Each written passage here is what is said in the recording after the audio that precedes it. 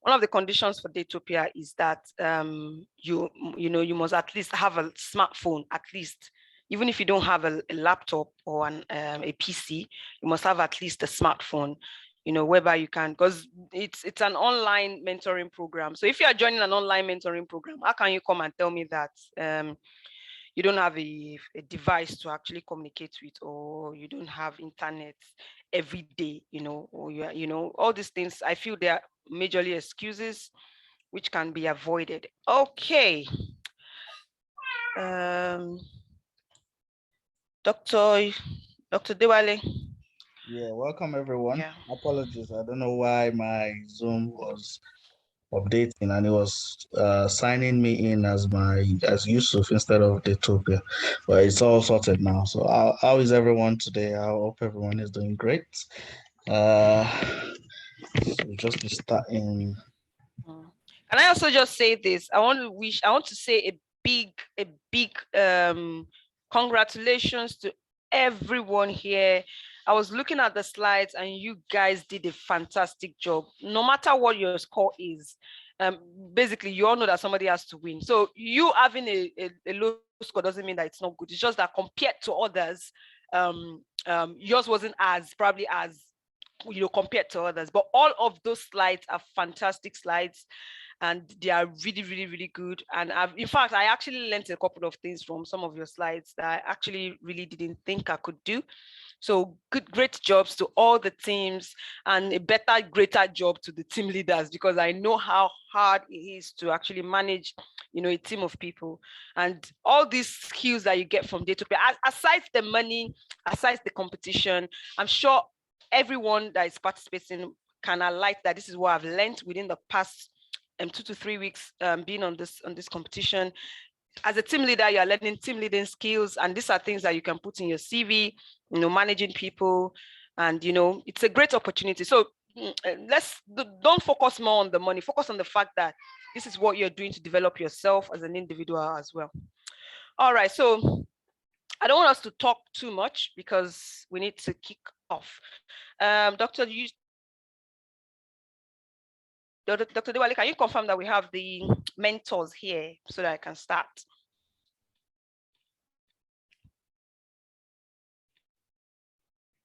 Just 1 minute. Okay. We have 2 mentors here, so I'm still waiting for the other 4. Okay, that's fine. All right, Team Iconic, are you guys here? Yes, we are, Ma. Okay, do you want me to help project your slides, or you would do it yourself? Yes, you can please help us project our slides. That's Thank you. fine. That's fine. That's fine. All right. And the only other thing I wanted to say is that at this stage, now the competition is going to get tougher as it goes, because as we go on, we're going to keep bringing more, I don't want to say higher, but we're going to keep bringing guest mentors. We've got guest mentors that range from professors to business owners and business moguls, and they will be coming here as the competition goes higher. So we're expecting a step better from your last presentation, and there's some things that shouldn't be happening at this stage, and that's your enunciation and your diction. It is very important that you are careful the way you pronounce your words. Many of the mentors don't like when you make silly mistakes like that. I know we all have different accents, and accent is different from diction and enunciation. You just need to be careful when you're presenting on how you pronounce your words as well. All right, we're good to go.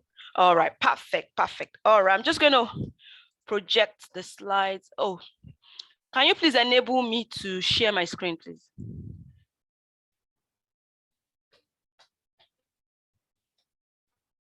Yeah, go on now. Okay, all right. 1 minute, please.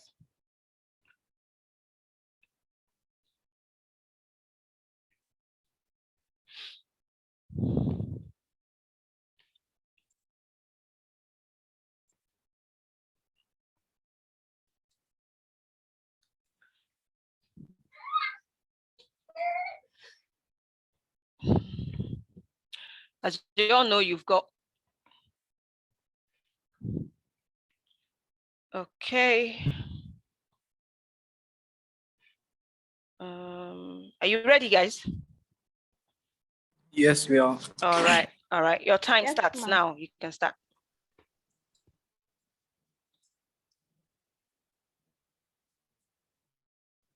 Good afternoon, everyone. My name is Ajay Joshua, and I'm the team lead for the Iconic Group.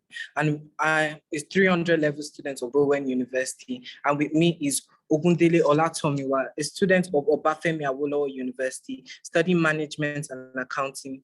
Ashiya Suleiman, a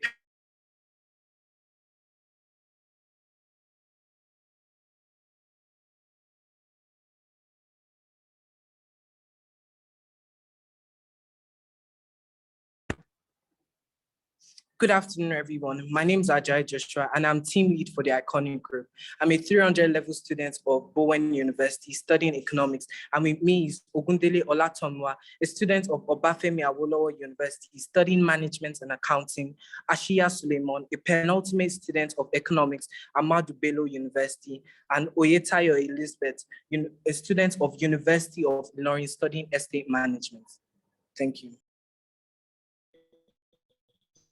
And today we're going to be talking on the topic, the impact of social media on globalization, and on the theme, the power of social media.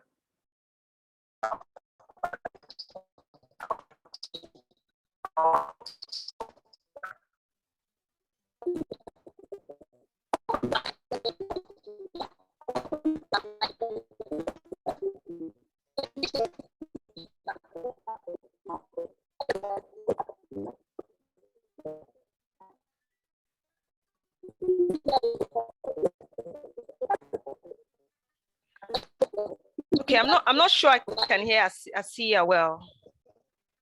Am I the only one? You're not the only one. Okay. You're not. Okay. All right. It seems Asiya is having network troubles, and somebody else take over from the team.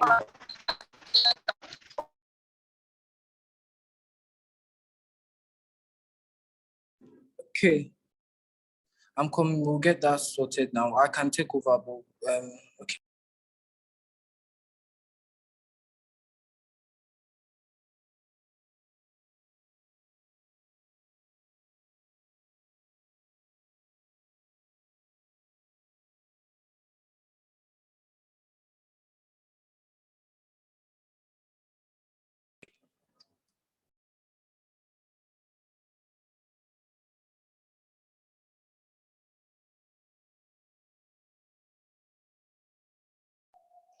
What comes to our mind when we hear the words social media and globalization?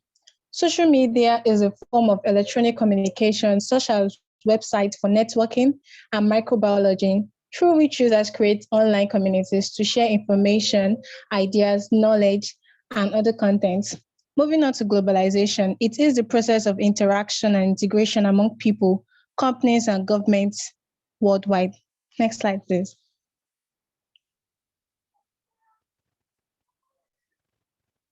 Why and how then did the world become global? Well, the world became global because a lot of things needed to change. There was a need for development and a need to bridge the gap between people of the world. Next slide, please.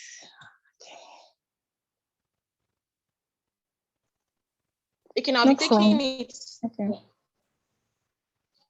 I'll be taking it from Lizzie. Thank you. Giving a rough view and estimate of social media users, we realize that on average, we have about 7.6 social media accounts. The average time spent on social media is about 142 minutes per day. Also, 81% of all SME use some kind of social media platform. And lastly, the latest social media statistics shows that there are 3.78 billion social media users, and that's equal to 48% of current world population. Let us now listen to Lizzie on what she has to tell us still on social media.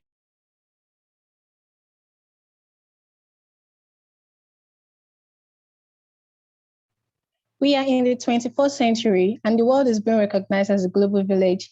Hello, everyone. It feels good to be back here again presenting. I remain Oyeta Elizabeth. As technology has advanced, humanity has innovated endless global networks of connections to bring the world to the fingertips of society. One of these is the infinite tool known as Google. While some of today's society is somewhat skeptical of the internet, companies such as Google have not only provided efficiency, but have guaranteed a future of advancement and vast knowledge throughout the global community. Google's impact on globalization cannot be overemphasized, especially the ever-growing impact on the global economy. Moving on to Facebook, of course, Facebook has facilitated the expansion of the movement towards the global village through the creation of cheaper, faster, and easier means of communication. Facebook enhances people's ability to connect with others and form positive relationships with their peers. Now talking about Twitter. Trending topics on Twitter gain big momentum across the globe. Think of events such as the hashtag #EndSARS, hashtag #ASUSTrike, and so on. It is estimated that Twitter has up to 288 active monthly users all over the world, and of course, they are increasing every day. Twitter is contributing in major ways to globalization by knocking out barriers. While it can never solve inequalities that exist, it can give people across the world a voice that can empower a movement. Lastly, I'll be talking on LinkedIn. LinkedIn Insights are unique. They provide real-time information to developing countries about what are the most up-and-coming jobs and what are the declining jobs in response to macroeconomic shocks. Globalization in the present context is more than mere integration of a country's economy with the world economy. It transcends economic, social, and geographical boundaries to create a network of activities common to nations around the globe. Having carried out thorough research, we stumbled upon this tweet made by our wonderful mentors. Next slide, please. You once said, "This is Twitter, don't take anything personal here." I also know Yusuf tweeted, said, "Also, don't let social media determine how beautiful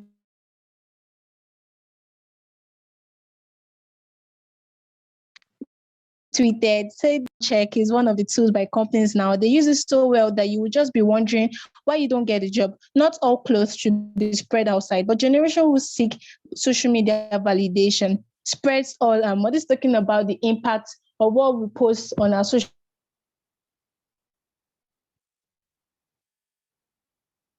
voices on social donate, hashtag end police brutality, and so on. I'd like to call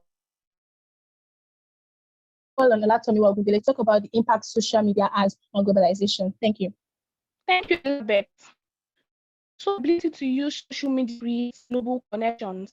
And the current force of globalization technology is the connections already created by the networks of social media. However, I'll be taking us through the next few slides on the globalization. We'll be information and communication technology. The impact of communication globalization is paramount because individuals from different countries, ethnic groups, religions, cultural attitudes, and other variations need to understand one another and express themselves effectively and work together. Obviously, you agree with me that social media makes up one of the fastest modes of communication. Unlike a phone call, you reach many people at the same time with use of social media. This helps reduce the barriers in communication.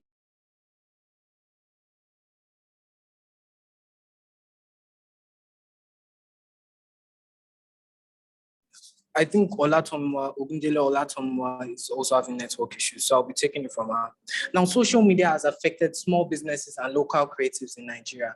We can give examples of Tunde Odukoya, who raised over $100 million, 100 million naira for local kids in slums. We can also give example of brands like Nike that have used social media to create more awareness about their projects, such as just Nike Women, that provide access.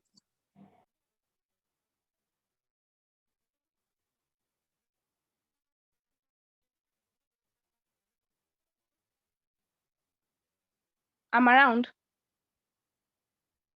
Continue.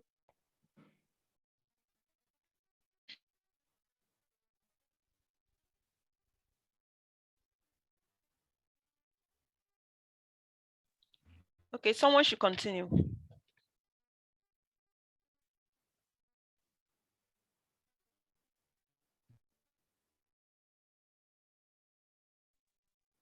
We can also look at brands like Nike that provides access to funding for projects in developing communities like Africa, continent, and the African continent. We can also look at small businesses and local creatives in Nigeria that have let their businesses have reached millions of users just through the use of social media, such as Twitter, Instagram, and Facebook. Now, with simply pressing a button, your projects, your businesses, your ideas can reach millions of people.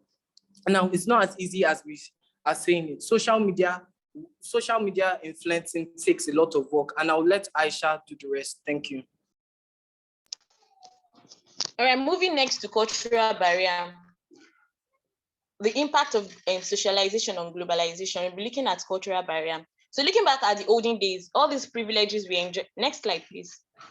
Looking back at the olden days, all these privileges we enjoy were not available in the 80s and early 1900s. So as to say, in a time where everything were backward and underdeveloped, especially Africa. So before globalization and social media, the biggest problem the world had were cultural differences and misinformation. Look at how Joseph Conrad portrayed Africans in his novel, Hearts of Darkness.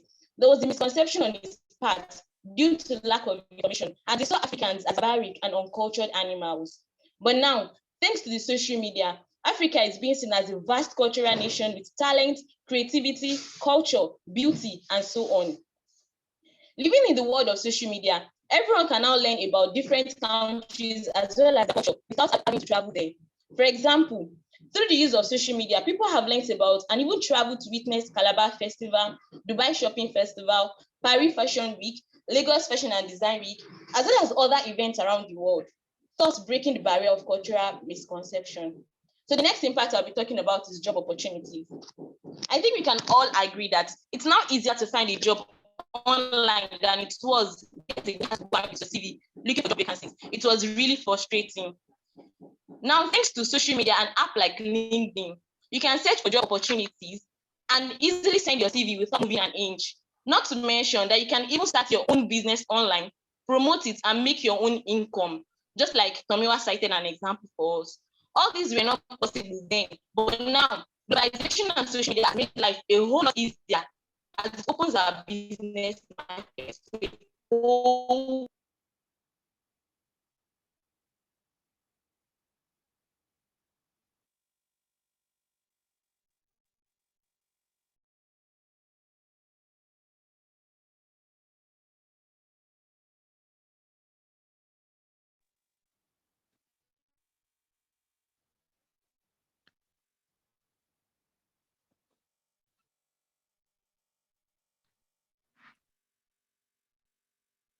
Okay.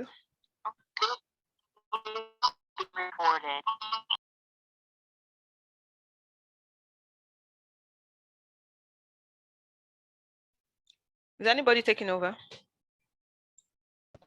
Yes, ma'am.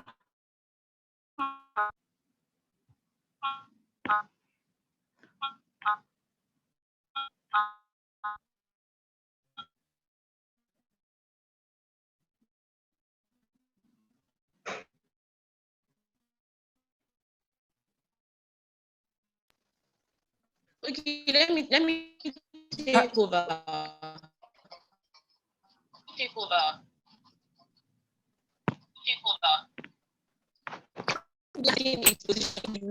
As it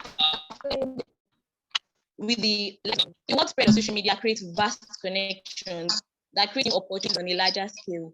As we can see in the aforementioned areas like information and communication, trade and business, cultural barrier, and job opportunities. So it is important that we recognize and take advantage of the opportunities social media has created and use them positively to make the world a better place for you and I. Thank you.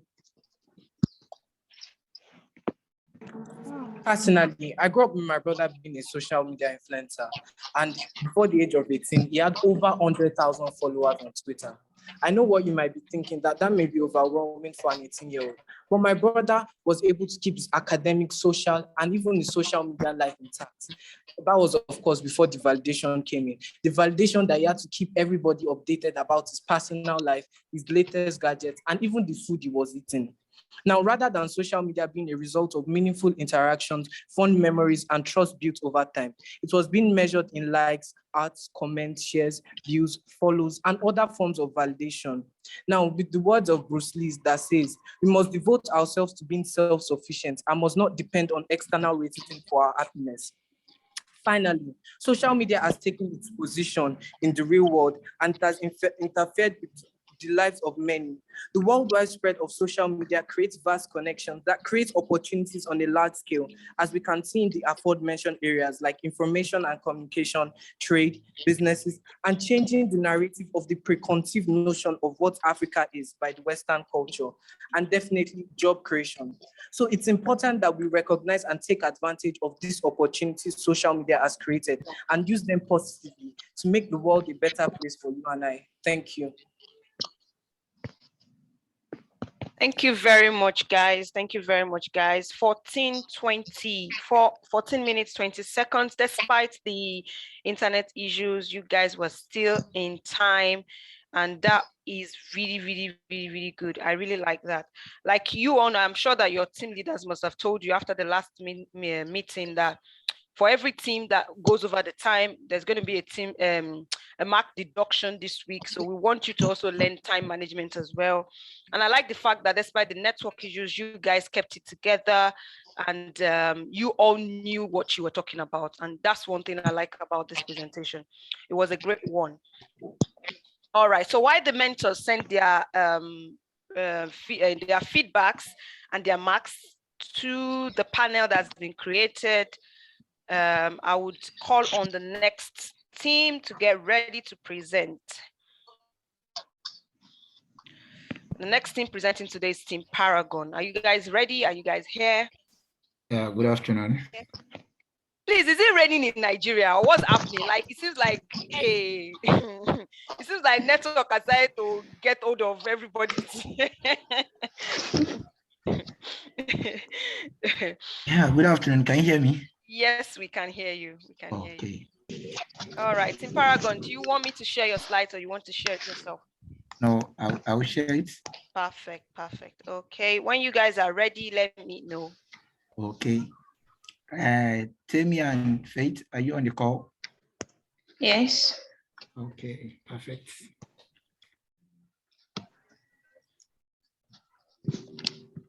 Sorry, quick question. What team is this now presenting? Paragon. Paragon is presenting now. Okay. The first team that presented was Team Iconic. Iconic. Yeah, so we have Paragon.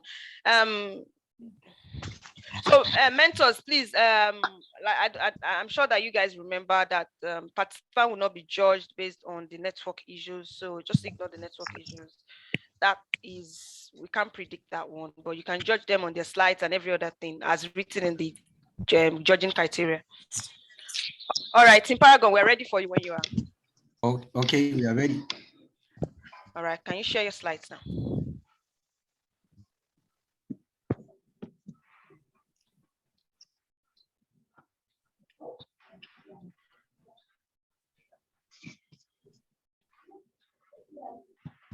Good afternoon, everyone. I am Tegnolowa Adeyemi, and I'm the moderator for this panel section.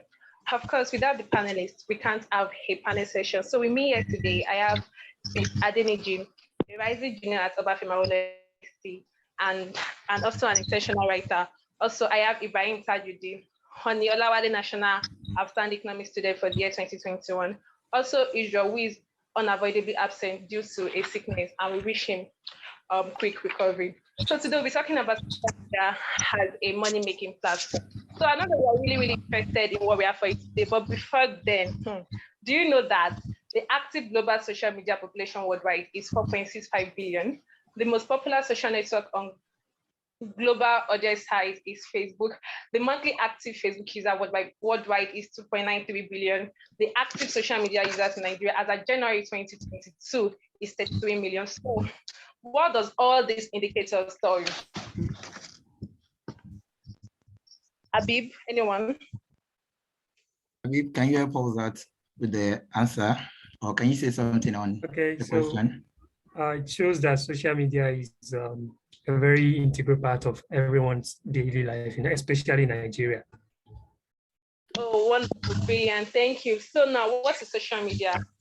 According to Maya Dollar-I, social media refers to a computer-based technology that facilitates the sharing of ideas, thoughts, and information through virtual networks and communities. So before I move to my panelists, now we all know that, okay, social media is made up of up to 4.65 billion people. So now, Mr. Ibrahim, is social media good for making money? Yeah, definitely, yeah. So China has a population of 1.4 billion and India has a population of 1.3 billion. Do you know that if you sum these two most populous countries in the world, it is less than the most active Facebook users, which is estimated around 2.96 billion. So what can you depict from this chart? Can you all see the charts? Yeah. Yes, Okay. we can. Okay, so what can you depict from this chart? So this chart is showing the users per social media platform. We have that of Facebook, YouTube, WhatsApp, and others like that. So what can you see? So anyone to answer? Okay.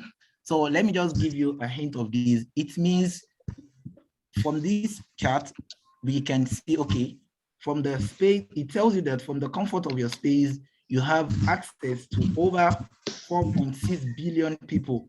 And that is a drive for you to put in your best to maximize optimum benefits.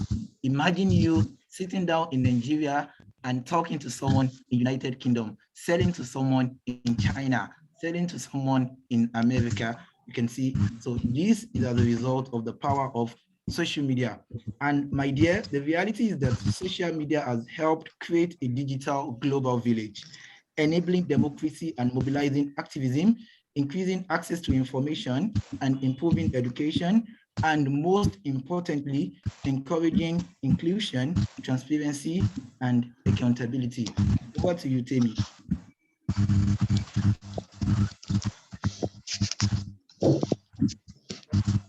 Okay, thank you so much, Ibrahim. That was so brilliant. How can you make money from social media? Because we have to say, I earn money from this, I earn money from that. So please tell us how we can make money from social media. Okay. Unlike centuries ago, where people have to travel long distances before trade could take place, the world is now more civilized that trade can now be carried out at the comfort of our homes. With the help of social media, we can now carry out various trading activities and make desirable amounts of money. Back to your question, how can we make money from social media? We can make money from social media by one, promoting your small business, product, and services on social media. Social media accounts can help you interact with others by sharing and creating content through communities. With it, you can promote your brand and business, tell customers about your goods and services, find out what customers think of your business, attract new customers, and build stronger relationships with existing customers. 2, sell digital products using social media channels. Besides products promoting your business, social media can be used to sell digital products as well. A nifty way to make money is through selling digital products. Simply, through hashtags are important as it helps to more followers to your blog. Posts with hashtags have high rates of engagement. Make sure that the hashtags are funny, interesting, easily recalled, and in good taste. 4th, join networks and promote affiliate products. The 5th one is sell your music on SoundCloud. The 6th one is have a social media strategy. Thank you. Thank you so much, Faith. That was wonderful. Now we know social media is good for making money, and we also know how we can make money from social media. So Ibrahim, tell us, how much can we make from social media?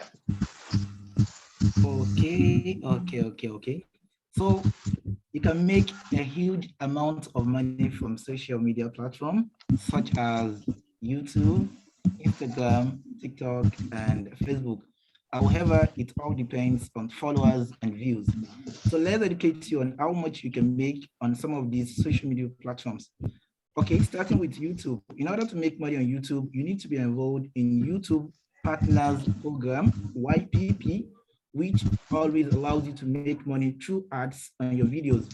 To join the YPP, an influencer needs at least 1,000 subscribers, accumulated more than 4,000 valid public watch hours in the last 12 months, and have a linked AdSense account.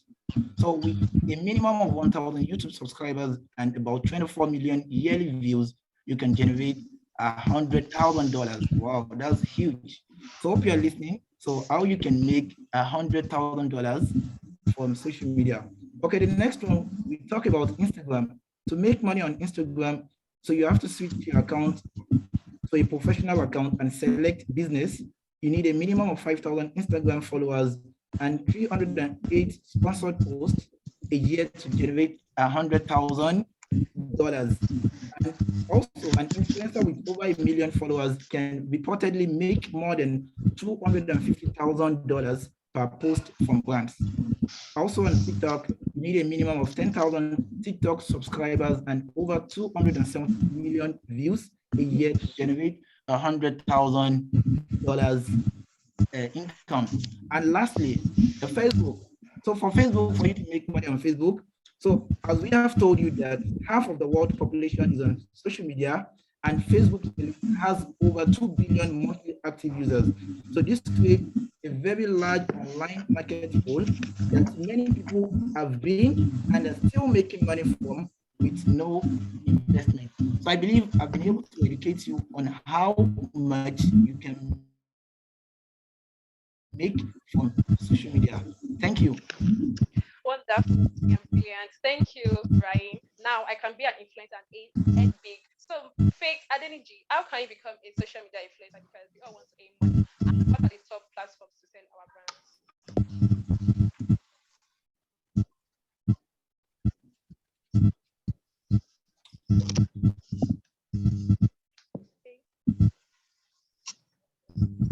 Faith, are you there? Yes, sorry, network. Okay. First, who is a social media influencer? A social media influencer is someone who has established credibility in a specific industry. They usually have access to a large audience and can persuade others by virtue of their authenticity and reach. Using the steps the followers, attracting the attention of brands, and successfully becoming a social media influencer. First, find your topic. The first thing you need to do is find a subject that you will be covering across your social media channels. The more specific, the better, as there will be less competition. However, try not to choose a subject that is too niche, as you may end up treating yourself into a corner. Second, make a plan. Once you have chosen a topic and are well seasoned in the subject, it's time to strategize. This includes making a plan with your content strategy. Number 3, get social. If you really want to go all in to become a social media influencer, you will need to find a network that fits into your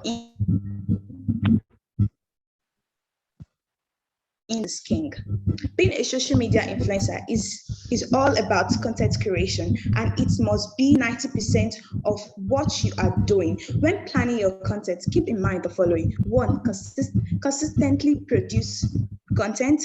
2, make your hashtags. 3, experiment research with a stunning website. 6, get active on forums. 7, collaborate with other influencers and brand. So according to research, the 7 top social media platforms that pay content creators presently are Instagram, YouTube, Snapchat, TikTok, Pinterest, Twitter, and LinkedIn. Thank you. So brilliant. Thank you, Faith Adeniji. That was wonderful. Now, my beautiful audience, do you like to listen to our personal experience and make money?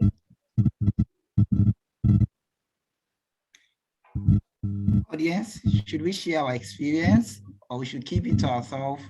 Yes, please. Yes, please. Okay. Philomena, the local fish seller. Philomena is a local fish. Our sales used to be limited to Sambisa community alone, and whenever there wasn't enough sales, she would hop around to make more sales. The stress of being a mother of 3 to look after, going to the market to get fish, stay in the shop to make sales, and having to hug if there wasn't enough sales was becoming too much for Philomena. She loves her trade, and with it, she is able to assist her husband and also cater for her personal needs. And she wasn't ready to stop her business of selling fish. She decided to seek for an advice and was told by her advisors to give a nice packaging for her goods and keep promoting them on all of her social media handles. And if she does not have one at the moment, she should try as much as possible to create. She took to the advice and she's now making more sales than she used to, just at the comfort of her home. No shop, no hawking. What can the power of social media not do? What can the social media not really? That's so nice. Ibrahim, do you have any experience for us? Okay, so from my hand, I'm having a general story, and at this juncture, every one of us must participate. I'll be throwing a question to the general public, and I want a reply, a response. Okay, my own is a Daytopia story. I don't know if any of the mentees has met with Dr. Yusuf and Dr. Jumi in the past. Physically, I mean physically. Anyone to answer? No. I want a response from 2 to No, no, definitely no. Okay, any other person? Asia, Lukman, Philomena, are you on the call? Have you ever met Dr. Yusuf and Dr. Jumoke before?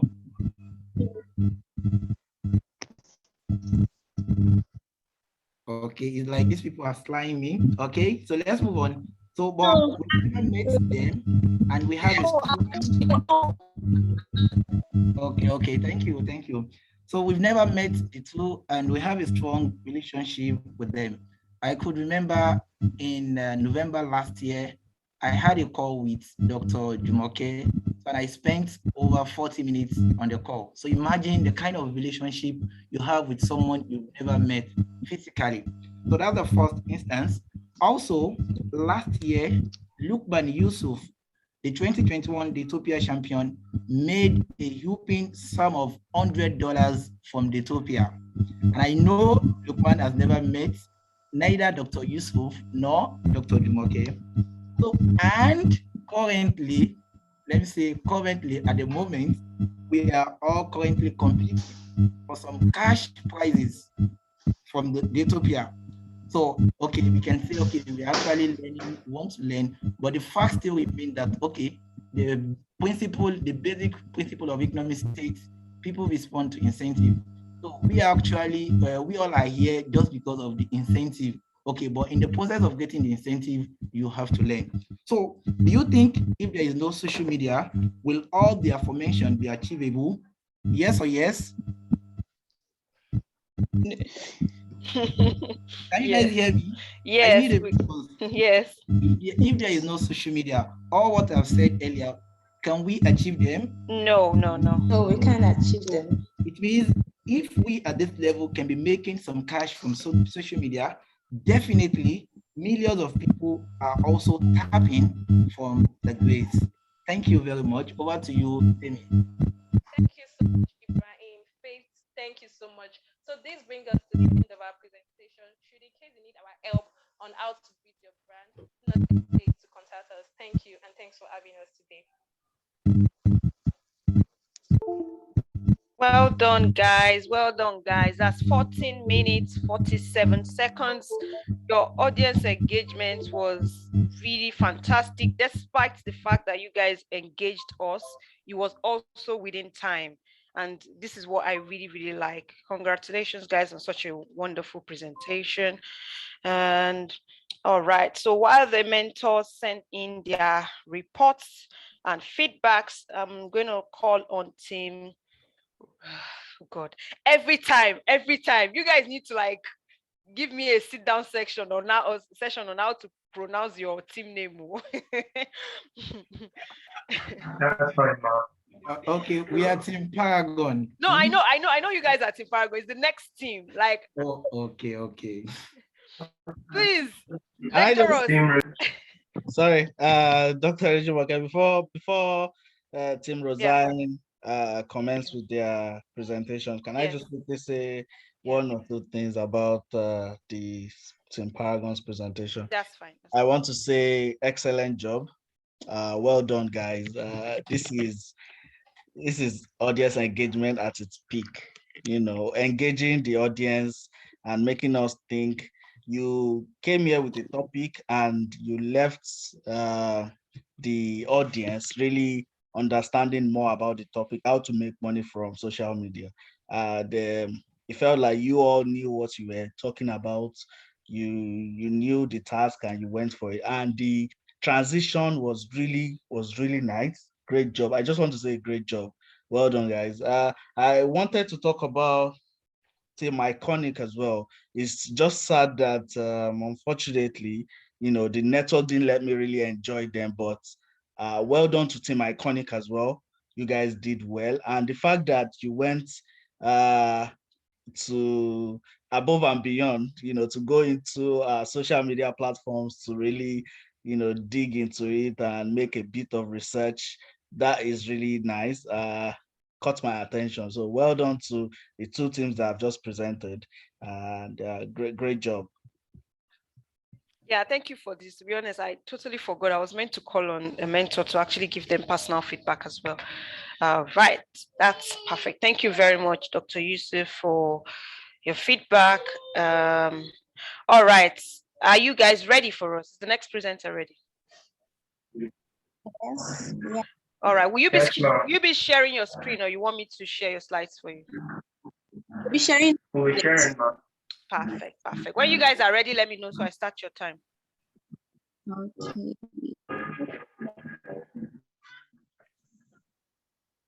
Can you see my screen, please? Yes, we can. Right. So we're starting now. Our team leader will be starting with the introduction. Yes.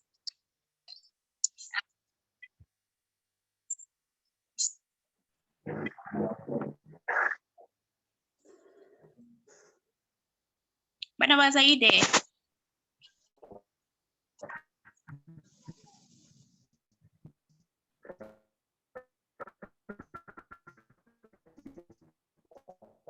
Okay. Is Rita there?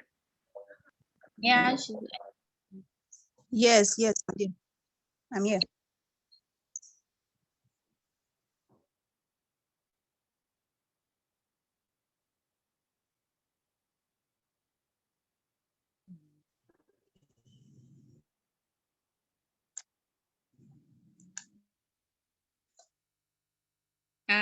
I guess I'll be taking the introduction since Barnabas is having problem with his network connection. So I'll be starting now.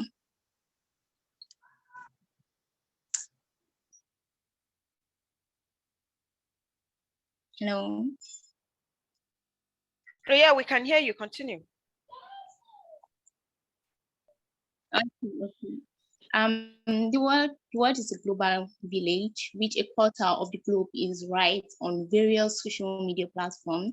We are Team Rosen. I will be guiding you through the power of social media connecting us together. We are here. Here we have Barnabas Oyelola, a student of management and accounting from Obafemi Awolowo University, our team lead.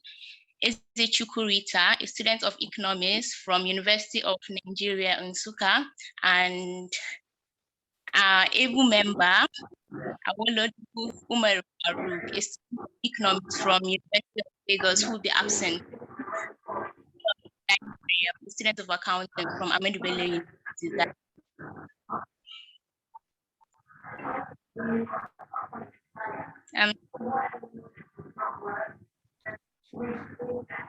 Thank you, Mayor. Thank you. So I'll be handing over to Barnabas since he's.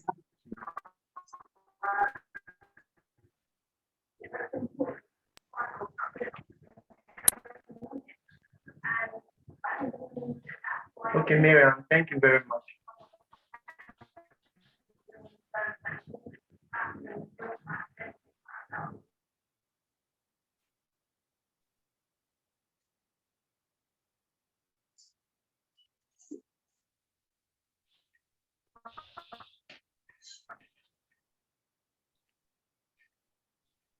Okay, seems like you guys are having some network troubles.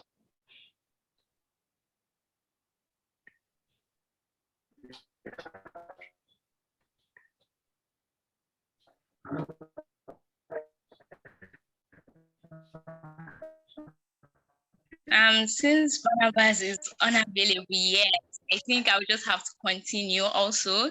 So here, why people share information on social media. There are why a lot of people would like to share a lot of information on social media, being it professional, personal, life experience, and a lot of things. So it's actually supports the way a lot of people feel about a particular issue, and it helps people to learn how to interact with other people. We create through relationship, get in touch with others, participate in the happenings of the world, and get to know a lot of people and so many opportunities in the world. Like now, me being on Daytopia competition presentation, I got it from social media. I was able to get through it on LinkedIn, and there are a lot of people I haven't met on this platform. I don't think I'm going to meet any of them, especially my team members, but we're able to interact and connect with each other so well to be able to form a team and bring up with this presentation. So I'll be moving on to the next slide, the impact of social media in the world. So we have here the world of work, we have commerce, training and development, and building relationships among people. It might be platonic relationship, work relationship, and normal friendship. It just depends on the type of relationship a person will want to form. It depends, and there are relationships that are being formed with employees and employers. So the social media facts, and there are a lot of things that we need to know about the social media. There are good things, there are bad things. People learn a lot of things from social media. It just depends on the way you want to use it and how you want to utilize your knowledge, or is it utilize your time on social media. Social media actually educates a lot of people. You can make research on social media, get to know about new information, the happenings in the world, means of employment, commerce, selling and buying of a lot of products. People use it to study also online, and there are a lot of things that we also need to know. So I'll be moving on commerce, which Rita will be taking on from here. Yeah, thank you, Miriam. I think Rita's network is bad now. Yeah, thank you. Commerce, when we talk about commerce, the internet world has made commerce very much more easier and diversified the way things can be done online. We can now buy and sell from different online websites right at our fingertips, right at the comfort of our home. We can now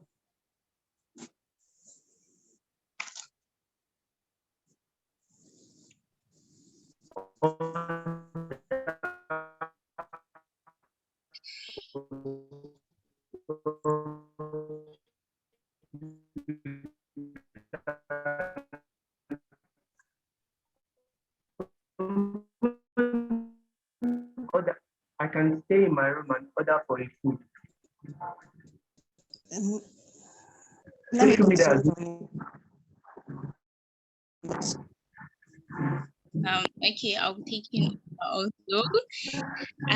So commerce is, everybody knows that commerce is buying of goods and services, being it online. It depends on. Okay, Rita is back. Rita, are you there?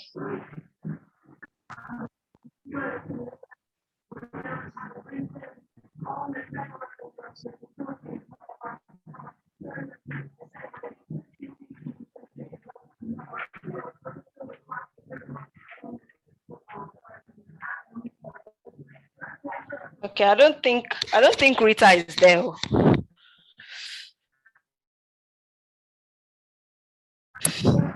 And Barnabas' network doesn't seem to be doing fine. Okay. Yeah, I think you should just go on, Miriam. Yeah, go on.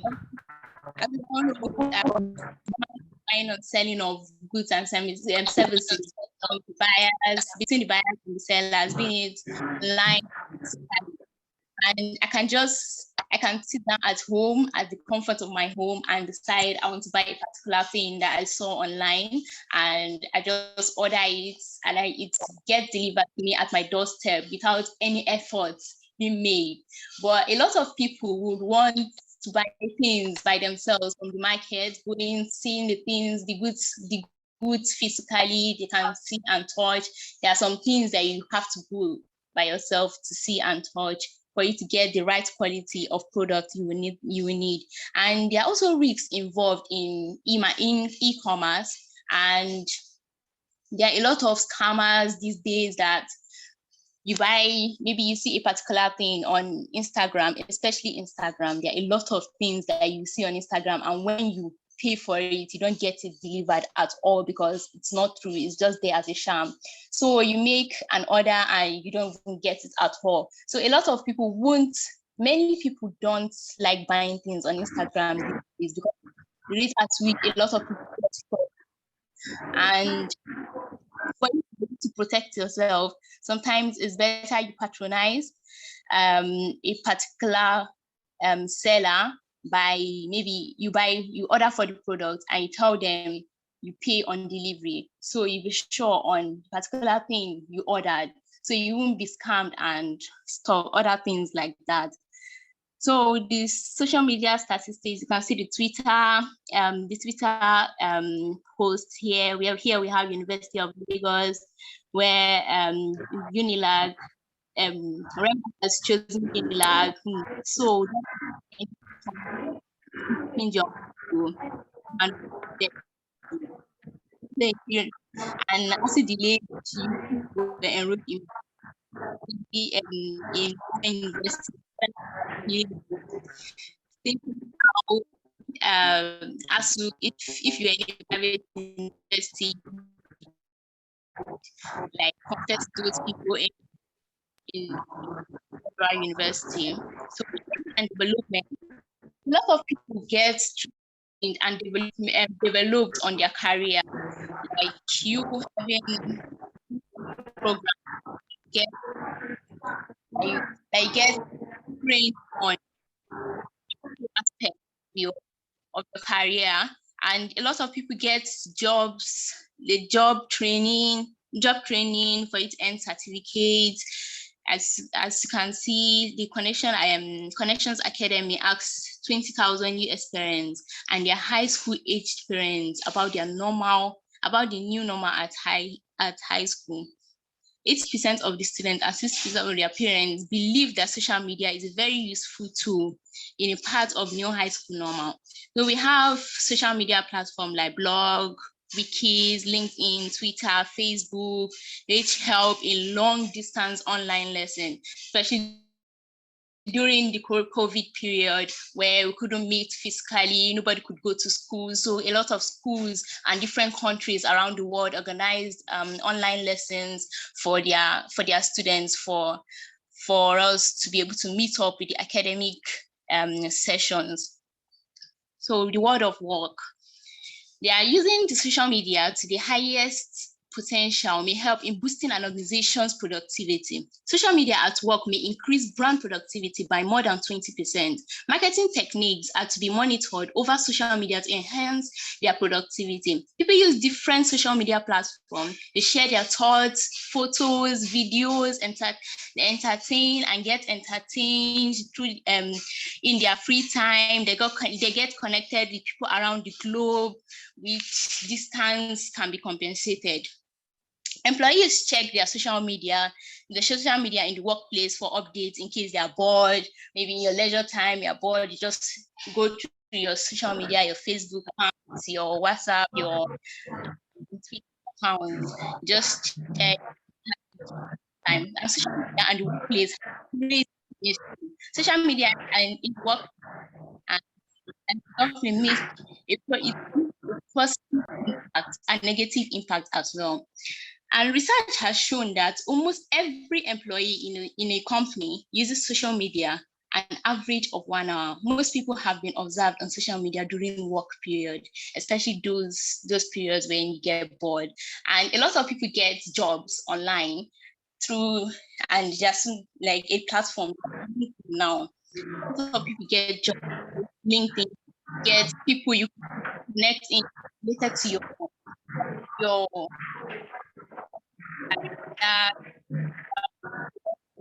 line of experience, where you get interact with them and get opportunities from someone, you get advertisements of place on the word of media. It's privacy that employee increases productivity, and if social media company also, because if a company they are depending everything they have in social media and their platform to just crumble that particular time. Everyone confused, you don't know what to do, and it's jealousy among employees. When you see your employee, this is like this, and other people get jealous about it. So we have relationships are being cherished. Social media encourages relationship to be cherished. It depends on an individual. There is in relationship among colleagues, friendship, platonic friendship, have relationships. A lot of people get their spouses from social media. There's nobody on me that they've not actually had an online dating before, because there'll be a particular time where you'll be talking to someone and you've never met the person, but you guys dated for a very long period of time. Maybe you can plan that this particular period we want to meet and get to know each other. And those platforms at which you can form a relationship with people, we have LinkedIn, we have Twitter, Facebook, WhatsApp, and various types that name them. And they are also used, you can also form an educational relationship with someone. Like in Daytopia, where I have my team members, we have a relationship because we have to interact. So we have to form a relationship to interact, form educational relationship. So the flip side of relationships on social media, it involves stalking, fraud, and cyberbullying. Nowadays, the news that are trending these days, a lot of people meet people online, they don't know about them, the day they meet, just to find out that the person you're going to meet is either a kidnapper, a fraud, and other things like that. Or you form a relationship with someone just for the person to fraud you at the end of the day. Some people go on people's social media platform just to stalk them, to know about them, and it's end up having bad results. So we have this social media, this Twitter hashtag where we have the NSAS, during the NSAS period, and also these couples there who met on social media and ended up together, where you see hashtag on social media, how it started and how it ended, which led to marriage. Sometimes many of these don't lead to marriages, it destroys some people's life. But I would like to say social media on relationship actually helps a lot of people. A lot of people get a very good start on it and a very good end on it. So these are the social media statistics. So we have 500 million people actually log in on their Twitter account daily, 38 minutes, and a lot of people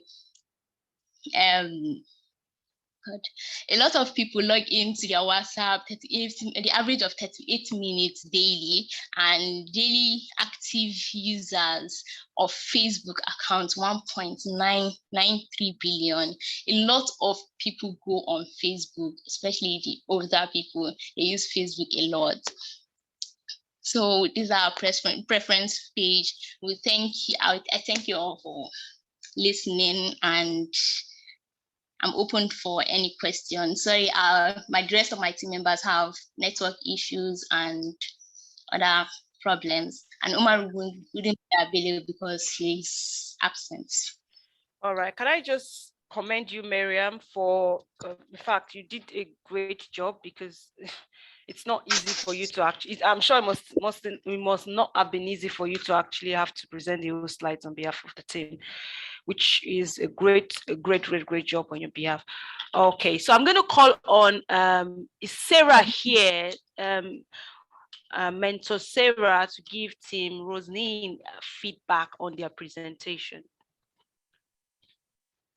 Can I stop sharing my screen, please? Yeah, you can. Thank you very much. It was a wonderful presentation. Is Sarah here? Yes, I'm here. Yes, please. Thank you. The presentation, and it was a really fantastic one. Well done. I could see that just like the other groups, there were network issues, but you still managed to post it despite the network challenges. It would have been good if there was like better audience engagement, because I didn't really witness that in the presentation. But nonetheless, the content, the presentation slides, and the delivery were all good. So well done once again, and all the best. Thank you very much. Thank you so much. Yep, so we're going to move on to the next team to present, because I want today's session to be as fast as possible, and that's Team Unicorn. Team Unicorn, are you ready for us? Yes, ma'am. Yes, we're ready, ma'am. All right, before you present, can I just remind mentors of this, that can you please keep tab and take note of the best presenter for today? So that will be an individual vote, whereby we vote for a particular person who did outstandingly well today. So please do keep an eye on the presenters, and at the end of the session today, we'll be asking you to send in your vote to the panel link. All right, Team Unicorn, I'm ready when you are.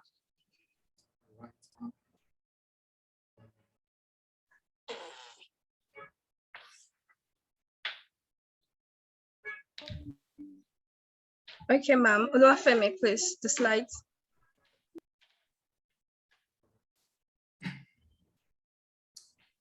Good afternoon, Daytopians. My name is Oluwafemi, and I'm a final year student of economics at the Ahmadu Bello University, Zaria. My fellow team members are Miriam Ibrahim, a 300 level student of economics from the Federal University of Abuja, who also happens to be our team leader. Alamin Oyewo, a final year student of accounting and management at the Obafemi Awolowo University, Ile-Ife. And Sani Musa Muhammad, a 400 level student of chemistry at the Ahmadu Bello University, Zaria. Collectively, we are known as Team Unicorn. Quite regrettably, Sani will not be joining us for today's meeting. So before we go into the main course, I'd like to serve you this appetizer. Meet Sharon.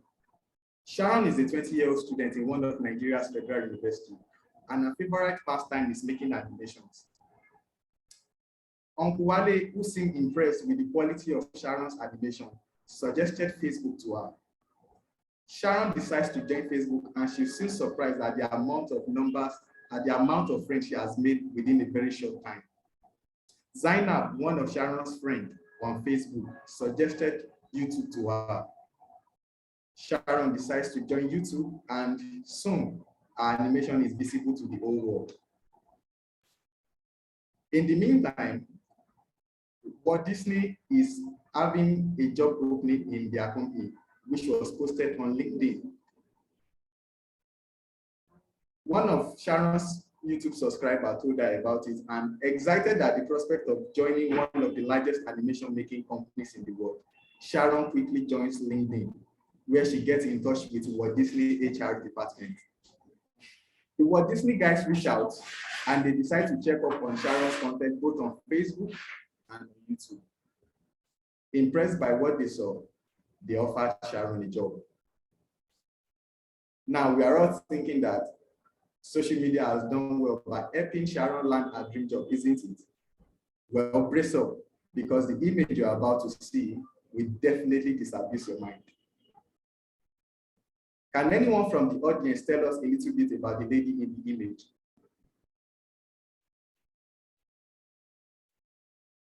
Yeah, she seems happy. Okay, is there anyone else? Yeah, that's Ini Omomo. She was killed while job hunting. Okay, please, your name? Fatima. All right, thank you. This is Ini Umoren. All Ini Umoren ever wanted was a job. And here lies the social dilemma. It is such that there are two people, Sharon and Ini. They are both looking for the same thing, but at the end of the day, they got to different ends. Sharon got her dream job through social media, and Ini Warren was also looking for the same thing, and at the end of the day, got killed on social media. Now, before Mariam will get into the intricacies of the subject matter, I would like you to sit down and reflect on the video you're about to watch. Nothing vast enters the lives of mortal without a curse. It's easy to lose sight of the fact that these tools have created wonderful things in the world. We were naive about the flip side of the coin. Fake news, cyber attacks, Snapchat Daytopia, surveillance capitalism. We've advanced from information into misinformation age. The notion has only seen Google as a search for Facebook, friends connectivity, Snapchat dating site, Instagram picture sharing. But we fail to see that they're competing for our attention and time. This dominating market model trades exclusively on human intelligence. And this platform have more information about us than we possibly can imagine. The question is, have we lab rats, zombies, money-making machines? No sense of social connection without an intermediary, and it has started to dig deeper into the brain states of our self-worth and identity. Are you sure that this is not a social dilemma we should be conscious about? Thank you. Mariam, would you be kind enough as to intimate our audience into how social media evolved from being a tool for connectivity into a tool for manipulation? Thank you, Oluwafemi. The question is, where have we lost it? I'll be talking about the dark sides of social media. Social media supposed to be a tool to improve distance connection, distance communication, networking, increase job opportunities, and video sharing. And it has become a key part of our modern lifestyle. However, these tools are starting to erode the social fabric of how the society works. The tech industry has made several upgrades over the year, with this platform becoming less monetized to attract influx of users. In a more clearer picture, what are this tech industry selling? It will interest you to know that we are the product. The gradual, slight, and imperceptible change in our behavior is the product. Human psychology is extensively studied to understand what we do, how we think, and who we are. These big companies possess supercomputers automated to sync in algorithms, and all our activities are being tracked, measured, and watched. This surveillance capitalism eats us deeper as this platform sells certainty to businesses obtained from data computed from its users. Indeed, data is life. The goals of social media has been tailored over the years from social connectivity to include engagement goal, growth goal, and advertisement goal. However, these goals are to the detriment of users of the social media platforms. They keep us glued to our devices, exposing us to dangers of eye strain, doom scrolling, interactive content, system bugs, auto-generated ads, unhealthy pop-up, which conflicts with the real intention of its users. Social media isn't inherently bad, and I'm not here to demonize it, but there's a need for us to be aware of its possible downsides, as this will help us become aware and make great choices.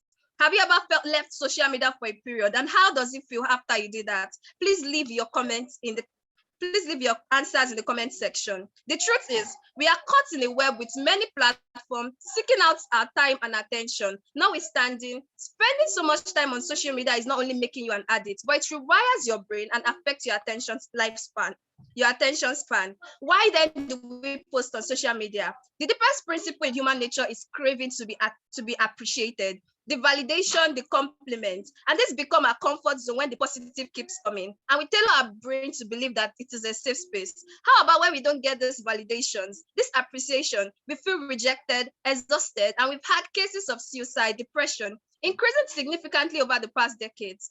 Mental health is declining and social media is thriving. Social media was intended to keep us updated, but I know, ironically, for many people, the opposite has happened. So we need to understand that it is never a replacement for real-world human interaction. Social media portrays the perfect world that doesn't exist, and it leaves us bitter when we dwell back to the real world and we lose ourselves. Our brain are not statics, and this leaves us with different updates and adaptations in this world. Social media has no manner instruction on how we use it, and this has led to the problem of misuse and abuse.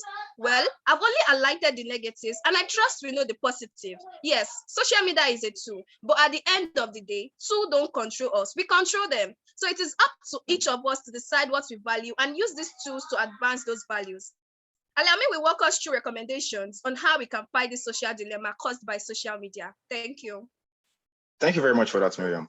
In the world of Miles Monroe, where purpose is unknown, abuse is inevitable.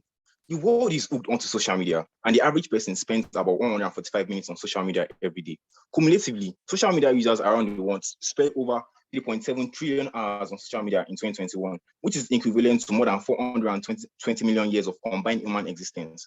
42% of the total population of the world, which is 3.2 billion, are active social media users as of 2018, mostly on their mobile phone.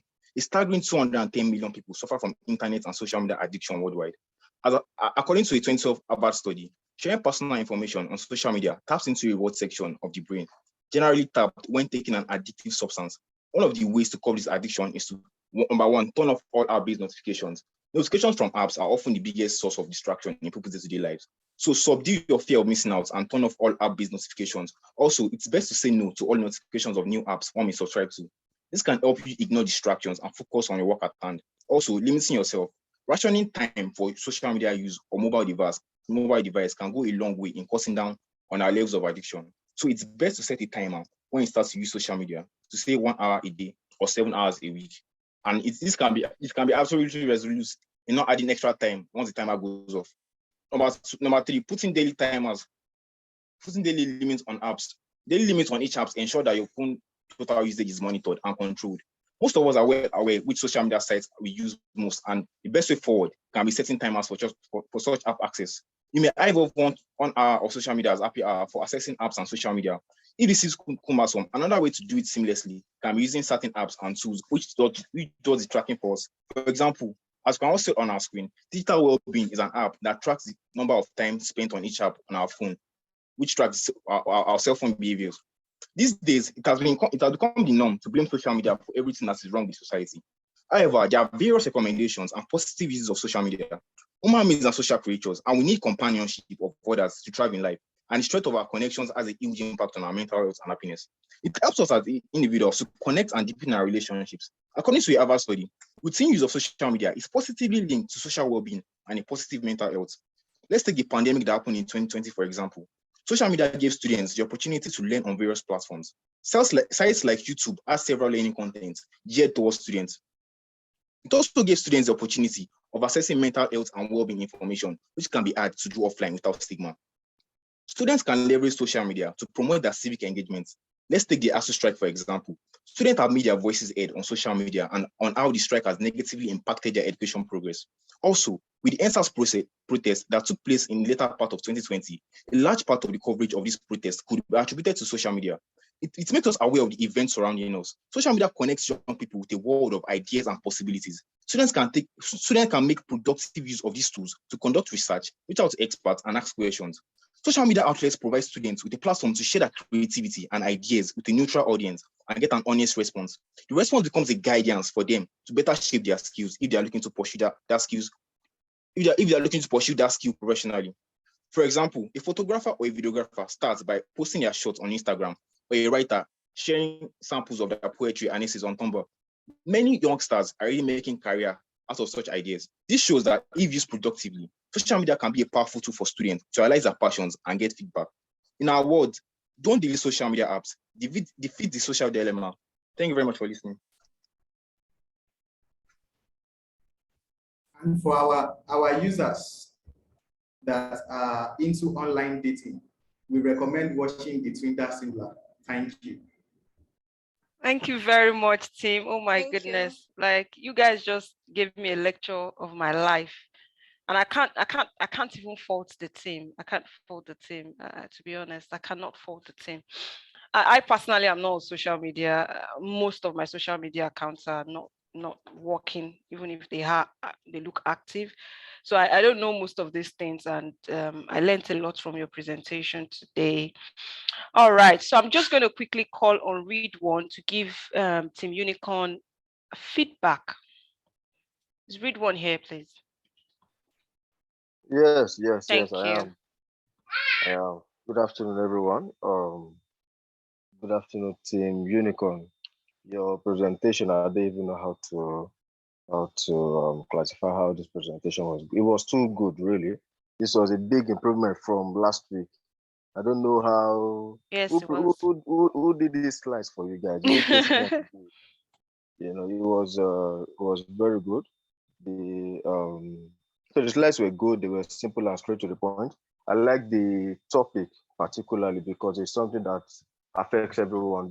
Most of us are on social media, and we need to be aware of what the advantages are and what the disadvantages are. So it was very enlightening and educating. Then the recommendations too about setting timers, very, very useful. I set timers too for my engagement on social media app. I have 1 hour limit every single day. So once I hit the 1 hour limit, my timer tells me and I know that's it for the day. So it helps me manage time and it helps because the thing about social media is once you start like this, you just keep seeing different. So if you're on Twitter, you see one tweet and then you keep seeing different tweets, you see different engagement and video, and before you know, you spend 2 hours on it. Same thing for YouTube. You just start with one video and then you are there, you're engaged for more than 2 hours. So if you're not careful, you spend the whole day on those social media apps. So it was very good, very educating. I love the delivery. The delivery was smooth. Mike came with the calm delivery. Miriam came with the energy, and then Alami completed it with a very nice flow. The transition was also good, and I love the storytelling part of the presentation. So I think all through, I don't have any room for engagement because you even engage the audience by asking the questions. It was very good. I just want to wish you guys all the best, and this is one of the best presentations that I've seen on this competition. So well done, guys, and I wish you guys all the best. Yeah, thank you very much, Ridwan. To be honest, like you said, it's like a massive improvement from your last presentation. And so far today, this is a very good presentation, one of the best I've seen today. Thank you very much, guys. Okay, is Team Liu Essentials ready for us, please? Yes, ma'am. Yes, ma'am, we are ready. All right. So did the other team that just finished, that's Team Unicorn. Yeah, your timer was 14:47, which is still within time, and that's good as well. All right, I'm just letting you guys know what the presentation time is so that at least you can take note of that for your next presentation as well. All right, so Team Liu Essential, are you sharing your screen or you want me to do that for my head? You help us with that. That's fine. Just a minute, please.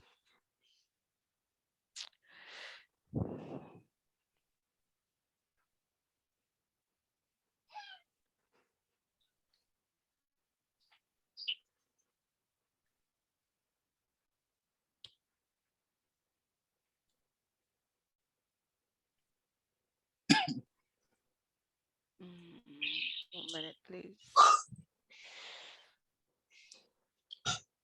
Yeah, I think it's this one.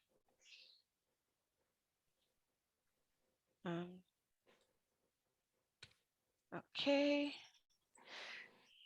All right. When you guys are ready, let me know so I can start your timing. All right. Okay. We are ready. Perfect. All right. You can start now. All right. Good day, Daytopians. This is Team Liu Essentials making a presentation on social media optimization for business growth. Odogu beat us as a case study at the Daytopia Presentation Competition 2.0.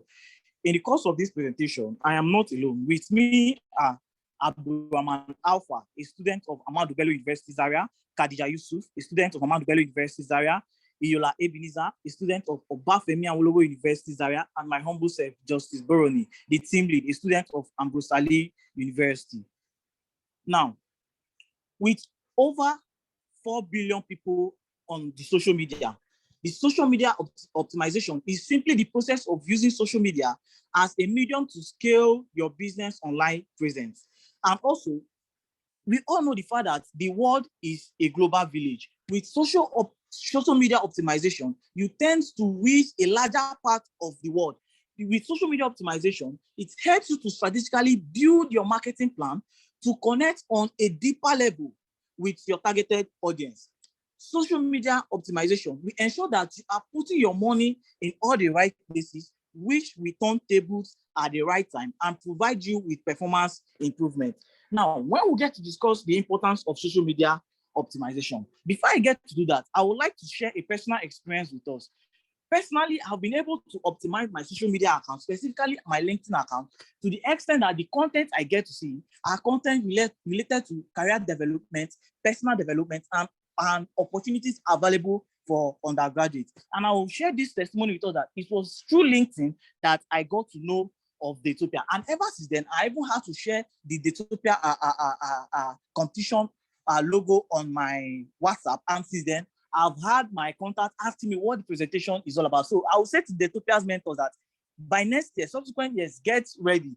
I believe the number of participants will get to increase. And this is simply the help of social media. Now, getting to talk about the importance of social media optimization. Social media optimization helps you to manage your money as a startup and as a brand. It helps in cost effectiveness. Now, according to Statistica, it is shown that internet advertising amounted to over 69.5 billion US dollars in 2016 in the country. And it was also said that in the next 2 years, it will grow to over 120.7 million US dollars. Now, instead of you engaging other orthodox advertising agencies, you get to just create your own personal social media accounts where you get to post your brand. And trust me, in doing such, you have reduced cost of engaging orthodox advertising agencies. And also, it also helps in revenue generation. We all know what revenue is. Revenue is money. And undoubtedly, the social media platforms such as Facebook, Instagram, Twitter, amongst others, have become powerful tools used by Nigerian businessmen and startups and young entrepreneurs to create awareness of their particular products. Also, it helps in customer satisfaction and reviewing. When you get to create your own social media account and optimize it, you tend to have this personal relationship with your targeted audience in the sense that you get to see a direct review of your particular product on your Instagram page, where they could easily come to your comment section and make a comment about your particular product. And in this sense, you are getting a direct review from your customers. Now, what are the social media techniques? How do you tend to optimize your social media account? Now, in optimizing your social media account, one is that you must post at the right time. Because of time, I will not dwell much on this, as my team member, Abraham Alpha, during this course of this presentation, will be telling us on how to post and when to post, so as to enable you to reach out to your targeted audience. Also, always keep your audience top of mind. What does it mean to keep your audience top of mind? It simply means that perhaps your audience gets to hear of a particular category in which your brand belongs to. What comes to their mind first is your product. With this, you are keeping your product at the top of the mind of your audience. If, for instance, we get to make mention of if, for instance, we get to make mention of bitters, what comes to the mind of your customer or what comes to the mind of your audience is Odogwu bitters. And with this, you are keeping your product at the top of the mind of your audience. Also, use relevant hashtags. The importance of hashtags cannot be overemphasized, as it tends to direct your audience, your targeted audience, and your potential customers directly to your Instagram page. And with this, your number of followers or those who engage you or your customers will definitely increase. Also, use influencers. Now, I will get to talk about the usage of influencers later on. But before I get to do that, I would like to share with us some of the things that could provoke your customer to unfollow your brand. Let's assume you as as a young entrepreneur, you already have a startup, and now you have accumulated a quite number of followers. But however, if your social media account is not effectively optimized, it will lead to your customers or your potential customer or your targeted audience on following you on your social media account. Now, with this statistics we have here, it shows that when you get to post repetitive content, 21% of your followers will get to unfollow you. Also, when you post frequently, that is why I earlier said that you have to be strategic.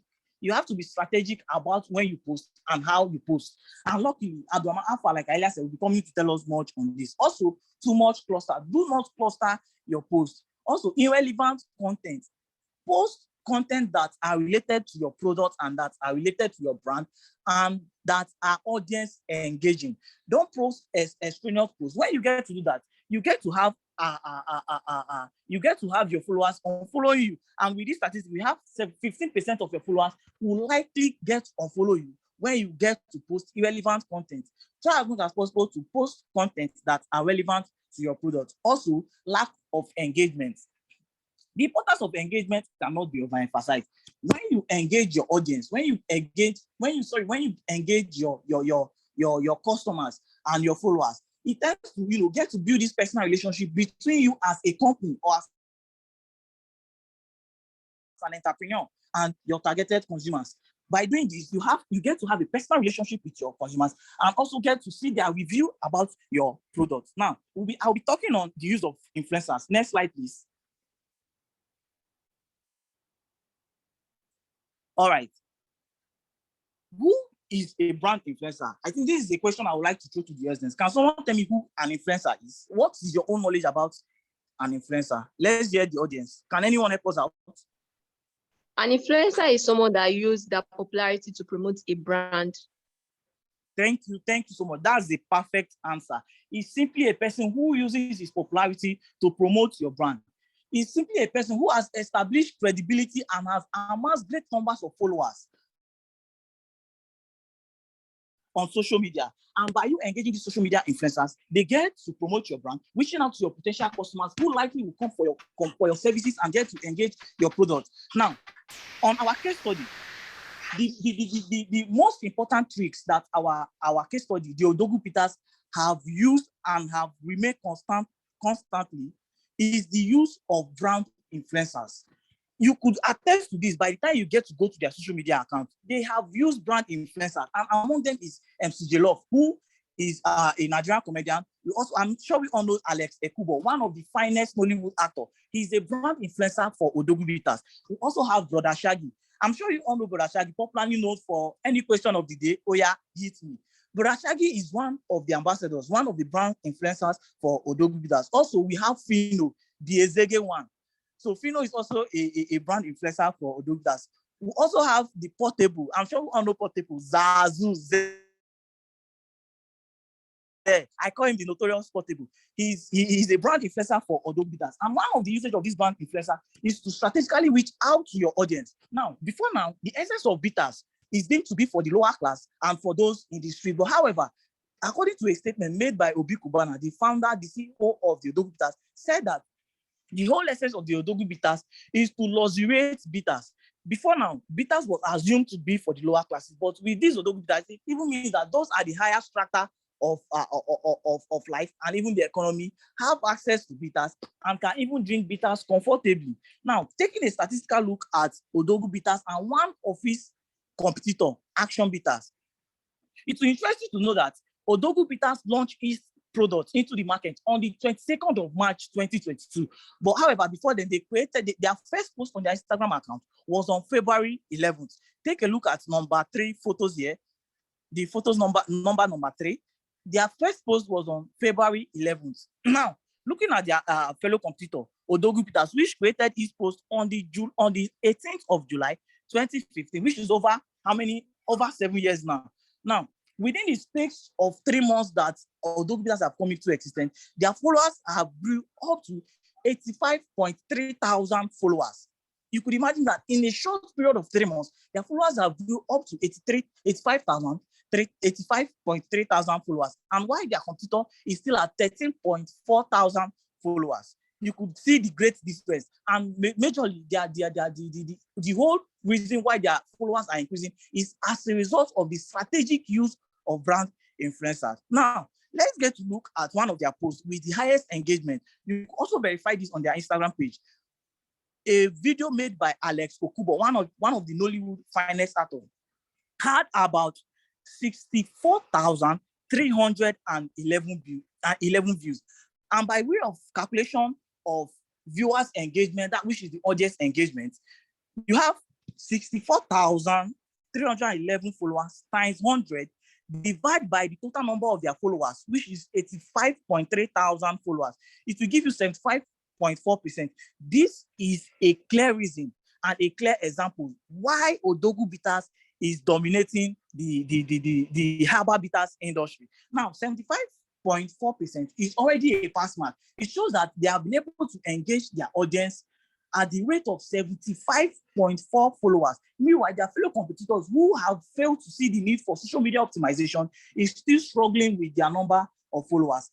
One of their competitors, which have been in existence for over 7 years, has just 13.4 thousand followers. And Odogu Bitters, in the space of 3 months, have grew their number of followers to 85,000.3, and even had and they are following just 63 persons. Meanwhile, their competitor is following over 4,261 followers. At this juncture, I would like to call on the next team presenter, Khadija Yusuf, who will be telling us on the benefit of social media optimization. Thank you very much, Justice, for that wonderful presentation. Good afternoon, everyone. I'm Khadija, and I'll be taking us through the benefits and tools of social media optimization. Social media optimization helps to build the interaction with our prospective customer through blogs and forums online. In terms of brand visibility, we all know that social media is a very good place for advertising, and social media optimization can effectively create awareness about brand, product, and services swiftly through social networking sites. We also talked about reaching our audience. There are some specific products that target specific audience based on their age, interest, location, and gender. Well, this will also enable us to connect with our audience, but beyond connecting, you have to engage your audience on a very deeper level. Take an example for these Odogu Bitters. The way Portable has been able to help optimize the product on internet, you can engage their audience by taking up a challenge, like you have to take this Portable song, for example, this Azuze song, like you have to make them to know about it. Then also have less investments is required. When you are trying to optimize your business through social media, you don't need to have it all before you can be able to optimize it. All you need is more effective. Social media optimization is more effective in both in terms of money and in method compared to the traditional marketing strategy, where you have to hire a marketer that will be going from one place to another. That will be very stressful for them because they'll have to go from one place to another, and it also makes you to pay for them. Like you have a very high cost, you have to pay for the marketer because they will not be working for you for free.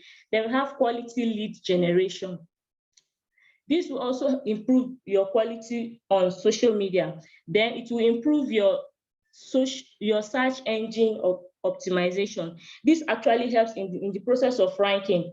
Social media optimization can provide you with a good collection of backlinks to enable you to rank among the top search engines online.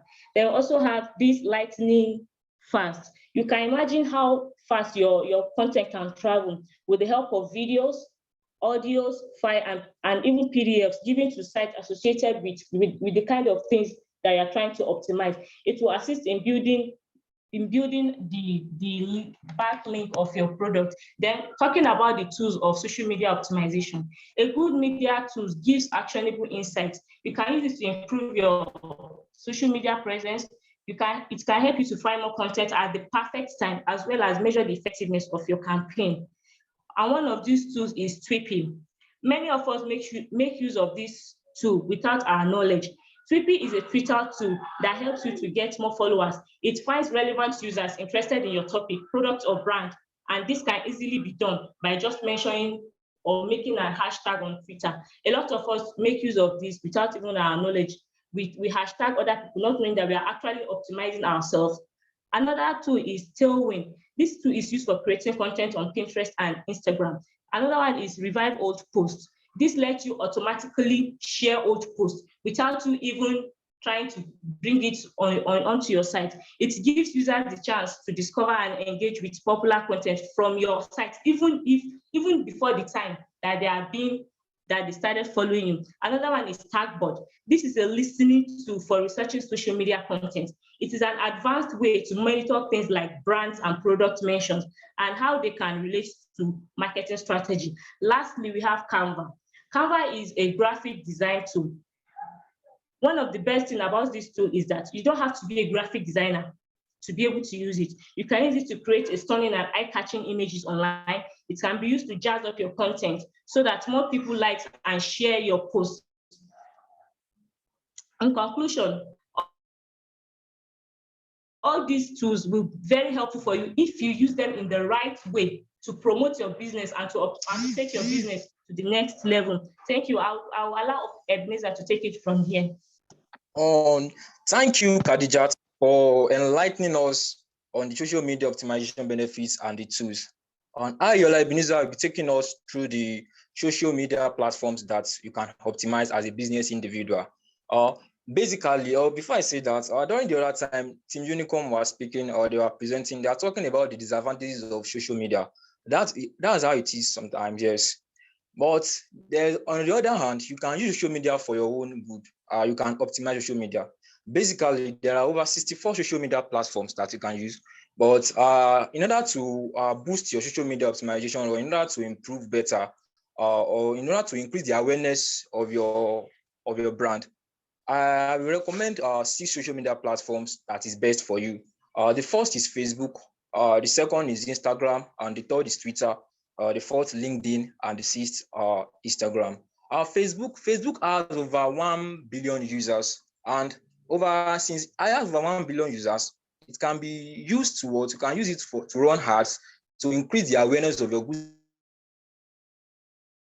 and services, and which you can use it to improve the awareness of goods and services to reach massive audience and get customers interactions. Whereby when you get customers interaction, you can drive traffic and increase the awareness of a product and help them to know much about your brand, and in which through there you can drive them to where your content, your videos, your product and services are detailed. The second is Instagram. Instagram have over 1 billion users, unlike Facebook. And unlike Facebook, Instagram deals with quality. Instagram can be used for to create videos and images and videos about your product. It has become a superb and tremendous platform to literally show your products, services, voice, and values using videos. And unlike Instagram does not reduce your quality. It retains the quality of your videos and pictures and images you create. Like Odogu Bitters we were talking about the other times. If you look at Odogu Bitters Instagram page, we see that they have over 80,000 followers on Instagram, and they started 2 months ago. That's the power of social media, that if you optimize it well, you can get connected with targeted audience and drive traffic. And if you look at the content, you will see videos and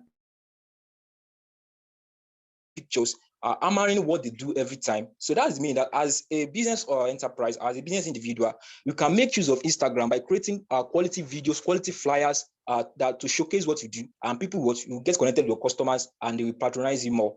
On the other hand, the next one, I was talking on Twitter.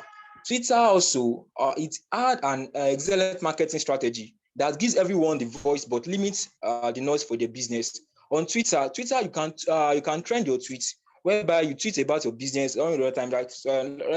During the other time, one of our mentors was talking about if care is not taken, you can spend over 2 hours on Twitter. Yes, actually, but you can optimize Twitter to increase the awareness of your business, like trending a tweet about what you do. Like if this Odogu Bitters now, they can trend it on Twitter, and when it gets to a stage, people will they'll be aware of what Odogbita is all about. And when they get aware of what the product is all about, they will patronize it better, especially the right audience or the customers that uses the product. And LinkedIn is for actually it's not basically for products or for creating content of your words, of your business, of your product or services. LinkedIn has become networking tool whereby people search for job, they seek for job, they get hired for jobs. But also that doesn't mean that you can't use it to create business content. You can use it to create business content and you can connect with business partner. It's used to enhance the industry synergy, but you can also use it to increase the awareness of your business, of your product, of your services. YouTube has become a platform where you can share information using videos. That is, you create a channel whereby you disseminating the information about your brand, about your product, about your services to the audience, and through there you can get more subscribers. And afterwards, you get people patronizing your business. So you can use YouTube to create a channel and connect with your right audience on like other platforms. Pinterest was created in 2009. And has over 200 million users today, although it is dominated by women. All it takes is just consistent schedule, whereby you make use of creative pictures, you gain followers when you make use of creative pictures. As time goes on, you must also know that the creative pictures must be talking about the brand, your products, your services. And as time goes on, you grow more followers on Pinterest. With the right momentum, you will start to see more traffic and conversions in no time. I'll be handing over to Abdurrahman Alpha to enlighten us on the statistical analysis of social media optimization and the benefits. So thank you, Ebenezer, for a very nice presentation. So you all could see the statistics. So due to lack of time. So if you see, we live in a world where we have over like 8 billion people over the world. But if you look at, we have 4.62 billion people using social media. So you could see that there's a lot of need for businesses to use social media. Also, you can also see that the female number of people using social media is at 26.1% compared to the male, which is at 46 for the male. For the female is 46.1%, while the male is at 53.9%. So you can see the male are more using social media. So the time also, the key thing I want you guys to take note of, average time people use social media is 2 hours, 27 minutes. But if you look at it, some people use virtually half of their days on social media. So it's a good avenue for businesses now to use social media to optimize their businesses. So next slide, please. So I'll be taking you around which of the social medias are very good for business to use to post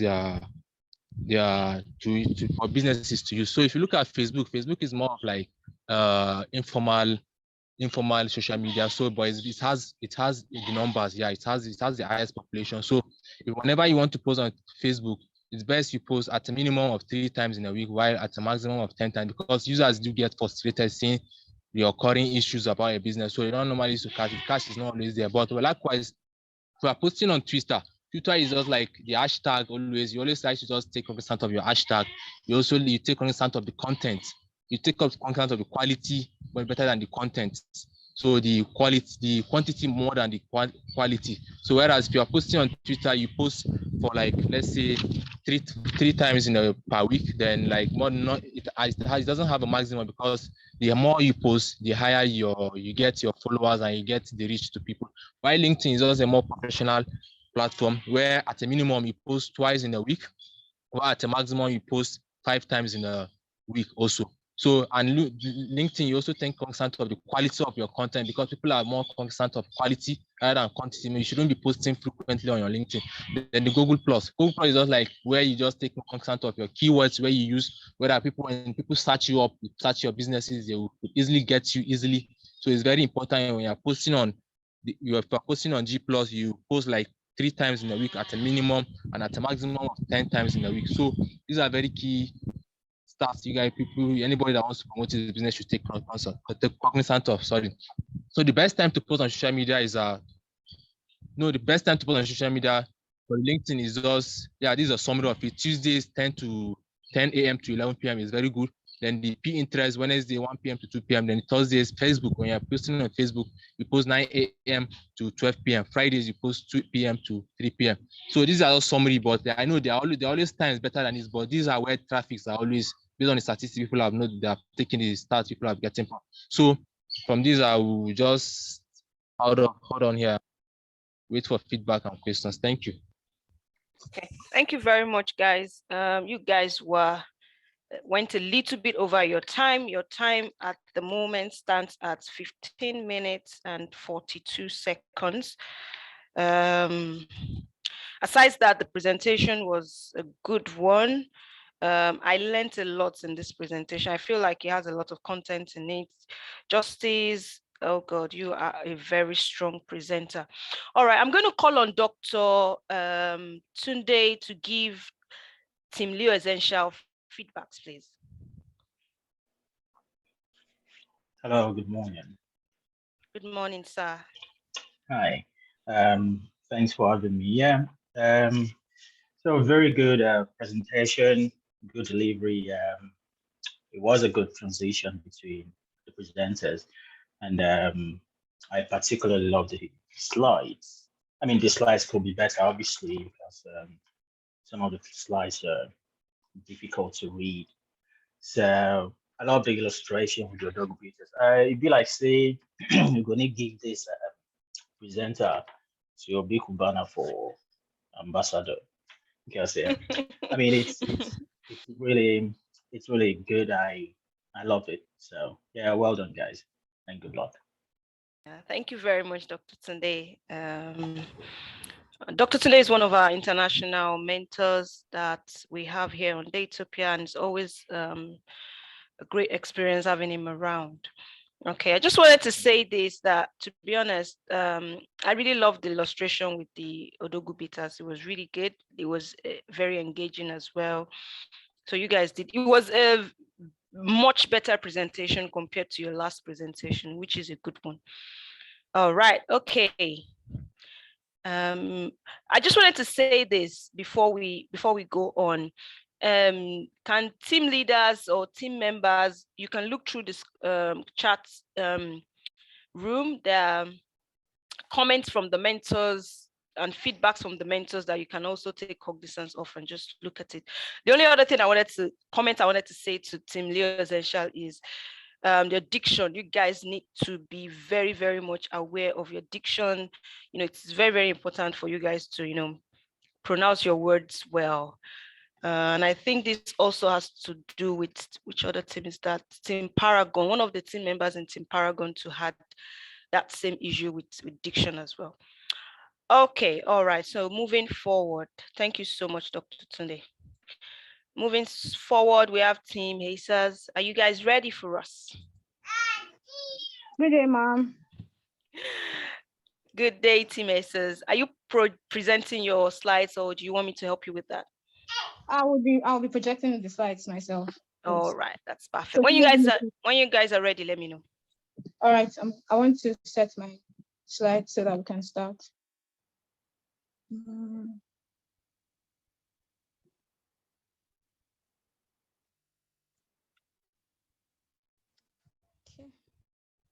Sir, please, can you see my screen now? Yes, we can. Okay.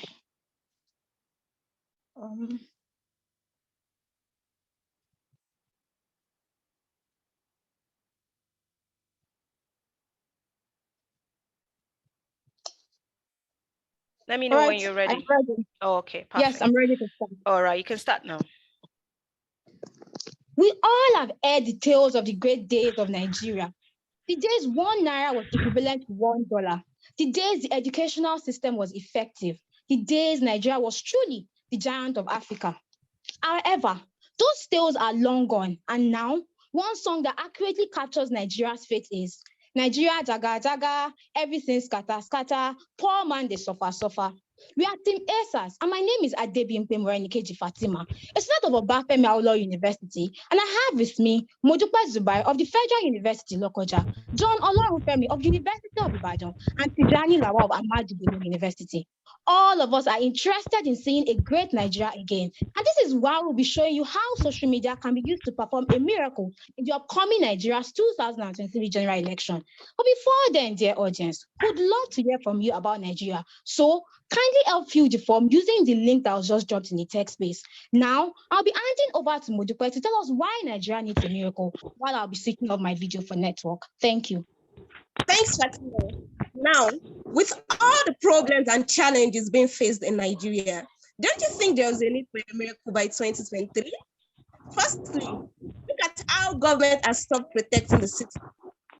Let's take a look at one of the numerous videos about to be shared on your screen.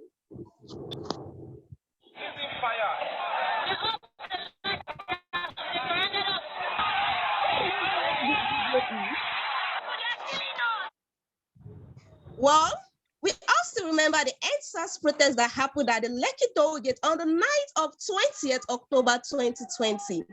You certainly haven't forgotten how innocent Nigerians were killed by those meant to protect them. How about the Boko Haram attacks that have now been normalized? Let me flash our mind back to 8 April 2014, a day Boko Haram attacked the government girls' secondary school in Chibok, Borno State. More recently is the train from Kaduna to Abuja that was bombed and Nigerians were killed and some were abducted. A video of those abducted was released and not a single press release addressing the issue was released. Truly, there are numerous problems, but let's now delve into the one that affects you and me. You guessed right, ASU strike. As it stands, students and parents are all sad about the lingering ASU strike. It's not surprising. What should we expect from a government that puts just 11.6% of public funding towards education? Undoubtedly, the Nigerian government has forgotten that we are the future of Nigeria, and it's important we are educated. If you agree with me, please send a thumbs up to the text box. Nigeria is now a country where officers harass the citizens, forces masses to obey rules, while those in power and the rich ones are left to flout those rules. How ridiculous. All these problems have contributed to Nigeria being ranked the 6th country in the 2022 Global Terrorism Index. Indeed, these problems are exhausting, draining, and depressing.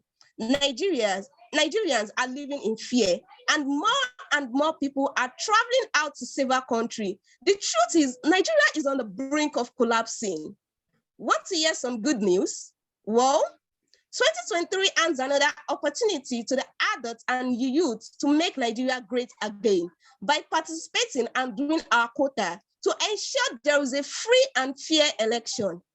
Considering how exigent it is to change Nigeria's fate in 2023, and knowing that everything boils down to electing the best leader, social media is a powerful tool we should all leverage on to change the situation of Nigeria.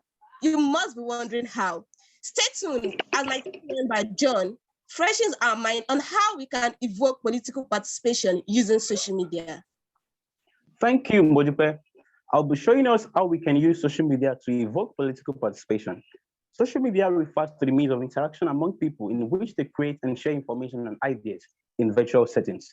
The commonly used ones are WhatsApp, Facebook, YouTube, Twitter, and Instagram, which we use to stay in touch and interact with friends, family, and various communities. Notably, social media is a powerful tool which has shaped the world and also positively contributed to various global issues like Black Lives Matter, xenophobia, EndSARS process, among others. Now, to Modipe's question, how can social media be used to perform a miracle during Nigeria's 2023 general elections? The simple answer is, it can be used to evoke an important action that has been missing for years in the electoral scene, political participation. Over time, people have shown little or no interest in the electoral process in Nigeria, and this has become a recurring challenge. Perhaps this challenge can be attributed to information about the election being passed across through radios, televisions, and newspapers. However, that means of obtaining information and turning to their phones because of epileptic power supply. It is now evident there is a need to use a different means, and this is where social media penetration comes in.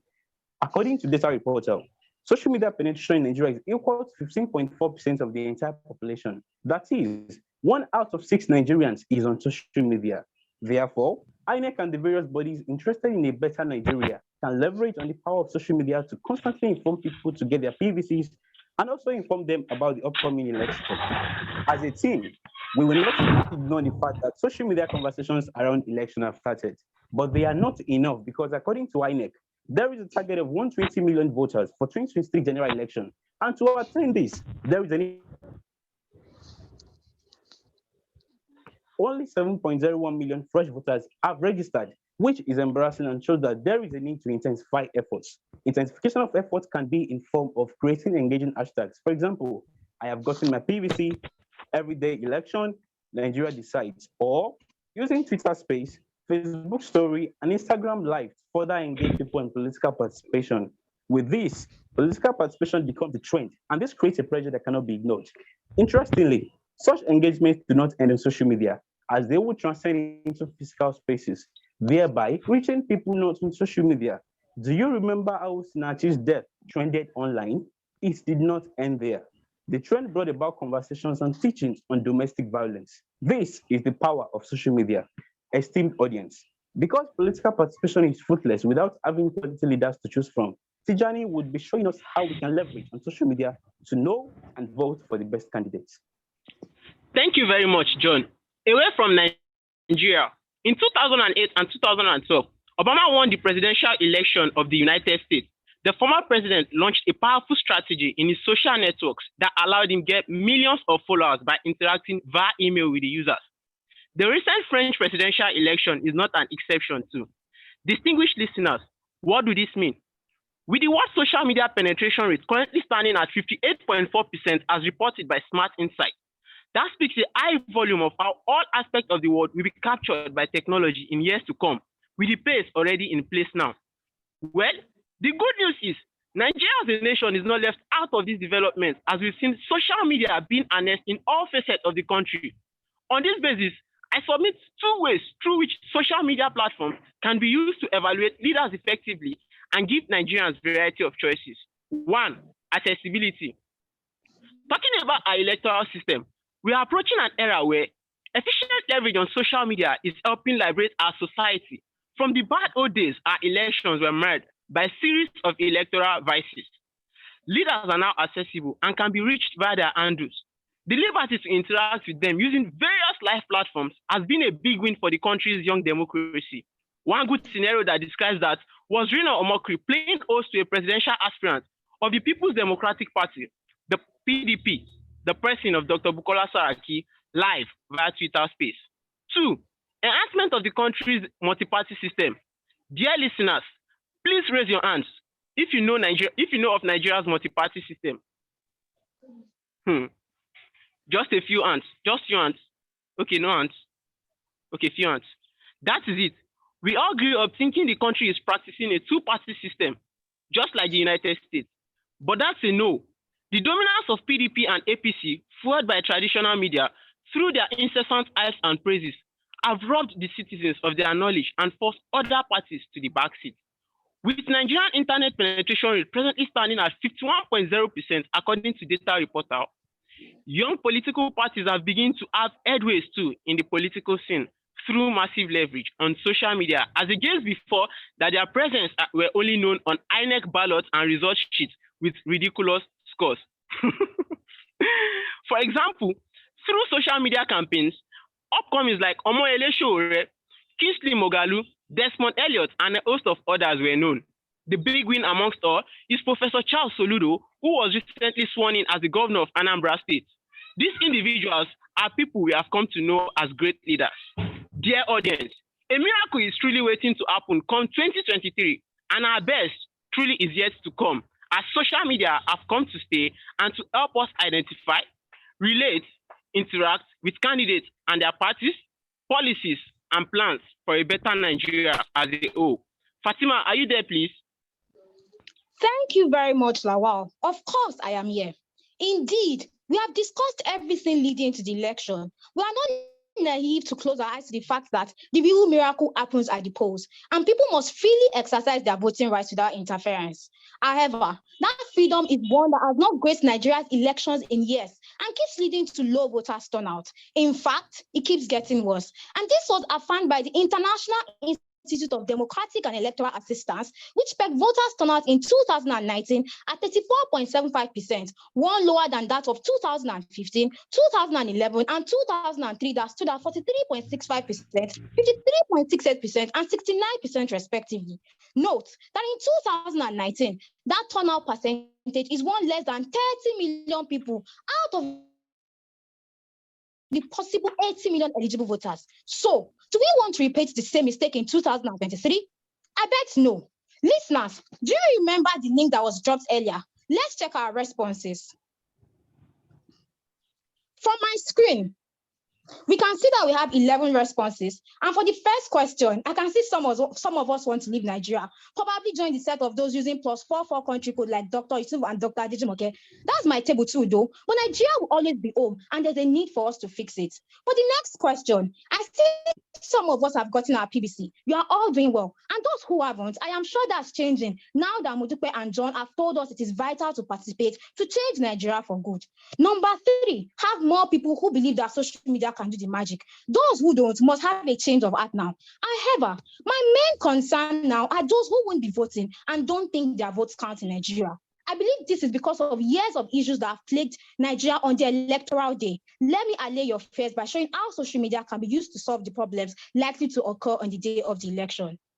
According to the African Journal of Politics, it was reported that safe insecurity, which can be tackled with heavy military presence. The other problem voters encounter during the election is election fraud, which is an umbrella for activities like vote buying, underage voting, mass voting by unregistered citizens, snatching of ballot boxes, scaring people away from the polling booths, improper counting of votes, and publishing of wrong results. However, with social media, people can easily disseminate information about different polling booths with hashtags. For example, hashtag Osun Decide, hashtag Nigeria Decides. Also, they can take pictures and post on different social media platforms, and this serves as a record keeper and takes off the possibility of being fraudulent during elections. In addition, the 2022 Electoral Act gives the Independent National Electoral Commission, INEC, legal backing to electronically transmit election results. Therefore, INEC can transmit the results on social media platforms for people to follow, and this eliminates being pressured by corrupt leaders. In addition, voters can quickly raise alarm on social media to call on the right officials to restore order if anything wrong like vote snatching or vote buying is happening in any polling booth by taking pictures and videos and tagging these authorities. Overall, social media is a powerful tool that can be used to restore the hope of millions of Nigerians in democracy because of the transparency it offers. Mentors, teams, and everyone present. Team ASAS is calling for a new Nigeria. As a result, don't say your votes don't count without voting. And if by now you haven't started using your social media account to urge people to join the train of those that will change Nigeria's fate come 2023, you are doing something wrong. To wrap up this presentation, let's all take the pledge together as a sign of renewed spirit and patriotism. I pledge to Nigeria, my country, to be faithful, loyal, and honest, to serve Nigeria with all my strength, to defend her unity, and uphold our honor and glory. So help me God. May God bless Nigeria, and may Nigeria be great again. Oh Thank my you. goodness. Oh my God. Oh my God. Oh my God. Like whoever. This is awesome. No. I feel this team is a cheat. Wow. I feel this is a cheat team. Whoever brought this team, whoever put this team together has actually cheated. Like this is a cheat team. Like how can you have wonderful and amazing presenters all in one team? Like, oh my goodness, like this is wonderful. Adebinkwe, like, now I'm always rooting for you, but you're always making me proud anytime. Like you are really good. You are so good. You are so good. And this goes to everyone that presented in the team. You guys are awesome. All right, I'm going to call on let me call on Adetayo. Let me call on Adetayo to give you guys feedback. He's always giving us feedback. Oh my goodness. In short, I'm enjoying every part of this presentation. I'm short of words. In short, after exhausting everything in the box, they went outside the box and they were just doing their thing. They were enjoying it. It was reflecting that they put a lot of work. Adetayo, they didn't go outside the box. They broke the box. Like they scattered the box. Seriously, my mark will reflect how excited I am about this presentation. So lovely. I love the fact that you guys use statistics, online statistics. The only thing that remains is just for you to give us online poll. Then we'll start voting online. You did your job well. Well done, guys. Well, I can't fault this presentation. I can't even do more than this. In short, you are awesome. Thank you. Thank you very much, sir. Thank you. Thank you, Ma. Thank you, everyone. Thank you so much, guys. You guys have actually made all of us proud here. In fact, if you fought it,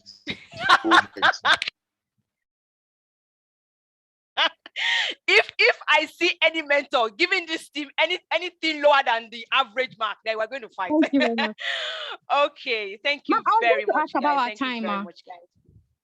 Oh, yeah. Sorry, 1 minute. I'm just going to check that. I stopped it now. Forgotten. 1 minute, please. All right, your time says 13 minutes, 42 seconds. Thank you very much, ma'am. Yeah, and you guys had a great time as well. So congratulations, guys. Congratulations. Okay, all right. Please remember to read through the chat box. You see all the feedbacks that the mentors have given there. All right, team pace setters, are you guys ready for me? Yes, we are. Okay, all right. I know ASAS has given us a lot of pressure. And I want you guys to just calm down, do your thing, don't be under any pressure. You know, we're all unique in our own ways. Okay. Are you guys presenting, or do you want me to share the slides? We're presenting. Perfect. All right. When you guys are ready, let me know so I start your time. All right, ma. Lukman, are you here, please?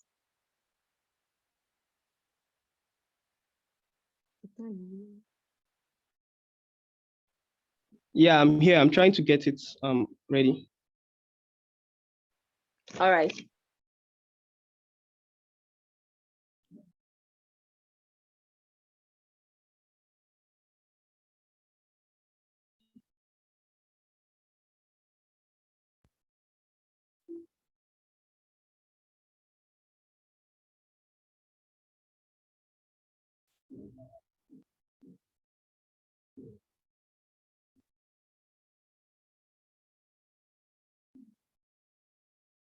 Okay, I think we're good to go.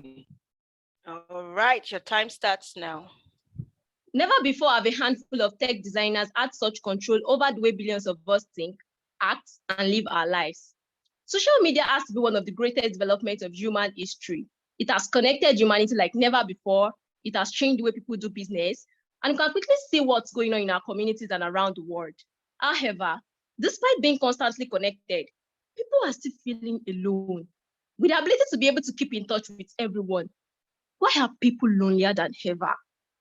I'm Harora Mutrola, currently studying economics at the University of Lagos, as well as the team lead for the pace setters. My colleagues are Lukman Yusuf, a student of the Department of Insurance at Ahmadu Bello University, Zaria. Great Namani, a final-year student of the Department of Economics at University of Nigeria, Nsukka, as well as Muhammad Gimba, who is also studying economics at Ahmadu Bello University, Zaria. As the pace setters, we understand that social media is an integral part of everyone's life today. It impacts us both positively and negatively. We've developed the habit of putting countless minutes of our lives into this site in the form of images, post updates, and map updates. That toxic feeling is not by accident, it's by design. However, we believe that the young people most impacted by exploitative technology can also be the ones to help re-engineer it. But how? We need to first answer the question, is social media bad for you? The evidence and the unknown. A quick statistics. In 2017, 96% of active Facebook users accessed the social network via a mobile device. Evidence is mounting that there is a link between social media and depression. In several studies, teenage and young adult users who spend the most time on Instagram, Facebook, and other platforms were shown to have substantially higher rates of reported depression than those who spent the least time. A 2017 study of over 500,000 8 through 12 graders also found that the number exhibiting high levels of depressive symptoms increased by 33% between 2010 and 2015. Smartphones were introduced in 2007, and by 2015, fully 92% of teens and young adults owned a smartphone. Can you see the connection? The rise in depressive symptoms correlates with smartphone adoption during that period. Of course, correlation doesn't always mean causation.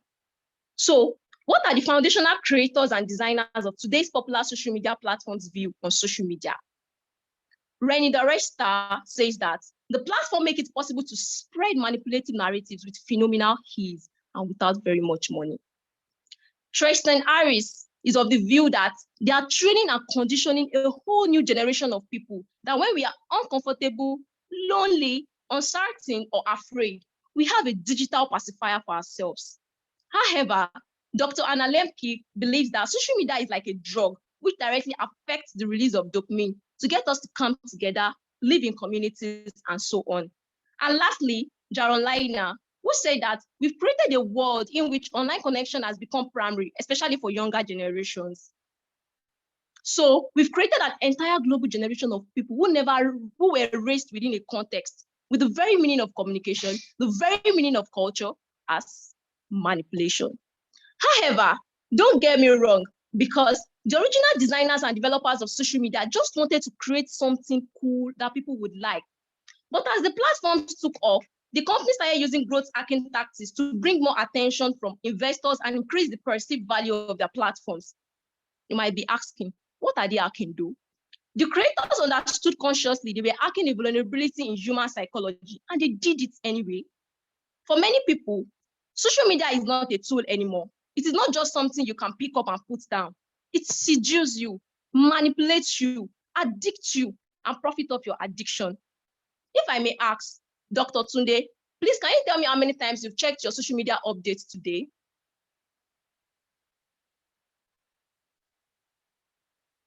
Is Dr. Tunde here?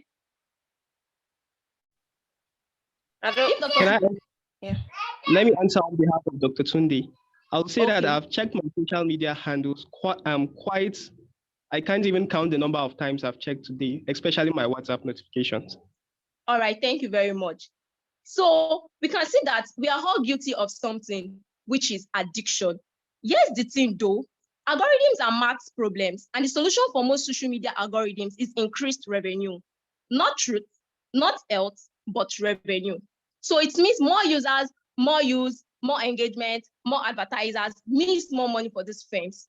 Therefore, the technology that connects us also monetize, distract, divide, manipulate, and polarize us. What is this technology? Although, I'd like to usher in my colleague, Great Namani, to shed more light on that. Thank you very much, Motunrola. Simply, social media refers to a means of interaction among people in which they create, share, or exchange information and ideas, usually in virtual communities and networks. What makes social media unique is the fact that it's both broad and relatively uncensored. This is what I mean. While so many social media companies impose limitations, such as taking down images that display violence or nudity, there are still fewer limitations on what someone can share than in so many other social media mass communication platforms like newspapers, radio stations, and television channels. At this point, I would like to take us through an evolution of social media. It is pertinent to point out that the first recognizable social media site was the 6 Degrees, which was created in 1997. This platform enabled users to upload profile and make friends with other users. Over the years, social media has received the entrance of so many other platforms like the LinkedIn of 2002 and YouTube of 2005. Today, social media has become an integral part of how people connect with friends and families.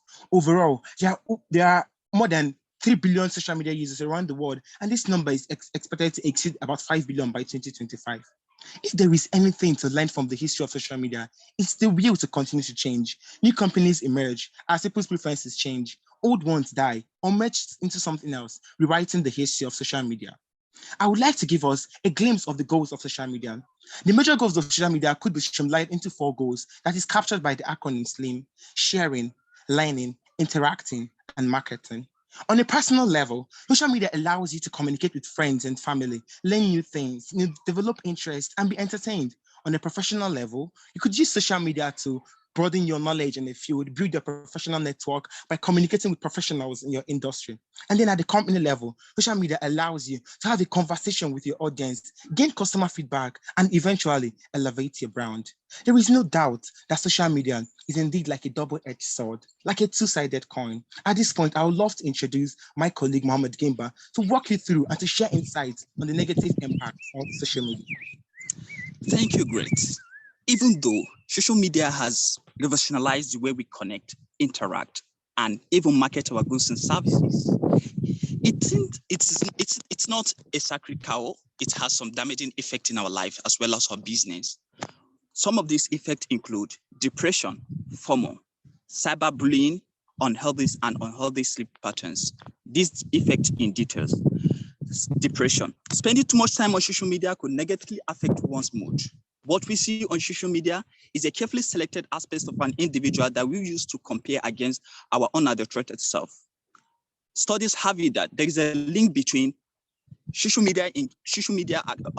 excessive use of social media and increased risk for depression, self-harm, and even suicidal thought.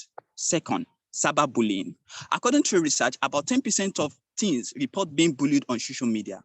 Social media platforms like Twitter and Facebook can be a hotspot for spreading obnoxious rumors and lies that can leave scars in our lives. Third, FOMO, fear of missing out. We believe people are living a better life than us simply because of what they post on social media. FOMO can make us pick our phone to check notifications, likes, even if that means taking risks while we are driving, missing out sleep at night, or better still, giving priority to social media interaction over real-life relationships. And lastly, unhealthy sleep patterns. Spending too much time on social media can have a negative effect in one's sleep quality. Poor sleep quality affects our productivity. And we all know that no country or society will prosper without productivity. Now, many of us think we can turn to social media when we are in depression. Is that true? That takes us to the vicious cycle of social media. Excessive use of social media can make us to feel we are missing out in this space. That is FOMO. FOMO can make us to feel depressed, and depression will end up making us to use more of social media. But how can we solve this problem? Indeed, every problem has a solution. We can solve this problem in 4 ways. First, we should reduce the time we spend on social media. We should create time to spend time. We should create time to meet new friends and family, and if possible, reconcile with old friends. Second, change your focus. Go back to the drawing board and redefine your why. Why do you join social media? Is it to while away time or to reduce depression? We need to know our whys and redefine it. Third, spend more time with offline friends. I can't stress this much. Never would virtual relationship be a substitute for physical relationship. And lastly, express gratitude. We should appreciate what we have. If we appreciate what we have, we would not have to compare what we see on social media, but basically because of what people post. Indeed, social media is not bad itself. It has some level of benefit, and that's why we have Lukman to take us on that path. Thank you, Gimba. So far, we have listened to a lot of negativity about social media. Let's take a break and explore the positivities about this subject. Surprisingly, social media can boost one's mental health. Let's use the context of people suffering from illnesses such as autism and cancer. Through social media, they are able to find people and communities with individuals suffering from the same challenges as them. Ordinarily, they might not find someone, let's say within their environment. But with the help of social media, they get to discover that they are not alone in their journey. This is also the case for introverts who find it hard communicating physically. Social media enables them to communicate without physical contact, thereby boosting their overall mental health. Secondly, social media promotes social justice. This is evident in the way reformers were able to garner global support for causes that enhance the safety of lives and well-being. Popular examples are the EndSARS protest, Black Lives Matter, and the toxic boss hashtag on Twitter, brand promotion and opportunities. Let's dissect this point, citing just one example. Permit me to ask the audience a question. Can anyone tell me how they came to know about Daytopia? Quickly. Through LinkedIn. Great. That is what we call opportunity. And trying to figure out how Daytopia got to find you through social media is what we call brand promotion. That is the power of social media for you. And lastly, I have one question for the audience again. If you lost your ID card in the school environment, and let's say you need to connect with a childhood friend whom you lost contact with a long time ago, where are you likely to check? Anyone? Facebook. Where are you likely to check? Social media, right? Facebook. Okay, say no more. And this takes me to my analogy of how social media can be likened to fire. Is fire bad? Well, fire can help us cook our food and warm our houses. But when fire gets out of the context where it is useful, it causes disaster. Such is the case of social media. It can be used positively or as well contribute negatively to the society. But because Team Pacesetters are a set of loving people, we decided to help with some quick tips to minimize the negative usage of social media. 1, schedule a social media timetable and stick to it. This will help you have more productive days for productive activities. Secondly, halt push notifications. This will save you from FOMO, which is the fear of missing out. Thirdly, engage in social media fast. Just like Ramadan fast helps you abstain from sins, social media fast can save you from depression and help you connect with what matters. I know you all enjoyed the presentation, but unfortunately, I'll be drawing the curtain close.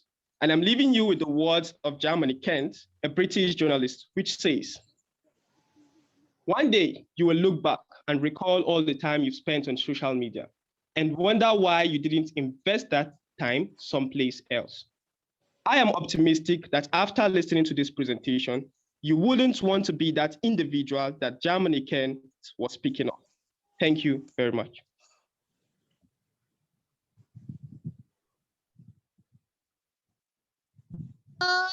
Thank you very much. Thank you very much. Thank you very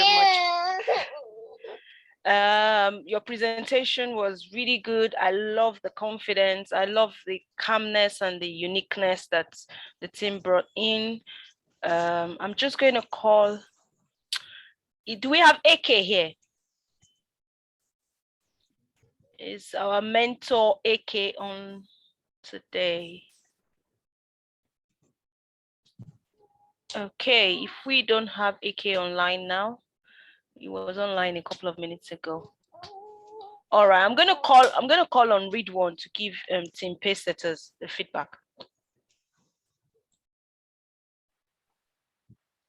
Wow. These guys, I don't know where you got these guys from, really. Are you sure these are the people that applied for this competition? Looks like they've gone to employ mercenaries for this presentation. These guys are good. Pacesetters, I have to tell you that I love your presentation. From the different presenters that we had, the energetic one, the calm one, and everything was smooth. It's a unique team, and I hope you can use that to your advantage for your other presentations. So the content was very good content. I loved it. It was educating, and then I particularly liked the recommendation. I loved your slides too. It was simple, straight to the point, and it's easy for anyone to understand. Then for the presentations, Motun, I have to say you're a very strong presenter. You are one of my top 3 presenters, and you're not number 3, you're not number 2. You're very good with your presentation, and it's a big plus for your team. So I love Lukman's presentation. It's very calm, and I was even surprised if it was Lukman that was speaking or not, because I speak to him regularly, and I didn't know if it was Lukman that was presenting or not. So it just shows that you guys put in a lot of work with preparation for your presentation. So this is one of the best presentations that I've heard today, and from last week. It was an improvement again from where you guys are coming from last week. And I know that going forward, it's going to be more difficult for mentors to even judge you guys, because it's very good, very competitive. You guys are improving. There's a lot of confidence, beautiful slides, lovely delivery, smooth transition. It's very difficult for us as mentors to even judge you guys.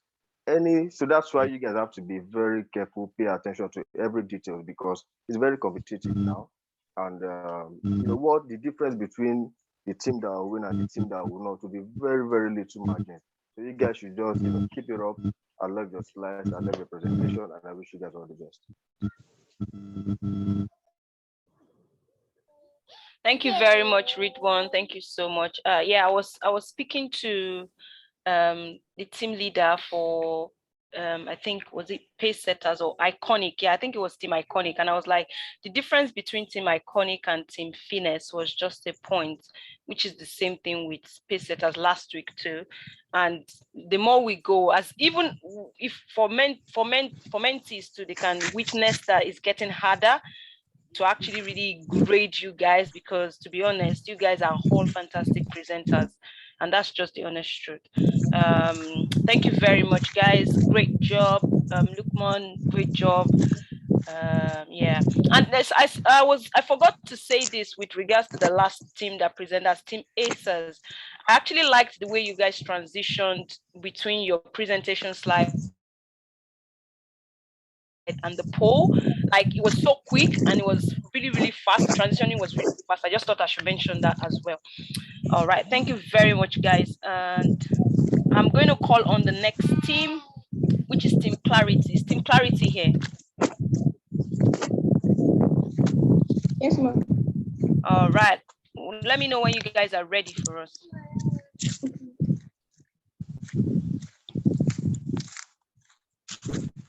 Oh yeah, sorry, I forgot to let Team Pace it as well. So your timing is 13 minutes 53 seconds. In case you want to write that down. That's okay, all right. So for Team Pace setters, it was 13 minutes 53 seconds for your presentation. All right, so I'm just going to start the timer now, so you guys can start now. Team Clarity. Good evening, Daytopia Mentor Mentors. My name is Mrs. Sayamide, a team leader for Team Clarity. I'm a student of Obafemi Awolowo University Management and Accounting Department. My teammates are Oludele Blessing, Landmark University, Electrical Engineering, Chiamaka Favor, University of Nigeria, Uzuka, Economics Department, and Adeskolu Sumaya, University of Lagos, Actuarial Science. We are here to talk about a topic titled The Role of Social Media in Advocacy, using hashtag #SaveBagaja as a case study.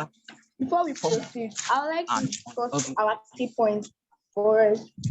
Advocacy is defined as any act that speaks in favor of sorry, please, 1 minute. Sorry, 1 minute. Dimba, can you please mute your mic, please? Thank you. I'm sorry about that. Please do continue. Yes, ma'am. Advocacy is defined as any cause or action that speaks in favor of, argue for a cause, or plead on behalf of others. It is served as a justice fund. It is used to get other people's support, to help you express your views and wish, and help you stand up for your rights. Social media advocacy. This is defined as taking advantage of the social network to promote your cause and to connect you with other supporters. I would like to call on my teammates, Sumaya, to help us take us to the principle of advocacy. Thank you.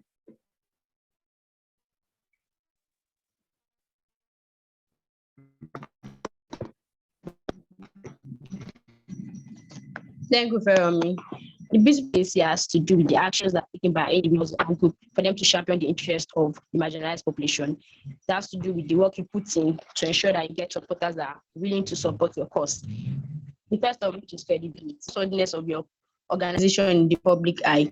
You have to you attain this feat by sharing reliable and accurate data at every point in time. They need to know you as someone that is credible and reliable, someone that shares facts and figure. Your information has to be correct and intact at every point in time. Second one is transparency and accountability. The beneficiaries or those that you're advocating for should know the issues they're advocating on their behalf. They should be fully aware. You need to be transparent to them. They should be fully aware of the cause you are trying to the issue you are trying to resolve. And accountability has to do with being accountable to them.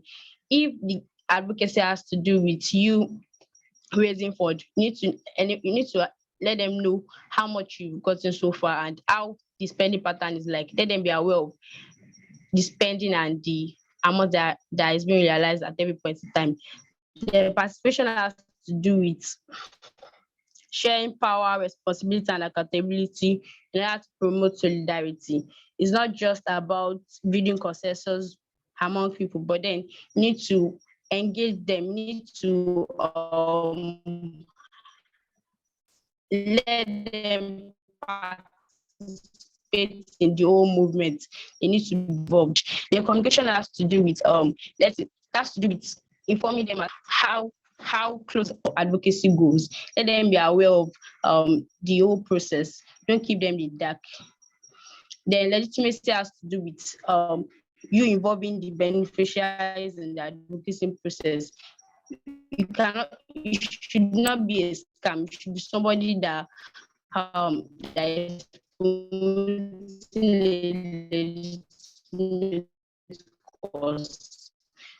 Then now, next slide. Blessing. The next slide is showing us the various social media advocacy topics that are arising over time. Is there anybody familiar with any of this picture?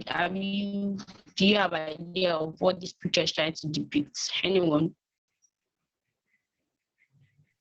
Yes, this is the just concluded NSAS protest and the Bring Back Our Girls hashtag for the Chibok girls release. I think everyone is familiar with him. Yes, that's right. The first one is about NSAS, and it was a mass protest against the police brutality in Nigeria, which members of the public were against. So they leverage social media in enabling the government to know that what they are doing is right and they should stop the police brutality. Then the second one is about Bring Back Our Girls, and this was following the Chibok girls kidnapping. Then the last one was hashtag No to Rape, and this was the advocacy is about stopping the issue of rape, particularly the one following. I call a person to take this story, main case point, which is Save Bagege. Next slide. I particularly love stories and how they help to simplify difficult concepts. And one thing I love more than any ordinary story is a true life story, like the one we're going to be sharing today, the Save Bagege social media campaign advocacy. I'm sure some of you might be familiar with this story, but just to know how familiar we are with it, let me see the amount of people that are familiar with it. Chat in the chat box. I'm waiting for your responses, so please let's be quick about it. It looks like most of us aren't familiar with it. So I'm going to be shedding more light on it in today's session, so not to worry.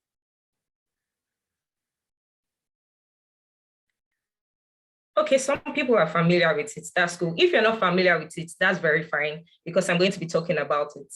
Bagega is a community in Zamfara, a small village, which suffered from lead poisoning outbreak back in 2010.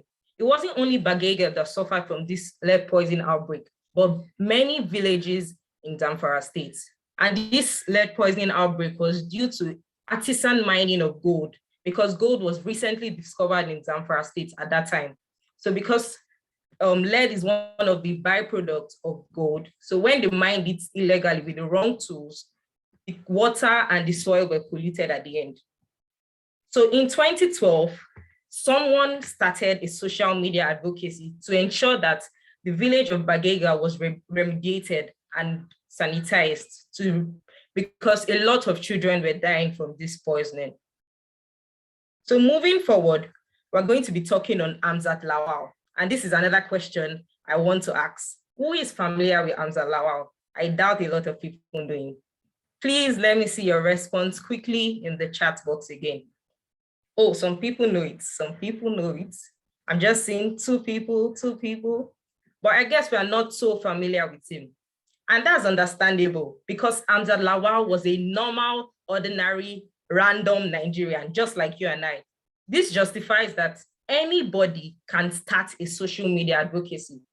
If I may ask, I'm sure that most of the people that know this man are from his social media advocacy. No one knew him before he started advocating. Only a little, I doubt anyone knew him. Did anybody know Amzat before he started advocating on social media? Someone is saying code, that's Amzat Foundation, Connected Development. So Amzat Lawal, I heard this story from him personally, and it's such a privilege to share it with everyone. Amzat said back in 2012, he was concerned about the amount of children that were dying, because it was said that over 400 children below the age of 5 died due to this outbreak. And since he wasn't hearing anybody talking about it, he had to go there and find out what was happening by himself. So let's dive deeper into Bagege community and what exactly happened. So as I said, in 2010, there was a lead outbreak poisoning because of illegal mining of gold. And it affected not just Bagege, but a lot of villages, as displayed in this infographic. From this infographic, you see that Bagege community had a higher number of children that were affected below the age of 5. The blue numbers show the number of children below the age of 5, while the white numbers show the total population. What happened back then was, because of the amount of children that died below the age of 5, a lot of international organizations were attracted to this. So organizations like UNICEF, like WHO, they pulled a lot of funds to remediate this environment, these villages that had been polluted. And at the end, a total of $2.3 million was gathered to remediate these villages. But Nigerians were, at the end of the day, all other villages, apart from Bagege in Zamfara State, were remediated. And Bagege had the largest amount of children dying, but they just left it like that. So in 2012, Amzat was so concerned. According to him, he went to the Ministry of Education to start asking what exactly is going on. Can I have the data and what they are doing to ensure more children don't die in these places? Usual Nigerian style, they told him, there's no data, there's nothing, we don't have anything for you. And since he was so passionate about this cause, he traveled down to Bagege in Zamfara State. It was a very exhausting trip. He said he started with a car. At one point, he had to go on a motorbike, and he eventually ended this trip with a camel because of the poor infrastructure in that part of the country. On getting there, he saw a lot of children that were infected, and just the surrounding of the place was nothing to write home about. He was concerned, he thought of what he could do. At the end, with the permission of the community, of course, he took some videos and some pictures and started an hashtag on Twitter, Save Bagege. This hashtag got a lot of momentum. People were retweeting. In particular, a story of a grandmother that had lost 8 children below the age of 5. It was so disheartening. A lot of people were attracted. It got a lot of media attention. And this led to people retweeting, people calling important people just for them to get something done for Bagege. Eventually, luckily for Amzat, at that time, the Minister of Environment in Nigeria was going for an international conference on environmental sanitation. This was his shot. And he reached out to her and he told her that, Mrs. Minister, how come you're going for international conferences when people in your own country are dying because of this lead outbreak? The woman was surprised, of course, or maybe that was what she made us believe. So she told Amzat that, oh, when I come back from this international conference, I'm going to pay a personal visit to Bagege. What Amzat did immediately, which was a very wise thing to do, and something very pertinent of social media advocacy, as Smaya rightly said, was making yourself, being transparent and accountable. He immediately tweeted it. I have gotten Mrs. Minister to commit to coming back, to going to Bagege community to see for herself when she comes back from this international trip. This trip is going to last for 15 days. Immediately, everybody was excited, and Twitter community that is so fast started a countdown to the return of Mrs. Minister. 14 days more, 13 days more, and off he went till she eventually came back to Nigeria. Because of the amount of pressure from everywhere, she had to visit Bagege community. Of course, she didn't go through roads. She went through her flight, but she still had to endure a trip there because of the bad road, because there were no flights to land in Zamfara. So she had to go by car at one point. On getting there, as a woman, she was so distraught. Children were dying and no one was talking about it. She promised Hamzat and his team, because what Hamzat did was he called some of his friends, which he knew that they were also passionate about the same cause. They were graphic designers, they were data analytics people. He called them to make this advocacy strong. So as he was getting data, he was publishing it. This is one of the principles of advocacy that Sumaya said, transparency. Everybody was aware of what was going on. And this was one of the things that really helped this campaign. So when Mrs. Minister promised the funds, Hamza was wise enough to know that word of mouth is not the end in Nigeria. Because after the funds were promised in 2012, nothing was done. So again, Hamza started with this social media advocacy. The money was promised, but nobody has received it. This eventually led him to start the Follow the Money company, which ensures that public funds allocated reach the grassroots. Hamzat informed everyone at the grassroots of the amount allocated for each thing. So when people came and they told them that, oh, it's 1,000, we are meant to pay you for this day, they already knew that the daily pay Hamzat promised us was 2,000, and they were not bamboozled. So eventually, the village of Bagege was remediated and schools and hospitals were built. Now, going to Bagege in Zamfara State, you would never have guessed that something like that happened. And this was all through the power of social media advocacy.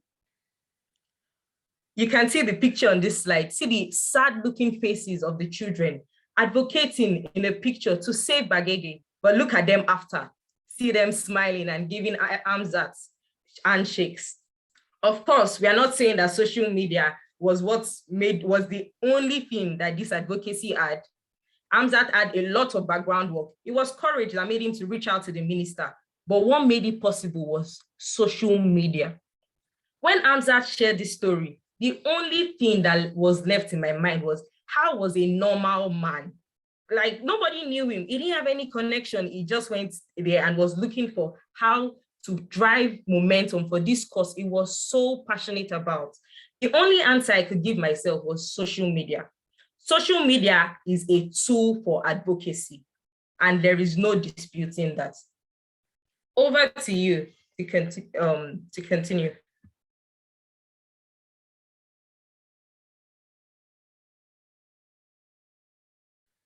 Sumaya, over to you to continue.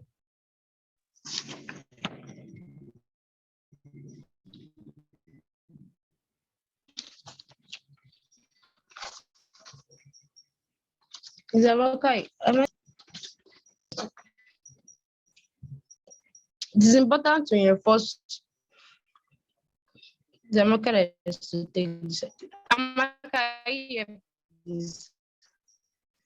In the absence of Amaka, we'll like to fill in. Okay, that's good. I'm discussing the element of good social media campaign. The first of which is social ties. Social ties has to do with fostering meaningful collaboration with those that are involved in your campaign process. You need to enable them bond together with you. And this is to prevent the stress of natural disagreements or misunderstanding that may occur along the line. Building a strong social tie is going to help you gain the trust of your supporters, and is going to assist you in achieving their advocacy goal. Second of which is communication grid. You need to determine what mode of communication will work best for your campaign. How best can you engage your supporters to show your loyalty to them? If they require you to do one-on-one physical engagement with them, or if they prefer email communication, just have to determine what's best they want and play along that way. And this is going to build synergy and rapport among them. The third one is about having a common language. You need to develop common language with members of the team. And this is going to happen over time.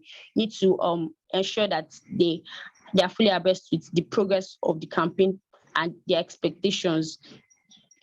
There should be proper understanding of the terms used at the meetings and discussion in order to minimize confusion. So you have to ensure that you guys are speaking the same language, you guys are in line, and there are no persons among the team that do not know what is going on or what you guys have achieved so far. Next one is about having a clear vision. You need to set up clear vision that the campaign process is trying to achieve. Sumaya. They need to know the widely important goal of the team. Sumaya. Hello. Sorry, because of time, we would like to round. All right. Thank you Want very everyone much. to know that social media is a platform where you can advocate for Nigerians' pressing problems. Thank you. All right, thank you very much, guys. You guys were good, very good. I love Blessing's presentation. I love the team's presentation in general, and I love the fact that we learned a lot of things. I myself did my NYSC in Zamfara, and I can tell you for a fact that if you are staying in Lagos, you're enjoying so much civilization in Lagos. There's no flight that goes straight to Zamfara, so you have to stop. You have to fly to Sokoto and then get a taxi. All those taxis are actually not in good shapes because the roads are actually bad to actually get there. So I myself have an experience of what it can be over there.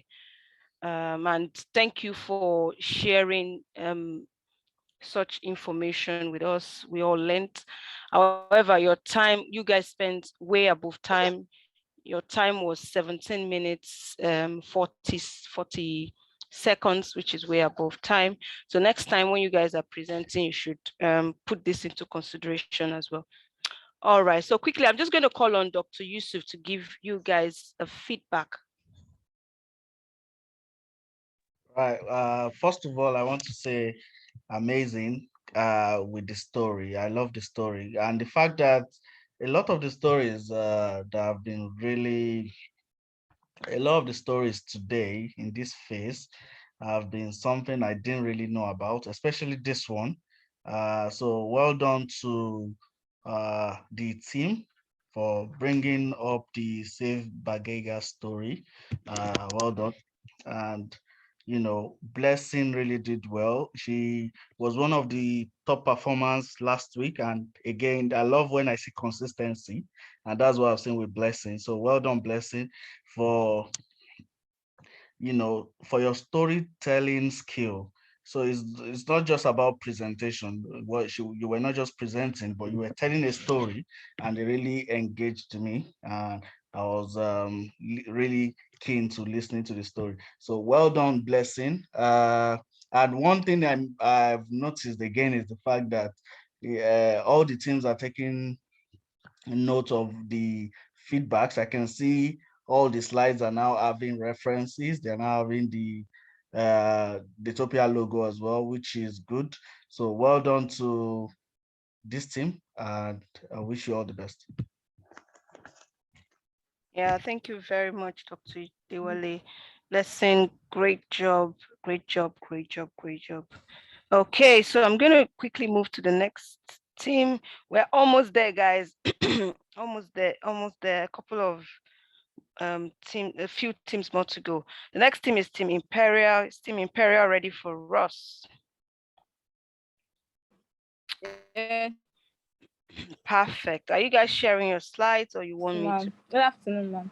Yeah, good afternoon. Are you sharing your slides, or you want me to do that for you?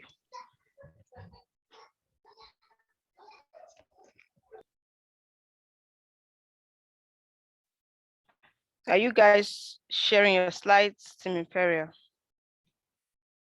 And is all the team? Yes, ma, we are here. Yes, ma. Okay. Are you sharing your slides? Yes, ma, we are sharing it.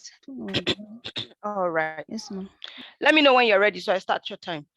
I like the fact that most of the teams that presented were very time conscious, were stick to the time, which is good.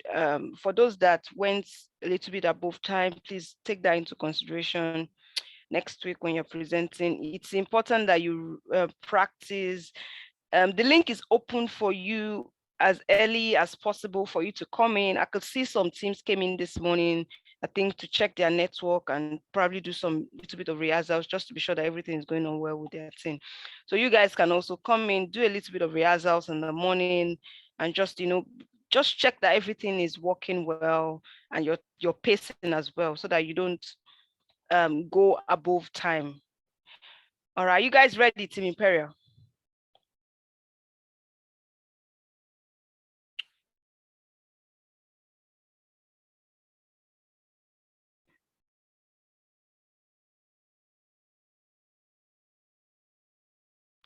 Okay, seems Team Imperial is not ready for us.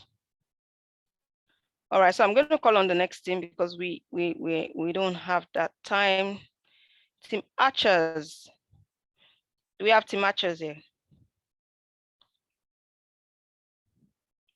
Yes, we are. Good afternoon, everyone. All right, and are you guys ready for us?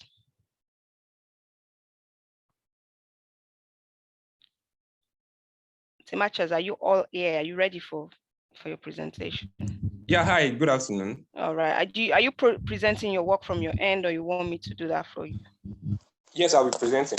Perfect. All right, let me know when you guys are ready and I'll start your timer. Okay, all right, so let me get the slides up.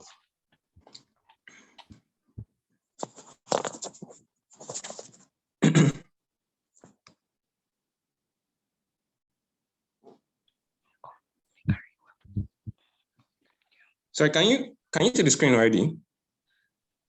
Not yet, not yet. Okay, sorry, give me 1 sec, please.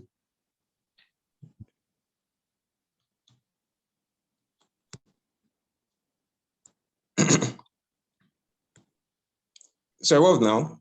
Yes, we can. Okay, all right, great. So 1 sec.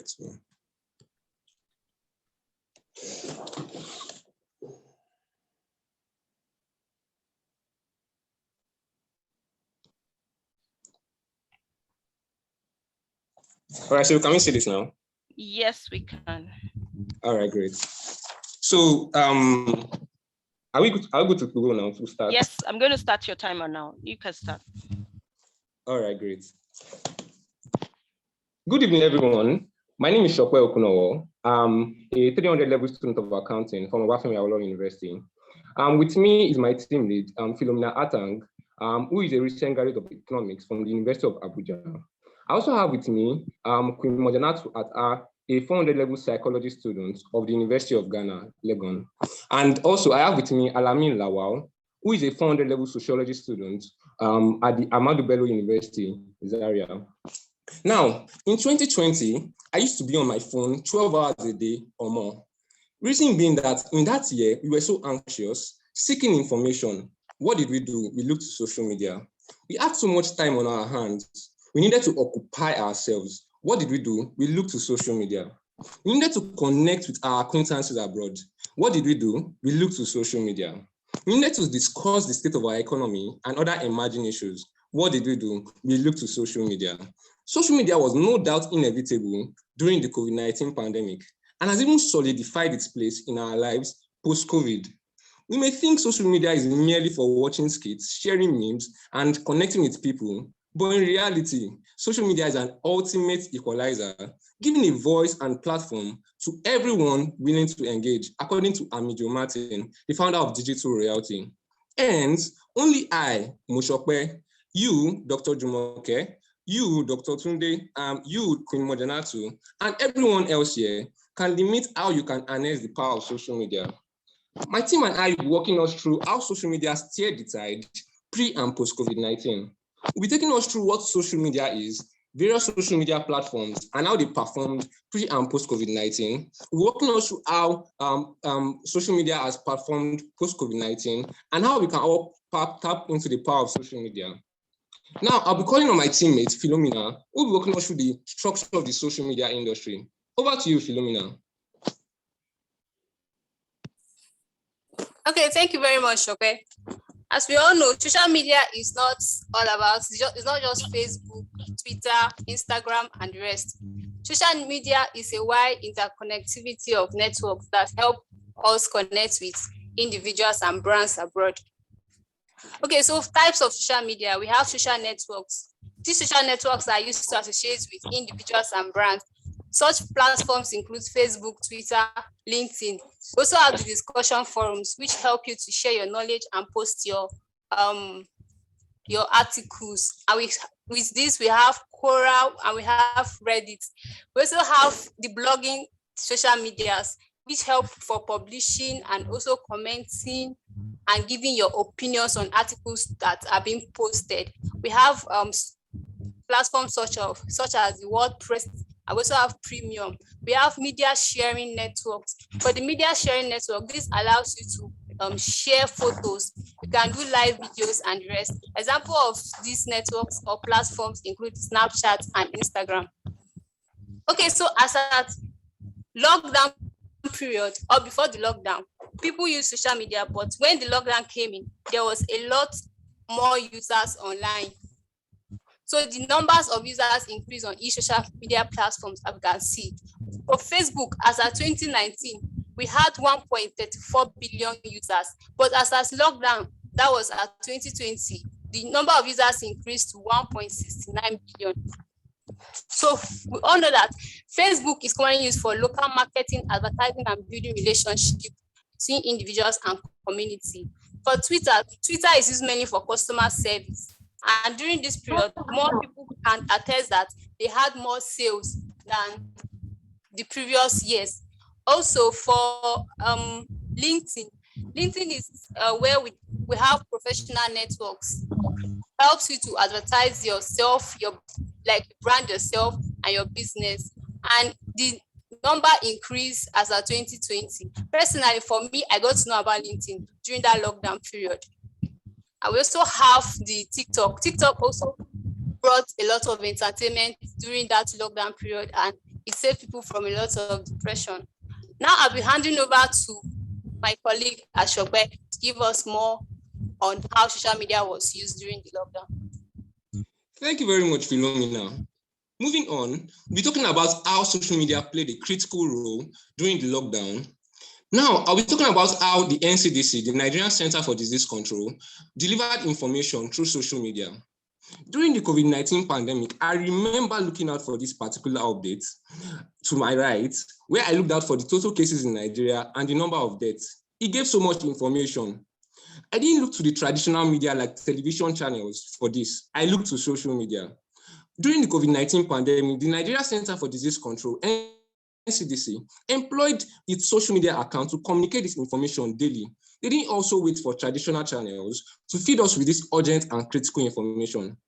If you look to the left, we see that the NCDC tweeted about the first case of COVID-19 in Nigeria by 1:00 a.m. in the midnight, as highlighted below.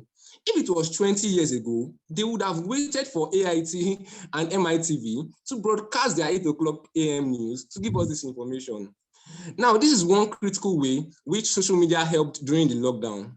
I'll be passing on to my colleague, Queen Mojanatu, who will be taking us through another way social media steered the tide during the COVID-19 pandemic by curing an epidemic of loneliness. Queen Mojanatu, you have the floor.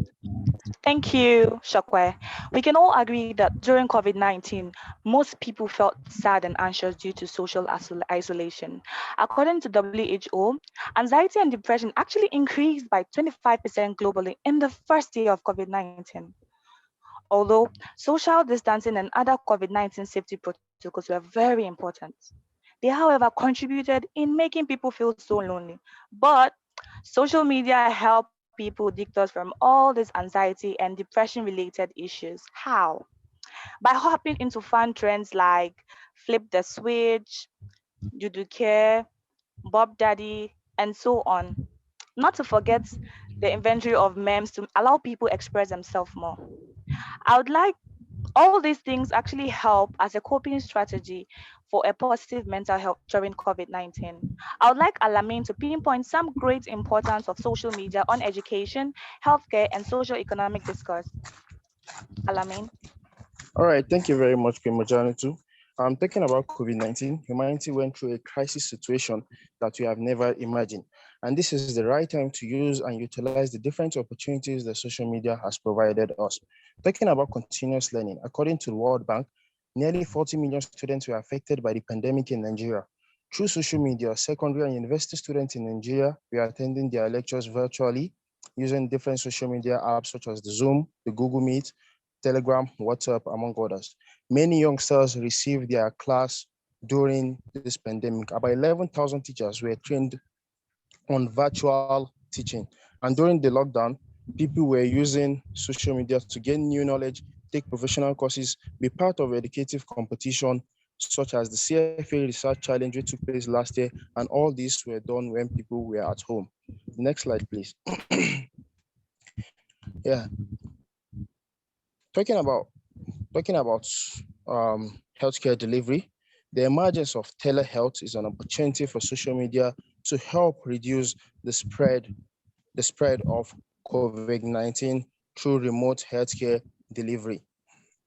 Remote healthcare delivery reduces the use of resources in healthcare centers, improve access to care, while minimizing the risks of direct transmission of infectious agents from person to person. In addition to this, why it's been beneficial to just keeping people safe, it also keeps the general public, patient, and also healthcare worker safe. Another very much important of this social media is that it provides wide access to caregivers. In addition, during the COVID-19 outbreak in China, the Chinese government needs to take a mental health survey, and they could not have done this if not for social media. And this was done through TikTok, WeChat, and some other platforms. And this enable healthcare professionals to render safe health and mental services during the heat of the pandemic. Next slide, please. And talking about social discourse, I could remember the first COVID-19 conference, which was disbanded because of the fear of its spread right in the hall. And why was this? Because they did not leverage social media. And hundreds of conferences has been held during and even after the pandemic because of social media. I'm talking about call for social justice. I'm talking about answers in Nigeria right now, whereby Nigerian youth feel depressed and they agitated for the brutality of the police in Nigerian force, and this led to the NSAS protest, which generates more than 2 million retweets on Twitter, and this attracts the international community and particularly the Nigerian government to be up and doing, and this brought about changes in the Nigerian police force. And I would also like to add that we are also opportune to be here at Daytopia competition because of social media, as most of our mentors are outside the country, while most of us are here in Nigeria. I agree with you. I agree with you, Alamin. As a matter of fact, I want to say hats off to everyone here for actually utilizing social media in planning and making it to this presentation. Now, let's discuss marketing. Social platforms like Facebook, Twitter, Instagram, and WhatsApp can be actually used to boost brand awareness, promote products and services, as well as brand loyalty. Let me tell you something interesting about how I use social media to start my dream brand, Queen Safri. Next slide, please. I have always wanted to showcase how beautiful African culture and heritage is with fashion. During the COVID-19, social media gave me the opportunity to launch my online jewelry and ornament shop, after which I generated over 70% increase in the first 3 months I launched, extending my customer reach to Canada, USA, neighboring West African countries, and in Ghana. Now, next slide, please. Now, how can we benefit from the power of social media? Number one, you can actually be a social media marketer. As a social media marketer, you basically help brands achieve their business goals online. And there are a lot of courses online that can actually help you get started. An example of such course is Digital Skills Africa by Google. Another thing you can do with social media is to build your personal portfolio. A platform like LinkedIn is a social media channel that helps people to showcase their work and volunteering experience. The third thing you can actually do is to start your online business, just like I did with Safri. Convenience because you can work like queens and kings from the comforts of your homes. I'd like to pose a question, please, and kindly unmute yourself to answer. Why did Elon Musk, the world's wealthiest man, offer to buy Twitter, a social media platform? Because he knows how much Because of power the is. power. Okay, thank you. Elon Musk actually paid $44 billion to buy Twitter. And when they asked him, why is the world's wealthiest man interested in Twitter? He said in his words, I quote, "My strong intuition sense is that having a public platform that is maximally trusted and broadly inclusive is extremely important to civilization." Mark said, but I don't care about the economics. Therefore, I hope this has enlightened you on the power of social media pre and post COVID-19 and some changes that have come to stay. I urge you all to tap into these changes. Thank you, Team Archers. Target Target oriented. oriented.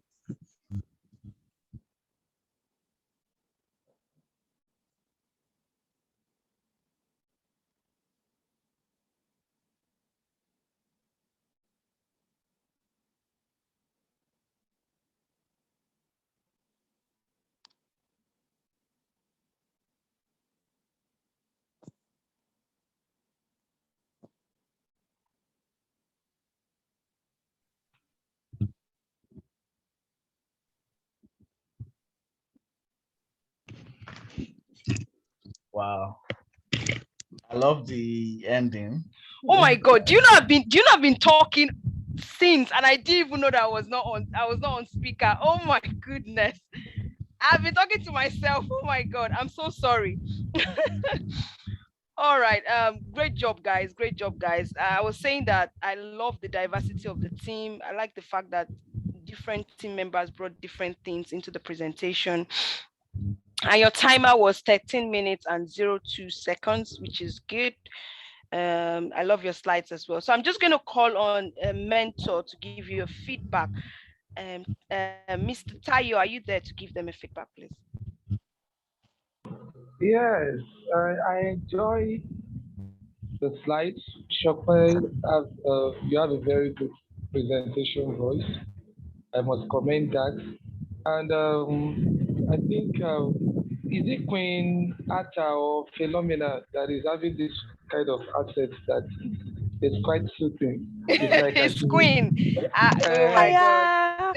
Hiya. Thank you. The asset is quite soothing. It's like a lullaby. I'm enjoying it. Anyways, good job, guys. Good job. But you can still work more on your slides. But good job always. You did very well. Well done. And I love the ending. Queen finished well. Yes, Like she finished really well. Yeah. They always meet their target. So what's that thing? Yes, just like their names, just like their name. Yeah, and I like the way you guys position your presenters. You know, Shopper is kind of stronger with his voice, and you put him on the start, which is good. And Queen, who has a soothing voice, finishes the whole presentation, which is fantastic. And it makes you guys start on a very good note and end on a very good note as well. So, which is great for the team. All right, moving on quickly. We're gonna have team, I think that's Team Imperia. I think they are ready now. They had the connection issue the other time, so that was why they were not available. Team Imperia, are you guys ready for us? Yes, we're ready. Yes, okay, perfect. Once you share your slides, I'm going to start your timer. Like to share for. Oh, all right, that's fine. That's fine. I'm just gonna bring it up. Give me a minute, please.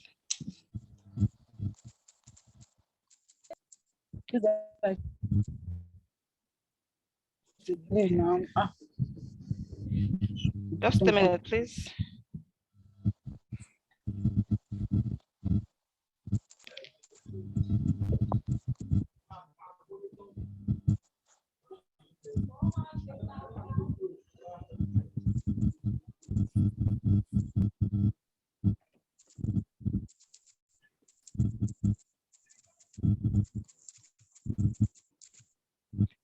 Okay.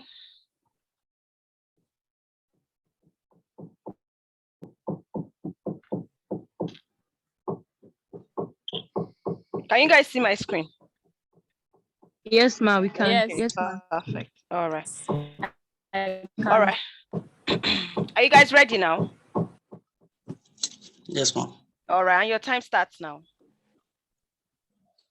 Cyberbullying, a growing problem associated with social media use, is a significant public health concern that can lead to increased risk of mental health issues, including psychological and developmental problems or suicide. However, because cyberbullying is a relatively recent phenomenon, there is a lack of agreement among researchers about the definition. Good afternoon, everyone, judges, mentors, and my fellow mentees. I am Barakat Apelashade Adesoya, a part 3 student of Management and Accounting, OAU. Meet Oluwatosi Ogudimu, a 500 level student of Industrial and Production Engineering, UI.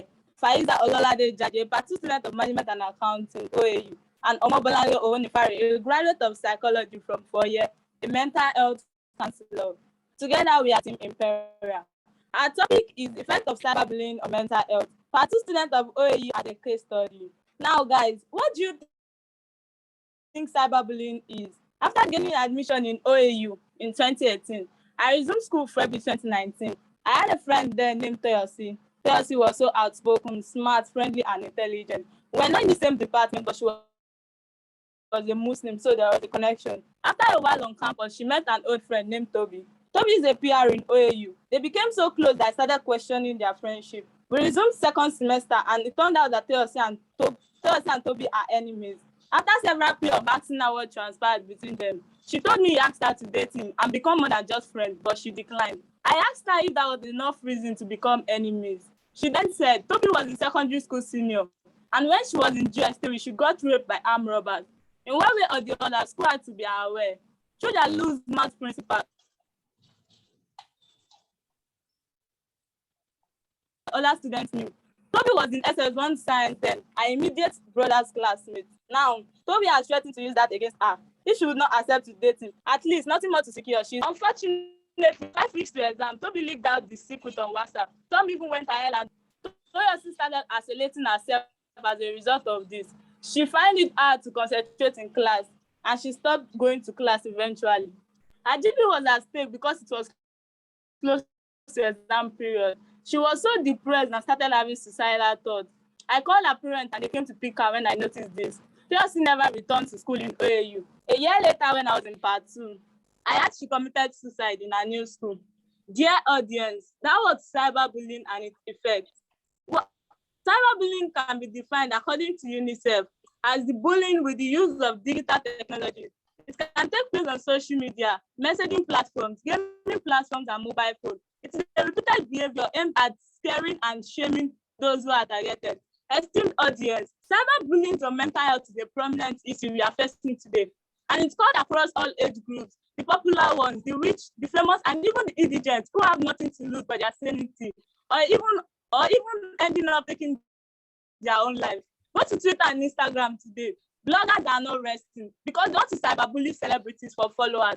To a silent tweet, a shaming video comes up. An undergraduate expressed their feelings, but the shaming followed, all in the name of rules. A recent thing happened on Twitter Space during this strike. Some OAU students were calling and they brought it up on Twitter Space. They started casting themselves, some with HIV, some ladies engaging in hookup, and so on. Advantages of social media are numerous, but we shouldn't exchange that for likes. Next slide, please. According to our research, we inferred that out of 106 students, females are more exposed to cyberbullying than males. Some do not even know if they've been cyberbullied. Also, part 2 students of OAU voted Twitter, WhatsApp, Instagram as their most active platform. Twitter with 72.6%, WhatsApp with 69.8%, and Instagram with 32.1%. Even though most students are on WhatsApp because of school updates, Twitter has the highest boast of 79.2% as social media platform where most party students have been cyberbullied. We can all testify to it as Twitter is the no mercy, no pampering social media platform where violence are allowed 100%. Instagram has 32.1%, 12.3% for WhatsApp and TikTok. 5.7% for Facebook. Ladies and gentlemen, cyberbullying can be funny to other people, but the victims are not finding it funny. Some victims even bully back the bully. Can you please explain to us why people engage in cyber?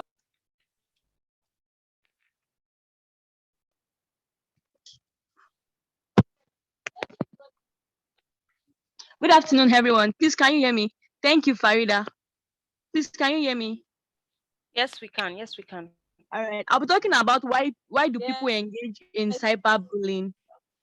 Cyberbullying happens for many of the same reasons as any other type of bullying, but it may even be more appealing because it can be done anonymously. Some cyberbullying may think their behavior is normal and socially acceptable because when their friends egg them on, like cheer them up. Also, ignorance of the consequences is another reason why people engage in cyberbullying. I'll be taking some important key points that we actually that people engage in cyberbullying. Number one, they have difficulty feeling empathy for others. People actually engage in cyberbullying because they have difficulty feeling empathy. Empathy means not putting yourself in someone else's shoes in emotion. Many people just don't want to put themselves in other people's emotion. So people engage in cyberbullying because they don't feel empathy for others. And empathy is actually very, very important when we actually put ourselves into people's shoes. Number two, it allows them to feel more powerful. People actually engage in cyberbullying because they want to feel atop the world. Many people actually prefer even for them to even have power. That's why more people even go into this social media cyberbullying because they feel that they want to feel more powerful. And number three, lack of parental monitoring. We know that a family is the first unit of socialization where everybody, wherever we have our family, our parents is the first place that we can actually be taught a lot of things.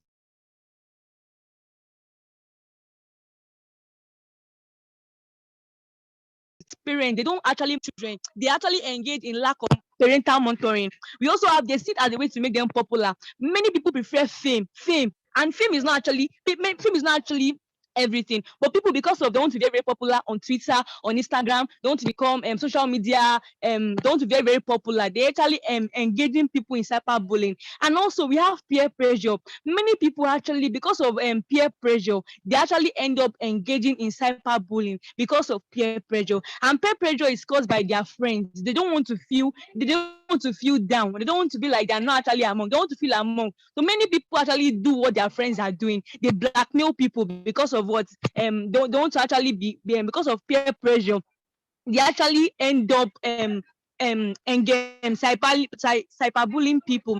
We also have low self-esteem. Low self-esteem also is one of the reasons why people actually engage in cyberbullying. Many people actually they feel down on themselves. So they feel like when they actually blackmail people online, they actually feel more better. So these are the reasons why people engage in cyberbullying. I would like Oluwatosin to continue and also tell us the effect of cyberbullying on mental health. Barakat, please. Please, can you hear me? Yes, we can. We can. Okay. All right. Please, Farida, please tell us the effect of cyberbullying on mental health, please. All right. Good afternoon, everybody. Yes. I'm Jaji Faiza, and we'll be talking about the effect of cyberbullying on our mental health. Talking about the mental health, I know everybody's expecting a psychological effect, yes. But these psychological effects give rise to social effects as well. I don't know if you've ever been cyberbullied, but I kind of like I've been cyberbullied, though it's in a very minimal level. And as you can see, this infographics here is talking about the Part 2 student of Management and Accounting about Awolowo University's experience in cyberbullying. What did it become for them? 54.7% became depressed, which is our first psychological effect: depression, the feeling of sadness, the feeling of demotivation. You just feel down and you don't want to do anything. Why? Because you feel like, why do you want to do it? It's not going to change your mood. You're not going to go from sad to happy. You're going to stay sad. So you don't want to even try new things. Depression, yes. Then anxiety. You feel restless. You feel agitated. For these people, going online is not bringing peace of mind to them. It's bringing restlessness. They lose their peace of mind. No, imagine you wanted to go on Instagram where everyone goes and laugh. where they feel like they relieve their pressure, and then the pressure downs on you, like, oh my goodness, do I have to do this? Do you understand that pressure? That pressure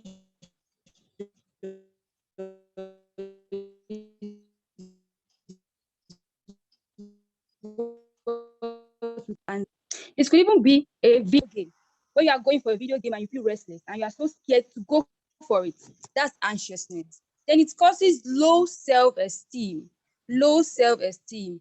When you start to internalize these comments about yourself, to believe what people are saying about you, brings down your self-esteem. You start to feel low. You start to feel down. When people say you're not beautiful, you start to believe the fact you're not beautiful. Then you feel like you cannot achieve your goals because of these little comments that people pass online. These comments get to so many people that they end up not reaching their goal.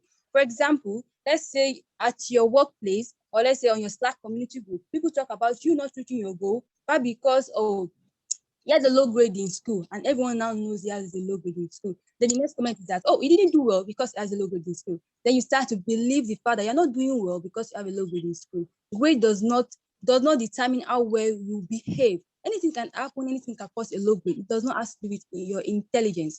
Also, anger and depression. You see, this anger and depression is mostly for guys. Those that do it already knows, and I'm very sure they are affirming it to themselves. They are affirming it to themselves. Ladies with big stature go along with this category too. Whenever they are cyberbullied, they won't tell anybody. The next thing they do is shout at their younger ones, shout at their workmates, shout at anyone they have the opportunity to shout out. They get angry, they aggress on other people, they hit out on others. All of these are also effects of cyberbullying. The feeling of helplessness, you start to feel like it's never going to end. It will always end. All you need to do is speak about it. But how will you feel telling your mates that someone in your class is cyberbullying you? You're going to sound weak, but actually it's not weakness. It's not weakness. Opening up is not weakness. That's feeling like no one can take me away from this thing. It can never stop. But actually, it could stop. Then suicidal thoughts. Right from depression to the feeling of helplessness, always bring the thought of suicide. Even see the part two, just part two students, 58.8% of them thought of committing suicide. This is very, very, very bad, and unfortunately, as bad as it is happening. The social effects include poor concentration and focus. If you concentrated when Barakat was telling us the story, our friend lost focus. She lost focus. Why? Because the depression was there. She was depressed. She was anxious, and she felt helpless. So she started to lose focus in almost everything that she did. Also, secret, you start to keep secrets, especially people that find it difficult to convey their feelings to their friends or family or anyone. But you won't talk. With friends, you start to keep to yourself. Loneliness, socialize, because they believe even these people are at the back of their keyboard typing things. Anything can happen. When you are so scared, like movies that we watch, when you watch horror movies, you cannot urinate at night. You cannot urinate at night. That's just like cyberbullying. Anything can happen. You can feel like, oh, these people can come physically to assault me. And most of them are chickens, they are weaklings. That's the act of saying thoughtful words. Nothing will not take us through the suggested solution to cyberbullying. What can we do to stop cyberbullying? Up to you. Thank you very much, Faiza. How are we going to avoid cyberbullying? From Baraka's story, we could see that our friend Toyosi eventually got depressed and committed suicide. So how do we avoid cyberbullying? The first thing is stay away from online platforms or spaces you are not comfortable in, either for fun, personal development, or work. There are various choices of online platforms to perform your tasks. But regardless of any of these options, you should not feel obligated to remain in a space that poses bullying threats. In corporate cases, potential threats will be called out to administrators that can address such issues. Secondly, take your online privacy seriously. Online tools clearly have privacy policies, including how to protect your account from theft or hijacking. Recently, most social media platforms incorporated the two-factor authentication. So you should be able to use this tool to make sure that no one has access to your account without your permission. The third point is that blocking is a tool and you should use it. In the event of getting cyberbullying advances, say via a personal message on social media applications, you should go ahead and block such people because they are going to make you have effects that have been stated earlier. Blocking is a tool that stops such from further interaction. So you should block those people. Also, the internet can wait. Because we know recently that the internet has become a very, very important tool in advancing in personal development. We might not be able to stay away from it totally. But in a case when you've been facing cyberbullying threats over and over again, you might have to take some time away from the internet and look at the environment, spend some time offline, spend some time with family and activities that you love in safe physical spaces, and go online only when necessary. Lastly, you need to seek help when needed. Seeking help remains a potent method of addressing and avoiding cyberbullying. Reporting to parents, to even these online platforms, and also speaking to counselors will go a long way for you not to end up like Toyosi. I will leave you with this quote from Anne-Marie Chavez, and she said, "Unless and until our society recognizes cyberbullying for what it is, the suffering of thousands of silent victims will continue." The meanest people are the weakest people, for they do not even have the strength to believe in goodness. Do not let this be your life course. Sean Patrick Brennan. Courage is fire and bullying is smoke. Benjamin Disraeli.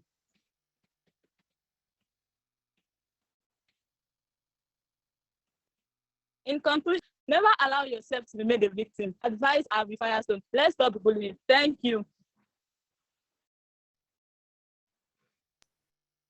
All right, thank you very much, guys. Thank you very much. Yeah, done.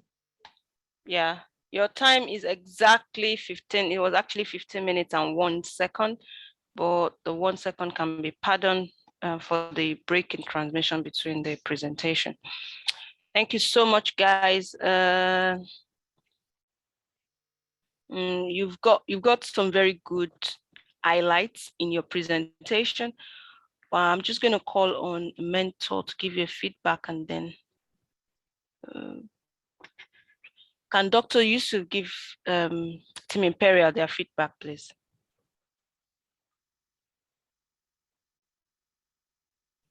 Yes, I was typing the feedback as well on the chat, in the chat box. I love the topic. It's a good topic. Well done. Great choice of topic. Because cyberbullying is really an important topic nowadays, but people ignore it a lot. But thank you, and I love it. I love the fact that the confidence was there. I could tell that you all presented with confidence. Well done, and I love the slides as well. I could see some statistics as well. So well done to the team. I wish you all the best. All right, thank you very much. You have some very strong highlights. I like the first presenter.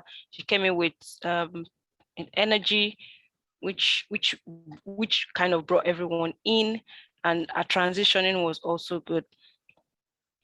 At some point in your presentation, you guys lost that transitioning strength. So other presenters might want to also work on their transitioning as well. Aside that, yeah, it was a good presentation. Thank you very much. And the story was really good. In fact, it really touched me. It was really good. I like the fact that you guys, had some good statistics, some data, which shows that you guys did a good job. Particularly, I love the topic when it comes to mental health. It's one thing that kind of gets to me, and I love to hear about mental health. So this topic is particularly dear to my heart. So yeah, I'm going to call on the next presenter. I told you your time was 15.01. You'll be excused for the 1 minute, but I just needed you guys to know, so that next time you're presenting, you can take that into consideration and, not go over your time. All right, so the next presenters are Team Electra. Team Electra, are you here and ready for us? Yes, we're here. Perfect. All right. Are you presenting your slides or you want me to help you with that? No, please from here. Okay. All right. All right. When you're ready, let me know so I start your time.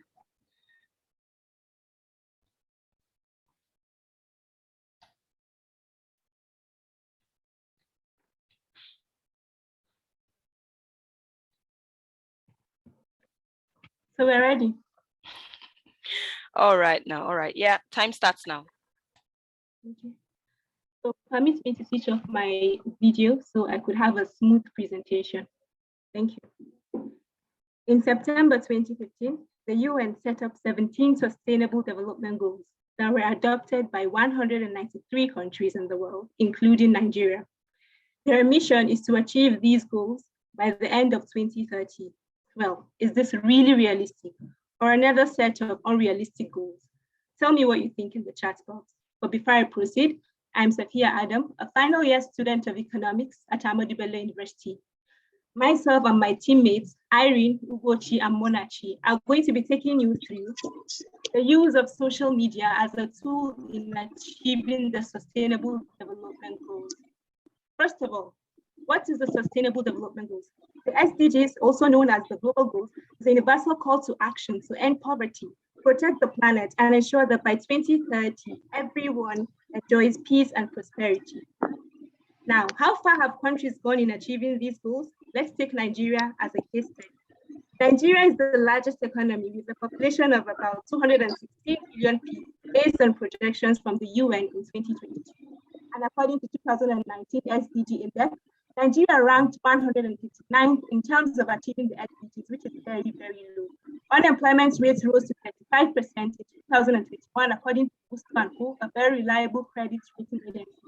Nigeria is living below the poverty line will increase to 95.7 million people in 2020, according to the World Bank.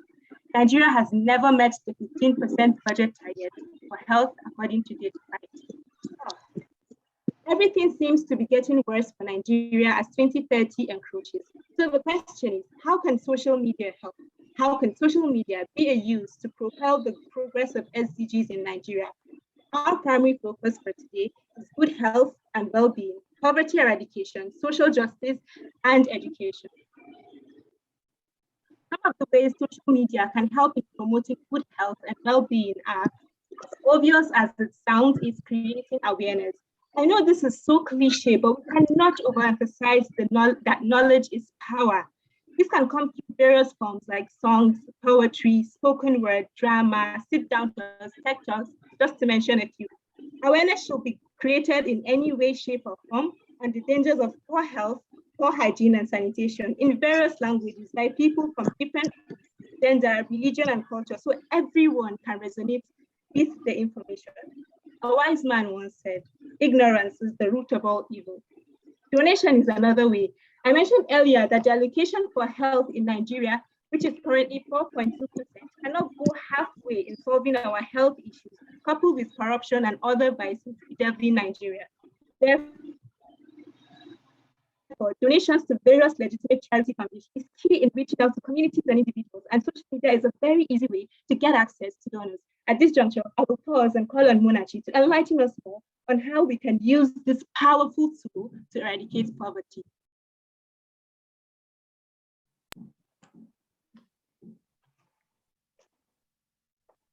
Okay, thank you, Safia, for that wonderful, wonderful introduction and sad story of Nigeria. Before I go on, permit me to switch off my camera to ensure the smooth sailing of this presentation. Thank you.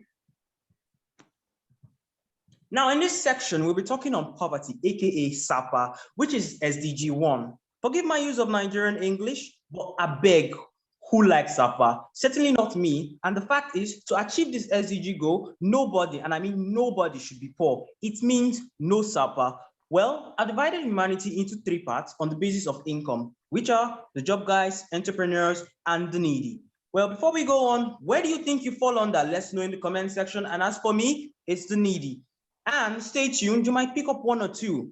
If you have more ideas, please let us know. You might be helping a brother or a sister. Now, on the topic of the jobs, the job guys, you want a job? Well, I advise you, tip from a brother, Take a look at social media. That's one of the most lucrative niches, and it's almost as if you're sure to get the job. I mean, look at WeChat, 29.63 million, Twitter, 7,500, and we have not even fully exploited this. I mean, this is just the tip of the iceberg. We have Vibe Rakuten, we have LinkedIn, and many more. Next slide. Now, social media on economic growth. Now, this is for entrepreneurs. Now, those guys who actually want to do stuff by themselves. Now, it actually gives you better chance to go global. I mean, it actually gives you better chance to go global in the sense that you can actually connect with people from India, Uzbekistan, Pakistan, wherever in the world. And it also links you to social commerce. That is more sales. I mean, you can actually cash out massively from this as far you can actually get dollars. Actually, is even sustenance from the adverse economic conditions of Nigeria. Now, you also see the next one, better feedback, which is better products and better ideas. I mean, you could talk with somebody from India and get ideas to compensate your own ideas and bring about better products and even satisfy human wants better. And now on the statistic, Facebook alone accounts for $227 billion adds $277 billion to the global economy. And this is according to CNN Money. This is just one. I mean, even in Nigeria, we have not even fully exploited this. A tip from my brother, please, and please, if you're a tech guy, please go into this. This is ultimate cash out. Next slide.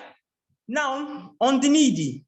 Let's proxy social media on the world, the Ukraine-Russia war. Now, without social media, we won't have even noticed the fact that Ukraine was being bullied by Russia, cyberbullying. Well, bullying, that's your own point of view. But then, even CNN had to actually proxy, go to Twitter to get news. It was reported by them. They had to curate for content on Twitter.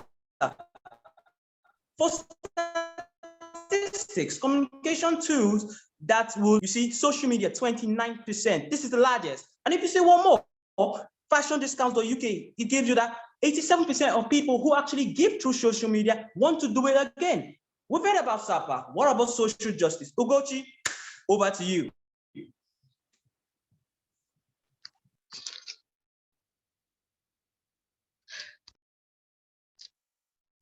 Thank you, Munachi, for that very, very wonderful presentation. My name is Ugodu Gochi. I'm my mentors and my mentees network.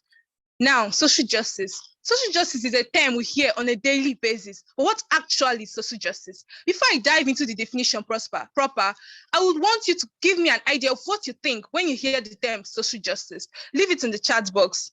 Now, according to the Center for Economic and Social Justice is the view that everyone deserves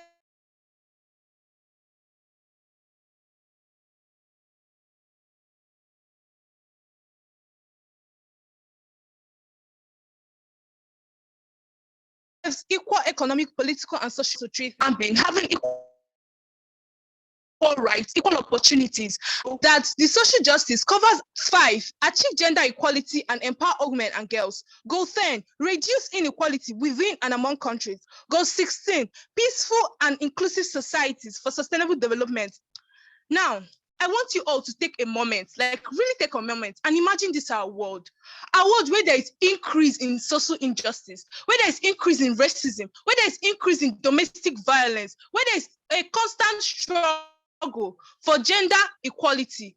Just imagine that world, our world today without social media. Well, in my opinion, it's going to be a very terrible place.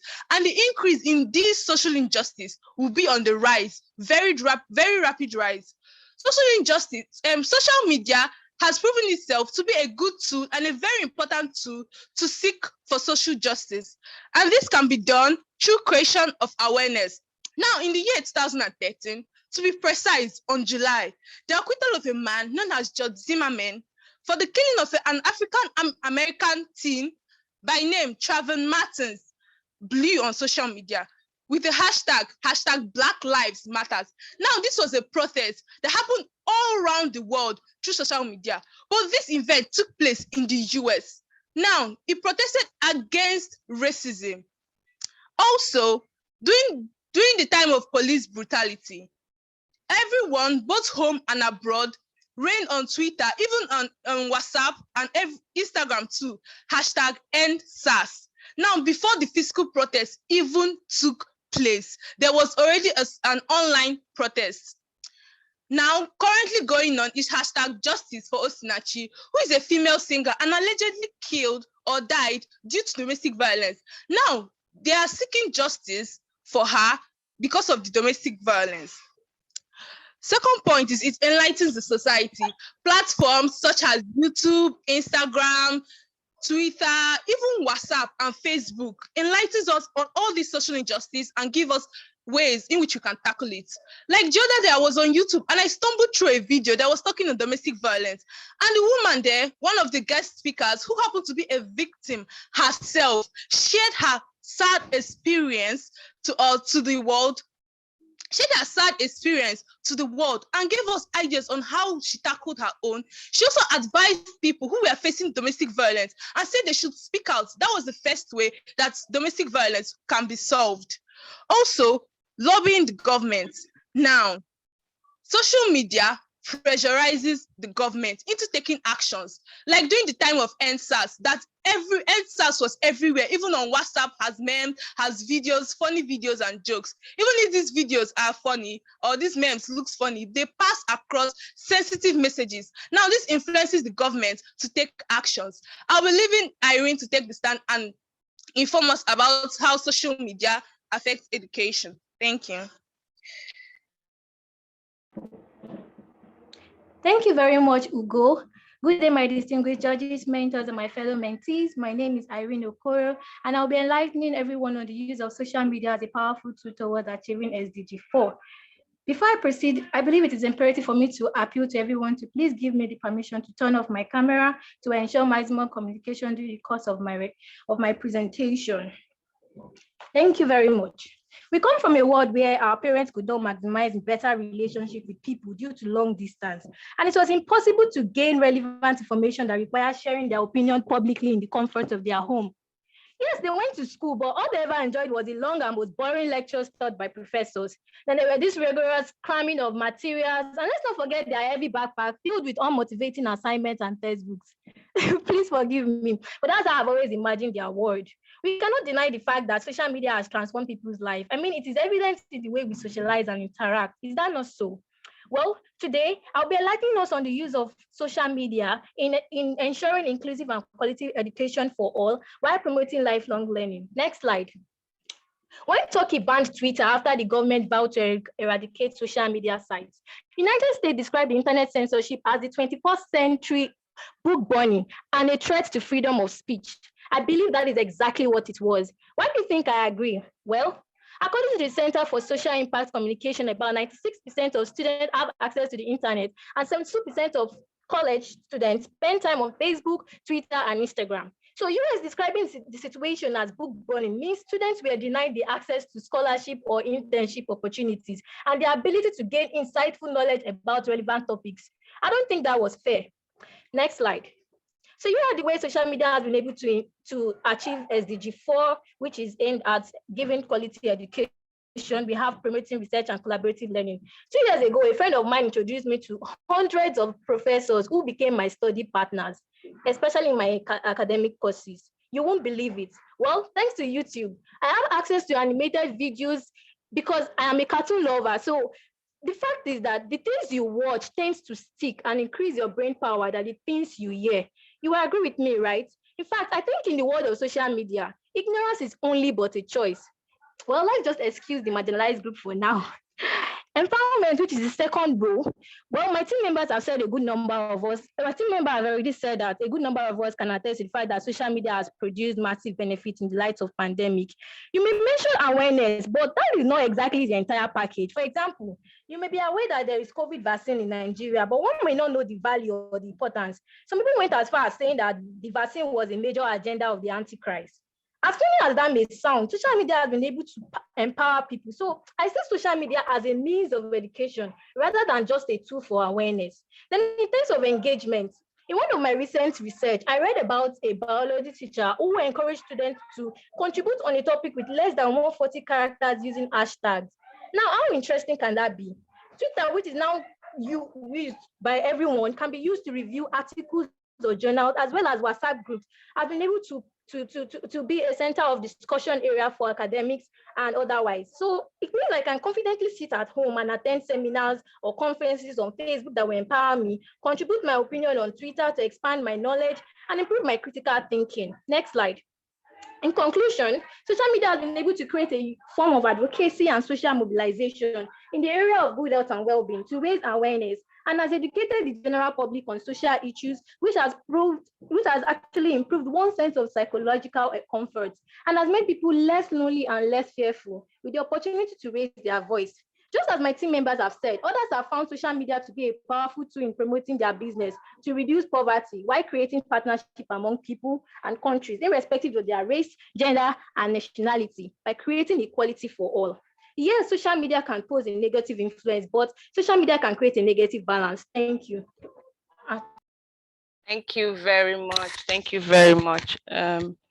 See, one thing I see that is very unique with Irene and Munachi is that they are strong presenters, and usually for strong presenters, sometimes, not usually, in some cases, they tend to not be very cautious of their diction, or in some cases, they tend to use words that are not formal in their presentation, which is something that is very unique with Munachi's presentation and Irene's presentation. Despite the fact that they were strong presenters, they had good diction all through, and they were very professional and formal in their presentation. Aside the fact that Munachi doesn't still know how to pronounce Sapa. Is it Sapa? Doesn't know how to pronounce it. Okay, so I'll call on Adetayo to give them feedback, please.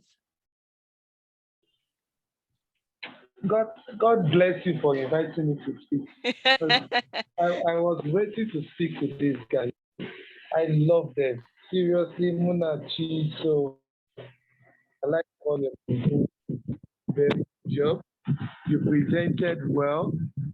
The word is Sapa, as in no. Anyways, nice presentation. I can't fault it.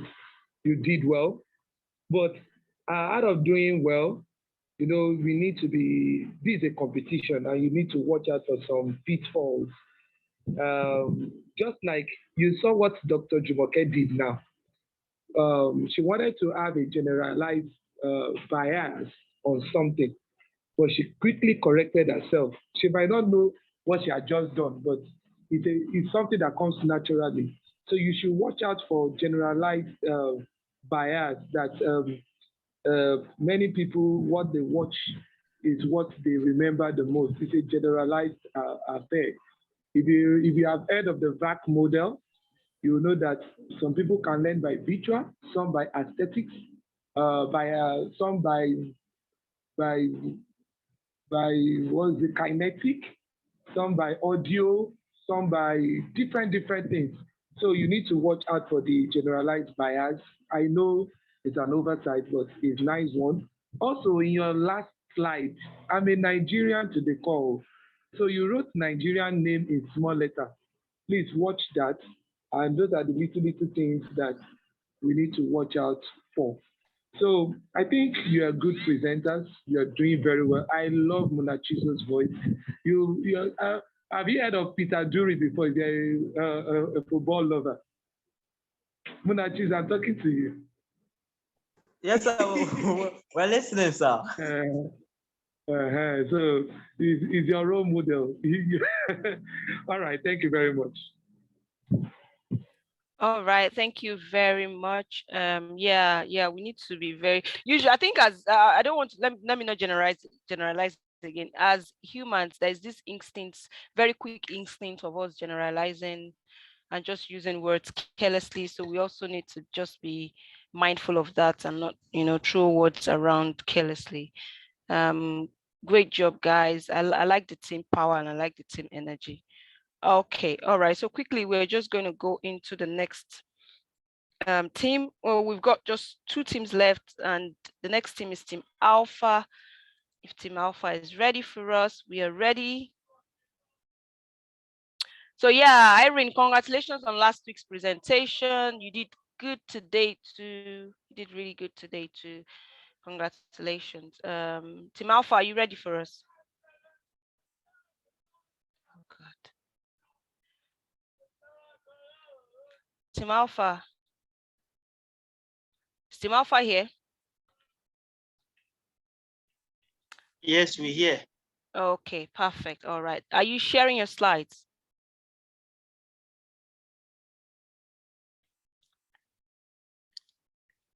share it for us, please. Okay, just a minute, please.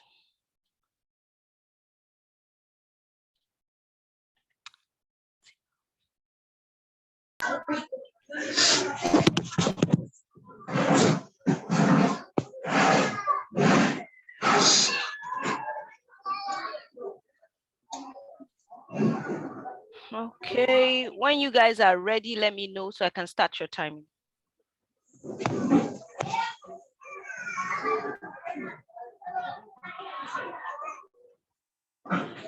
Okay, so sorry, hello, sorry. Before you guys start your presentation, I think Mr. Giwa, you have something you want to share with the team? Okay, yes, Dr. Jumi. So for the last presenter, I mean, Aditya said it best. You guys were very good. I didn't even know Munachi and then Ugo presented last week. I'm not sure I remember them, but today they've made an impression on me. So well done, guys. I love your presentation. Munachi, you're very, very good. Keep it up. So just a general comment because I heard it from the last from one of the last presenters, Ugo. I think it was Ugo. When you were mentioning memes, right? You said memes. I think you said meme or meme or something. So you just pronounce as memes and not memes. For you to be aware, so that we can correct this, and for others that don't know as well, it's pronounced as memes and not meme or meme or whatever. It's memes. Right. So just be aware so that we can make this correction subsequently. Thank you. Yeah, thank you very much. One thing I do is that words that I'm not comfortable pronouncing, I'm not used to, or I make mistakes even while rehearsing pronouncing it, I stay away from words like that because, or I try as much as possible to keep saying it every time so that it sticks in. It's very easy to make mistakes on when we have words like that. All right, Team Alpha, we're ready when you are.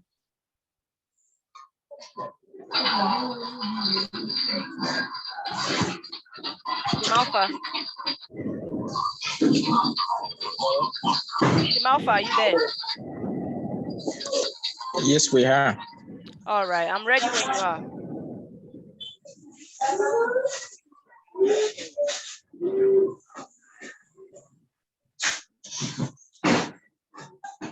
Hello.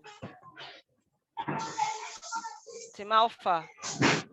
It seems our first speaker is having network issues. Okay. Okay, he's speaking now. He's speaking now. Okay, all right.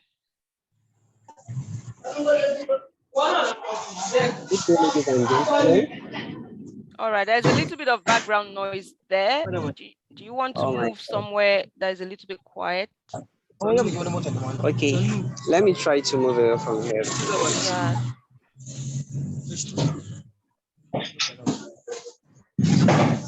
Yeah. How about now? Your voice is a little bit low. Okay. Am I audible now? Yeah, it's better. Okay. Good day, distinguished ladies and gentlemen. It is worthy of note to mention that out of the 7.7 billion people in the world, a whopping 3.5 billion people are active on social media, are active social media users. A further breakdown of these figures shows that every user spends around 142 minutes on social media every single day. This is a clear indication that social media has proven itself as a force that must be reckoned with in the 21st century. In the next few minutes, my team and I will enlighten you about all the details you need to know when you decide to leverage social media to carry out your teamwork. From the type of team players you will encounter, their attitude, how to empathize with them, and how social media will influence your overall workflow. Our presentation shall follow the following outline. We will begin by clarifying some of the concepts in the presentation, which will be followed by a highlight of the evolution of human interaction and immediately accompanied by dilemma that social media poses to teamwork. Then we will take a peep into the mind of social media users and the type of members you will encounter in a team on social media. The potential setbacks you may encounter while working in a virtual team. Lastly, we draw the curtains by proving to you why you should never underestimate the power of social media. I am Musa Al-Qasim Adamu. Alongside me is Sonia John, Issa Jimo, and Obashola Mohammed. Together, we are Team Alpha.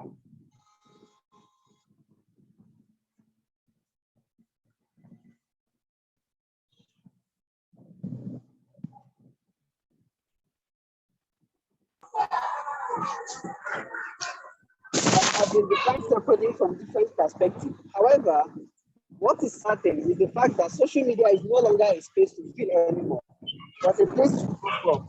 And as we all know, it's a place that requires a lot of time and energy. On the other hand, we often speak of teamwork in terms of leadership, employees engagement, management. But we fail to emphasize how social media can contribute to teamwork and collaboration. Before we dive into how each of these concepts correlate with one another, let's take a look at how human interaction evolved over time.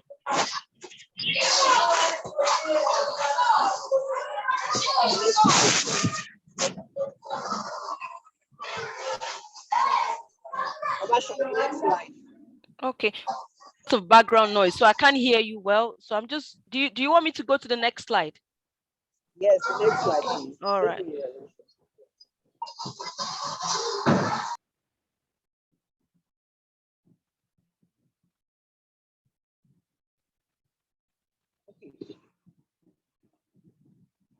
Now, let's look at how human interaction evolved over time. To illustrate this, let's have a close look at the infographics on this slide. It all started with physical meetings, which was replaced by letters, before it was disrupted by telephone and currently revolutionized by digital smart devices.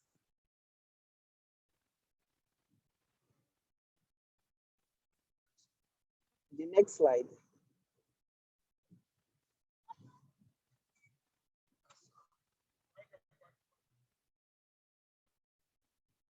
Can't survive in isolation. Thus, the need for a means of interaction that will satisfy social traits, which means that before a team can work well, it needs to have that physical environment.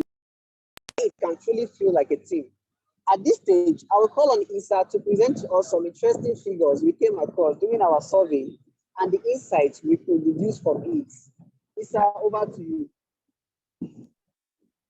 Truly, before a team can work well, it needs to have that physical environment when it can really feel like a team. Thank you, Musa, for that introduction. But then, a survey conducted by the team shows that irrespective of the fact that people would love to meet and interact physically, online meeting cannot be totally avoided. Results from the survey shows that 51% of respondents would love to meet and interact physically, while 49% would rather work online through different social media platforms. There are more online meetings these days compared to maybe a decade or two ago, where the ratio could have been 9-1 in favor of physical meeting. According to Demos Desk, a study by IWG shows that 70% of professionals work remotely at least one day a week. Next slide, please. Teamwork creates happiness and could also be associated with some difficulties, since team members are not usually of like mind, and has become a new ball game when team interaction are to be done virtually, and this has brought about some difficulties. Next slide, please. Another survey carried out by the team showed that 80.4% of respondents would love to work in a team, with only 2 out of the respondents preferring to work alone, while 15.7% of the respondents would neither mind working as a team or working alone. This has come to show how majority of individuals prefer to work in the team. This is mostly because people believe that as a team, members help to complement each other, and some members' weakness could be other members' strengths. The disparity of this chart has caused the team to take a look at the different classes of members that makes a team to enable a better collaboration. The next presenter, Obashola Mohammed, will take us through the various classes of team members. Thank you. Over to you, Obashola. Yo, thank you, Musa, for bringing us to the road and dropping us at this section. I remain my humble self, Obashola Mohammed. I would like to pick you up from this section. Like we all know, in a team, we have different kind of players, and how this social media has impacted on each players matters a lot in the current world we have today. Like we all know, we have the kicker, like as we are seeing on the screen. We have the kickers as a member of a team, and also we have the blender as a team player also, and we have the augmenter as a team player, and also we have the natural team player as a team player also. Like we all know, Kika are those who are not always around. They are always busy with a lot of things. All what they just need to do is they'll just come around to perform their task, and they have to go onto other stuff like that. And then we have the blenders also. The blenders are those who, in their way of life, they always go with the last speaker. Like we all know, they will never come up with a particular idea. Or what they go is, as I suggest, I agree with the last speaker, like we used to say in our school days. And also we have the argument. These are people that don't like sharing their task. Or what they know is they should come to the group and pinpoint some kind of challenges that's affecting the group team. And also we have the natural team. These are extraordinary people who perform excellently by making sure and putting things in order and also performing different kind of tasks. So social media as a kind of tools now, the impact on this kind of team members, as it can be against or it can be for each team member. Like the kickers today, we know most of them are always busy, and the impact of social media would be a lot of kind of benefit to them. Just like this issue of expressing of feeling, coming to sit for physical meeting will be avoided, and what they need to do is to just come online when it is exact time for them to perform their tasks. And also for the blenders also, I think social media is a kind of against them. Just like we all know, what is for them actually a mistake is for them. Like we all know, most of them, what they will just do is either to put the thumb button, like I support with the last speaker. So this issue of brainstorming, sharing of idea when there is a physical meeting will be lacked, and this will be kind of advantage for them, of which they enjoy the benefit most time. And also we have the argument team members, like we all know, the argument team members, like we know the social media has been a kind of importance to them. Just like they have a lot of charts and a lot of designers in which different individuals used to cause a lot of conflict. Just like we know that what happened recently in our meeting, most of us, if you see a kind of person that sent a kind of slide to the group, or what if an individual we just need to do is to just send a sticker that's annoying, so as to see how people will react in the group. And also we have the natural team player, like I've said, the social media has been for the natural team player. It is the fact that most of them, they are the people that work in this particular environment so as to bring things together. Like we all know, we have our team leader, Mrs. Sonia, as she's a good example of natural team player. Next slide, please.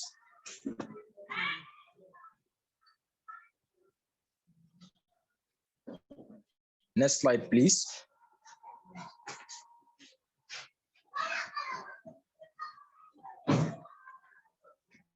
Next slide, please.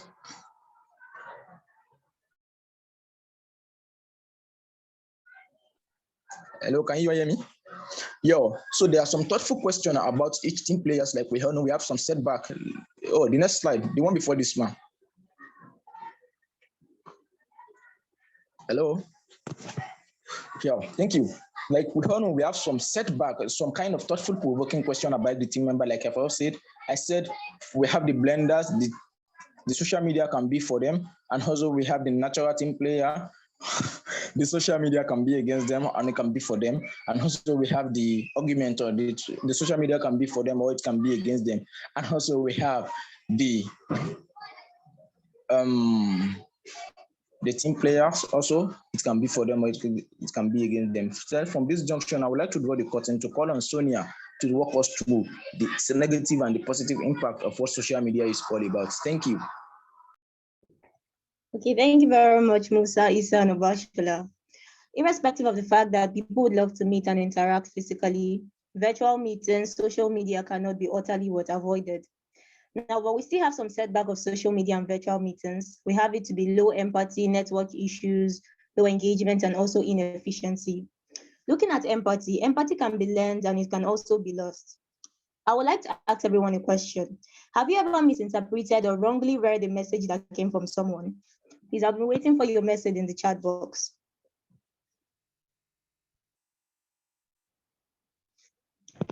Well, a few weeks ago, I did. Every time a person chooses to communicate through text message, email, or social media, rather than in face-to-face interaction, many neurological keys to feeling empathy are missing from that exchange. And that is why I think empathy, which arises from people being able to understand or feel what people are saying when they see them physically, is missing. And now you also have people that they are not able to view another person for emotional feedback. Now, looking at network issues, being able to meet and interact physically, virtually, is great, but it can also be a pain. A research from Demodex has it that 95% of online meetings start late. Now you hear things like, sorry, we do get started. Can you see my screen? We're having some technical difficulties. All of these are what poor network issue. Network issue is a setback of what virtual meetings and social media. Looking at low engagement, virtual meetings can be very tricky and it's not always easy. A lack of ability to pick up on the person's body language, face-to-face interaction are actually reasons why we have what setbacks for social media. You as a speaker, you see some people or you hear some people saying something like, please, can you hear me? Reply in the chat box. Now, if you're able to see people physically, you'll be able to maintain eye contact with them. And this actually engages or actually fosters their responses. But over the social media platform, virtual meetings, this is not made possible. Looking at inefficiency, virtual meetings just aren't measuring up to the real world, irrespective of how they are rising. Now, as we often have things such as poor preparations, lack of agenda, and clear outcome that derail timely decisions and derail what efficiency and productivity. Please, next slide, ma'am.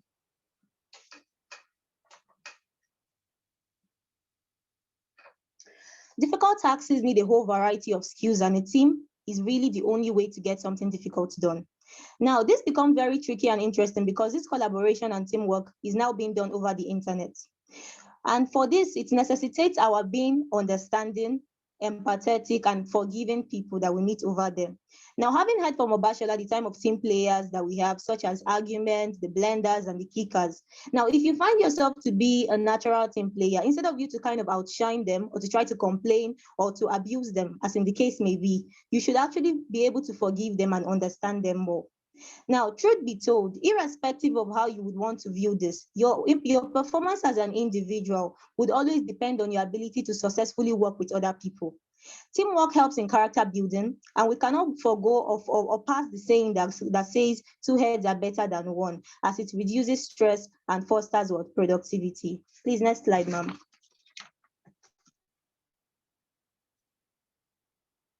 The power of social media cannot be overemphasized.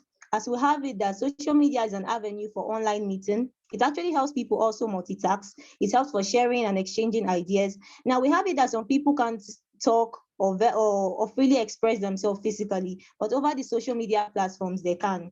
Now, coming to a close, I would like to say that social media gives access to many things, but we Team Alpha, our major concern is the people we meet.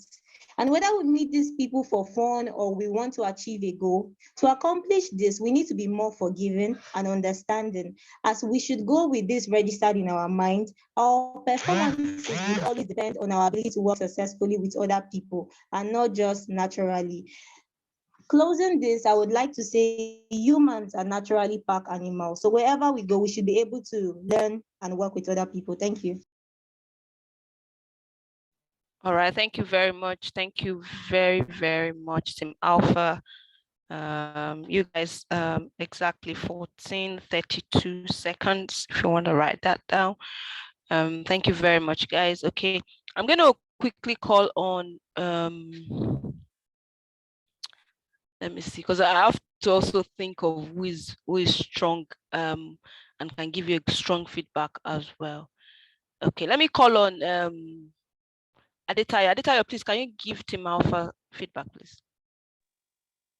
Thank you, Dr. Jimmy. I like this presentation, and we have a good transition, very good transition. The last speaker, I don't know her name. I think it's John Sonia or something. She's very, very good with words. There is room for improvement, but that improvement, I can't pinpoint it now. Maybe the life, they need to give the presentation more life, but all that be, it may be, they have done well. They have done well. But I think something is just missing. That spark, that vibe, I can't find it. This guy that I was saying, yo, is he Rahman? Mr. Giva pointed it out. He tried to bring the vibe on, but it was lacking. So you're talking about social media, and we are talking about empathy.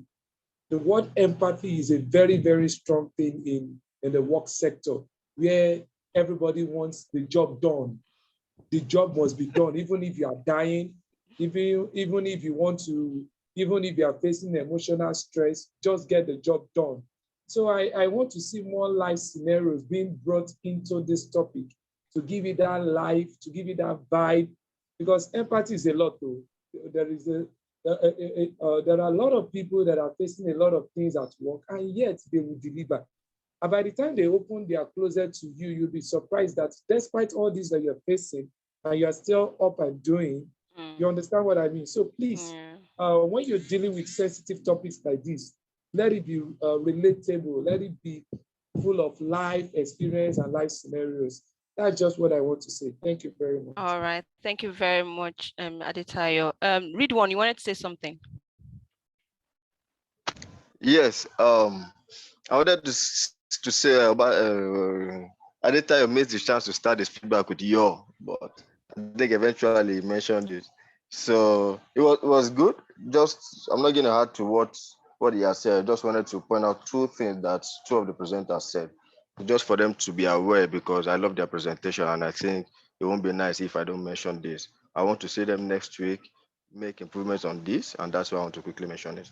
So the first thing for Bashola, when you were speaking about arguments, you mentioned argument. So just be aware that it's not argument, it's argument. Yeah. Then Sonia, two things. You were using, for example, you say, oh, network is what? Is this? Is a setback of what? Is that? You can say, so you just be aware that you were using when you want to ask questions, you were always adding what to it. You were always adding what to it. You don't need to add what to your questions. Just go straight to the point and say, oh, network is a setback when you're doing online meeting. Don't say network is a what? Is a setback when this is what? Is it? No, just avoid using other words. Then again, avoid using now too much. In your last, I think the penultimate slide, you were using now a lot. Now, let's do this. Now, this is now, this is. So just avoid all those repetitive words. Just avoid them in your presentation. Yeah. Thank you, guys. Good presentation. Thank you very much. I personally, okay. Somebody was saying something. Yeah, okay. go on. I personally just wanted to say that because I see this as a very formal presentation. As much as we're talking about social media, you also need to have it in mind that it's a formal presentation. And I personally didn't like the fact that I think it was Obashola was using a lot of y'all all the time. I didn't like it. Using that kind of using those kind of expression has to be in context. It has to be relatable with what you're presenting on. So in some situations, it wasn't very relatable what you're presenting on, and it just felt very distracting to me and very informal to me. And that's just my own feedback. All right, Dr. Yusuf, you can go ahead. Thank you very much. I just wanted to, I know we're short of time. I just wanted to quickly point out something because all the mentors have said most of the things I highlighted anyway. It's just one more thing that I noticed. And Sonia, I wanted to say specifically, Sonia, well done. You are a really good presenter. I love it. Well done to Musa as well and to the other team members. You guys did well. But it's just sometimes you get distracted a little bit, and then I can see you reading from the slide. One of the slides was a bit wordy, and when I was following the presentation, I could see Sonia reading it verbatim. She was reading the slide. So try to avoid situations like that. Make sure your slides are have as less words as possible, more pictures if possible, less words, and let us actually see you presenting rather than just reading. I could see you reading it as you wrote it in the slide, but aside that, you presented really well. I really like it. Well done. Yeah, well done to the team in general. Very good presentation. All right, so we're going to have a last. I'm going to call on our last presenter, The team that is presenting next is Team Finesse. Are they ready for us? Yes, ma'am. All right. Do you want me to share your presentation, or you want to do it from your hand? I'll be sharing it from you. Perfect, perfect. All right. When you guys are ready, please do let me know. All right, for Team Alpha, I forgot to let you know your presentation time was 13 minutes and 12 seconds, so which is still in time. So Team Finesse, when you're ready, just let me know so I can start your time. Bolade, are you there? Hi, we're ready. All right. Okay, in the Nigeria we're in today, we're all waiting for a man to roam almost naked on the street before he's considered mentally ill. But trust me, that's not really the case. If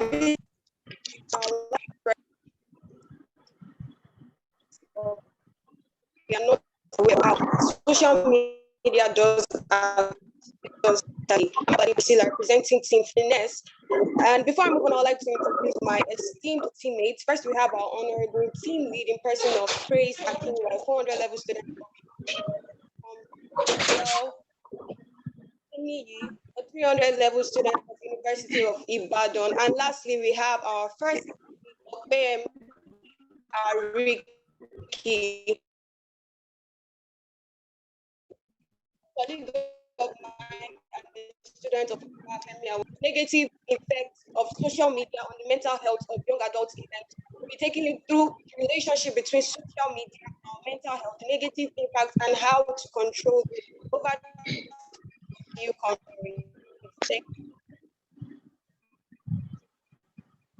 Social media refers to the means of interaction among people in which they create, share, and exchange information and ideas in virtual communities and networks. It can take on many forms, including blogs, messaging apps, videos, file sharing, but we'll be focusing on negative effects of social networking. Moving on to mental health, it includes our emotional, psychological, and social well-being. It affects how we think, feel, and even act. It also determines how we handle stress, relate to others, and make choices. Mental health is important at every stage of our life, from childhood through adulthood. On to the powerful effects of social media on young adults. Media in today's world has become a crucial part of our lives. It has made its way into the life of every individual, which cannot be denied. Every person uses it for the purpose of texting, video calling, and sharing information. Social media has influenced the life of people in many ways. Through its advances in technology and easy access to the internet, the people of today's generation devote their time into social networking and are addicted to it, which in turn has compromised their health and well-being. Young Nigerian adults are more concerned about their social image rather than portraying the real side. The relationship between social media and mental health. Multiple studies have found a strong link between heavy social media use and an increased risk for depression, anxiety, loneliness, self-harm, and even suicidal thoughts. Both the quantity and quality of social relationship affects mental health. Social media use affects mental health by influencing how people view, maintain, and interact with their social network. The quest for online validation and acceptance can create a lot of feeling of rejection, isolation, and depression. How strong is your mental health in relation to social media? Negative effects of social media on the mental health of young Nigerians. Fear of missing out. The idea that you're missing out on certain things can impact your self-esteem, trigger anxiety, and even greater social media use. Fear of missing out can compel you to pick up your phone every few minutes.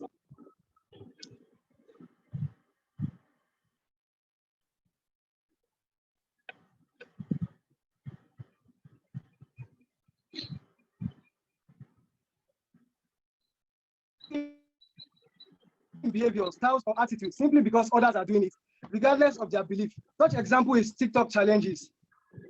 Next is social comparison. Young Nigerians compare themselves with other people for a variety of reasons, one of which is to evaluate themselves. However, the problem with comparing ourselves to others on social media is that we are seeing people's highlight reels and not the reality of their day-to-day lives. Social media social comparison can come in 3 ways. Upward social comparison, comparing oneself with someone judged to be better than oneself. Example, high social standing, physical attractiveness, having more wealth, material goods. Downward social comparison, comparing oneself with someone judged to not be as good as oneself. Lateral social comparison, comparing oneself with another who is considered to be more or less equal. Unattainable perfectionism. Social media portray reality that can be false and unattainable. Photos are edited, bodies are altered. These photos posted online are close to perfection as possible.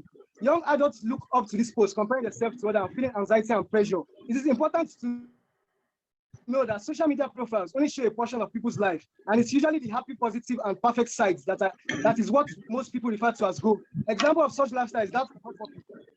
Next is inferiority complex and low self-esteem. Most young Nigerians feel their accomplishments, attractiveness, or happiness are no match when compared to others.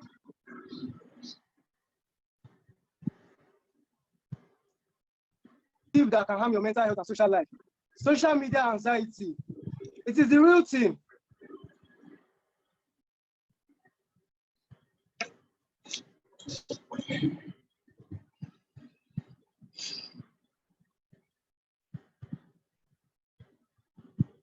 Facebook and Snapchat. Social media anxiety about how well the post is doing, how many likes or dislikes, and whether or not I should delete it. Cyberbullying. It's a term that describes any form of bullying behaviors that take place online. Many social users are subjected to offensive comments. Social media platforms such as Twitter can be hotspots for spreading hurtful rumors, lies, and abuse that can leave lasting emotional scars. My teammates, Israel, will carry on from here by giving us a quick report on the research Team Finesse did. Thank you very much, Praise, for that wonderful presentation. Team Finesse Research Unit conducted an interactive section, an interview with most Nigerians, some Nigerian youth, using University of Ibadan as our target audience. And from our interview section, we have an audio from a 300 level student of University of Ibadan. And I'm going to play the audio for us here today. This permits me to play this. Sometimes when I see stuff that are posted by people online, well, I feel oppressed. Yes, when I see things that people post, I feel like I should have them too, or this thing, and I know I can't afford them. And yeah, we could hear from the audio just played that the lady in question suffers from the negative influence of social media on her mental health. I also like to share my story to Daytopians here today. I can remember when I was very young, some years back, and in secondary school, I had a very little device which I could use to access Facebook then. I was very addicted to Facebook, and it affected me academically. This led my parents to seize my phone. For any access out to any mobile device, I make sure I log in my Facebook account, and I logged in to see what I've missed and to see the latest trends and to be able to make few posts as well. But when I got to university and I got a bigger device, I thought this addiction was going to end, but then it didn't. I was literally on every social media app, Twitter, Facebook, Snapchat. I literally wanted to be everywhere except dating sites though. Well, this affected me too academically till I lost balance, and my thinking faculty was also affected as I began to compare myself to others, compare myself to their successes, see the pictures they post online and everything. I was literally affected by seeing this. I also had this social media anxiety. Whenever I make posts, I always wanted to check how many likes my posts have gotten, the engagement or the reactions on it. This affected me socially and academically. I could not balance myself properly, and as I ought to have balanced. But then I'm sure most of you Nigerians might be here today thinking staying online or currently staying on social media by day does really affect your mental health. But I'm going to tell you that if you exhibit the following here, like one, struggling for social acceptance, you want the populace to generally accept you, but then you're going out of your box, inconveniencing yourself to post things that are not convenient for you. Secondly, you have no less time for self-reflection. You are no longer yourself or aware of yourself when you're on social media. Thirdly, unhealthy comparison. When you're on the media, you tend to see things that people post and begin to compare yourself, not minding their background or what they might have done to attain or gotten to where they are today.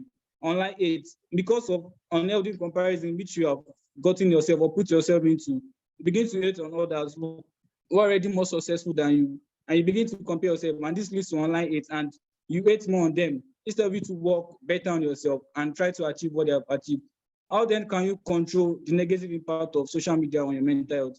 I'm going to hand over to my friend Opeyemi to tell us on the control measures on social media, on the negative impact of social media on our mental health. Thank you.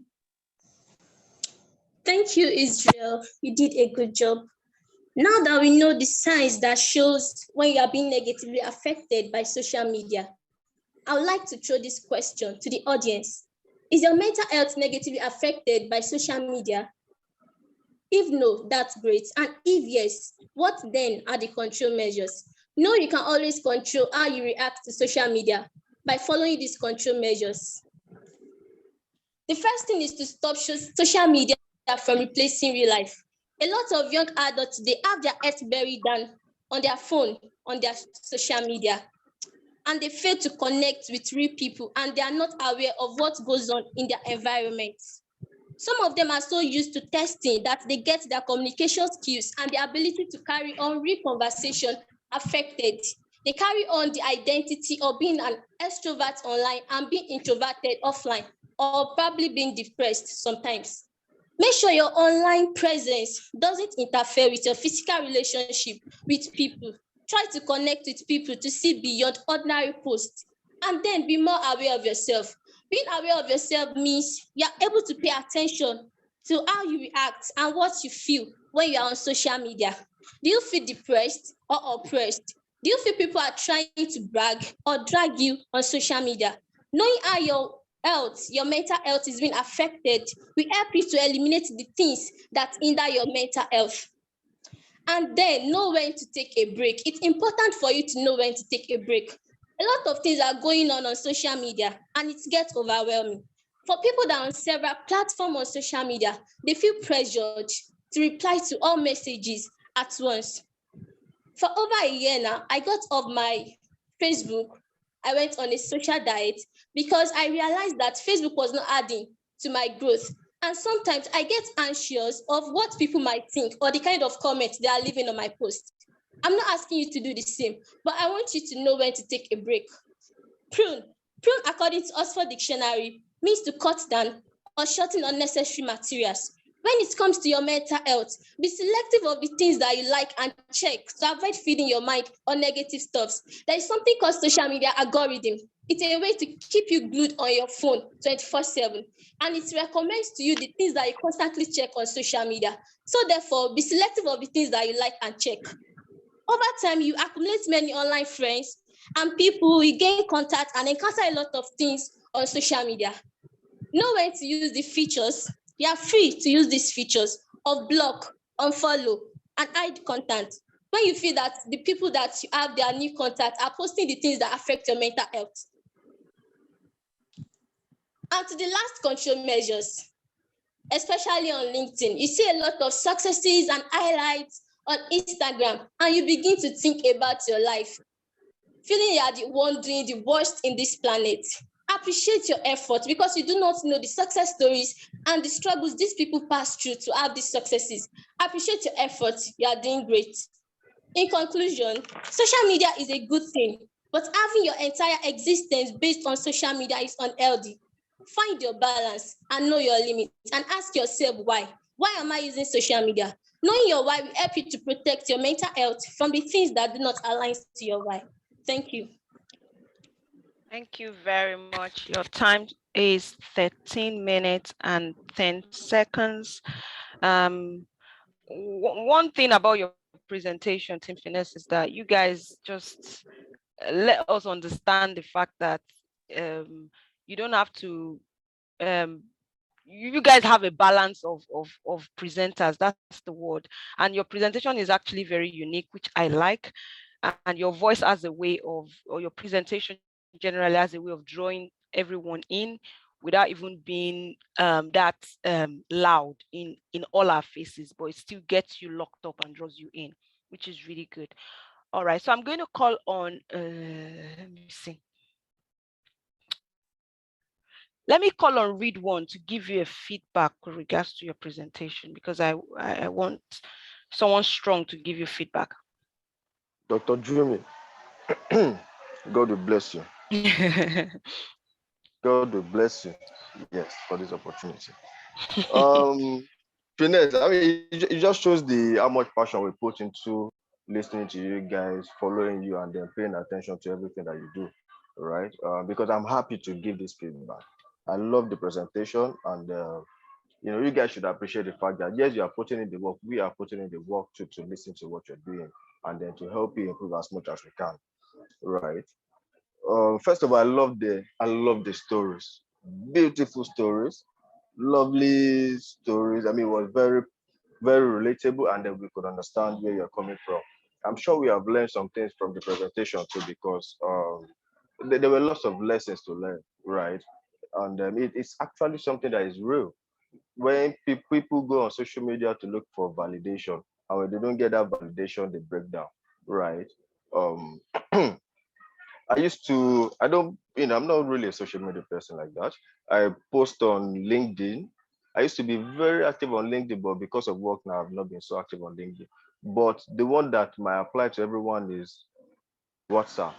You post something on your status, and then you expect people to view your status, right? And you expect feedback from all these people that have viewed your status. If you now see someone that has viewed your status, let's say you post a very fine picture, in your mind, this picture is very fine. You expect that anybody that sees this picture should comment on it. And then you go to your status and look at all the viewers. Then you see someone that has viewed it that you expect to comment on it and the person didn't comment, then you start to feel bad. Or if nobody, comments on your picture at all, you are feeling bad. So it's something that you need to be aware of. When I post on WhatsApp now, I post maybe 5 times in a year on my WhatsApp status. Yeah, about 5 times. So when I post on WhatsApp, I don't bother to check who viewed or not. If you like the picture and then you send me a message, okay. But if you don't send me, I'm not going to check who viewed this anyway. So I don't know who has seen it. I don't expect anything from anybody. So that helps, with my sanity. It's something that you can do. Post if you want to post on Facebook, make your post, tweet your mind. Don't expect any feedback. If people give you feedback, good. If they don't, go on, move on with your life. If you have something to post, post again. So we've learned a lot from your presentation. It was very good. I love the slides. I love the delivery. I love the content as well. It was, and then the fact that you guys used other people have used questionnaires to show their research, but you guys used audio interview. I think it's the first time you're having something like this. So it just shows creativity, and then of course you guys are finesse. So you guys maybe had to add some finesse to your research method. So it was good. It was very creative, and then you guys deserve all the kudos for it. The only thing I would want you guys to improve on is your slides. I think some of the slides could be better. The slides on the causes of mental because of social media, and then one other slides on. I think the story slides too could be a bit better than that, but it was very good. I loved it, and I wish you guys all the best in this competition. Very good, guys. Well done. Yeah, thank you very much, Ridwan. I also wanted to just quickly say that Opeyemi, I think it was Opeyemi, while you are presenting, just be very careful also with your diction and your enunciation as well, so that you don't. Sorry, Dr. Jimmy. Yes. I was about to say that the Yes. word social, I'm hearing a lot of social. Yeah. Something like that. Yeah. So yeah, I think it was um I really noticed the need to improve your diction and enunciation. I think with Opeyemi in particular. Yeah, so yeah, generally amongst the team, just be aware of this and take note of this for your next presentation. All right. Do we have any general feedbacks from any mentor? Would any mentor just want to give all the teams general feedback? Because many of the teams would be watching this at the end of the day. Okay, yes. Let's start with Ridwan. Ridwan, can you? Okay, first of all, I have to commend everyone for their presentation today. It was a lot better from where we were last week. And like I said earlier, it's going to be more difficult scoring you guys because you guys are giving me a headache. You are making it hard for me to score.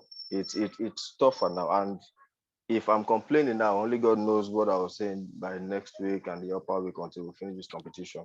So it just shows that you guys are taking the feedback, you're improving on yourselves, and it's good, very good for us and very good for you guys because you are undergraduates now. You are obviously going to graduate and then move into the career world. So all these experience would come handy for you guys. So it's been very good slides, presentation skills. Some people that I, like I said, Lukman, the way Lukman presented today, I didn't even know it was Lukman that was presenting. Pronunciation has improved. Someone like Great, I love Great presentation. It's just for you guys to be aware of certain things. So first of all, your slides, pay more attention to your slides. Don't let it be wordy. Don't let it be too wordy. As much as possible, let it be very simple and straight to the point. Yeah, avoid too much effects. So last week, I think one of the things I had one very distracting effect, but I didn't see any of that today. So it just shows the improvement. Then finally, I wanted to give someone a feedback. I can't remember if it was Rahman or Musa or Isa or one of you guys. You were saying quality over quantity, quality over quantity. I forgot to give it that feedback, but I know that I noted it down somewhere. So just say quality instead of quality. So that speaks to presentation.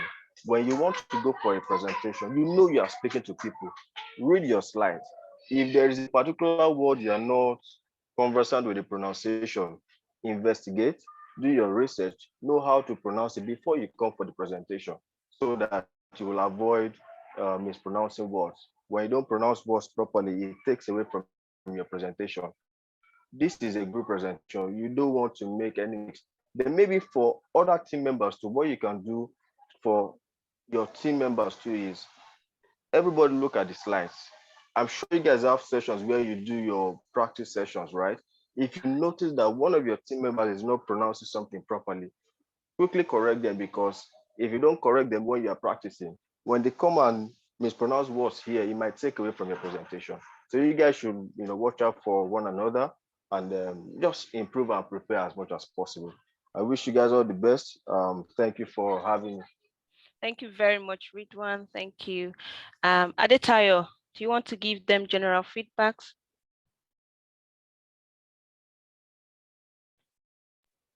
Mr. Giver.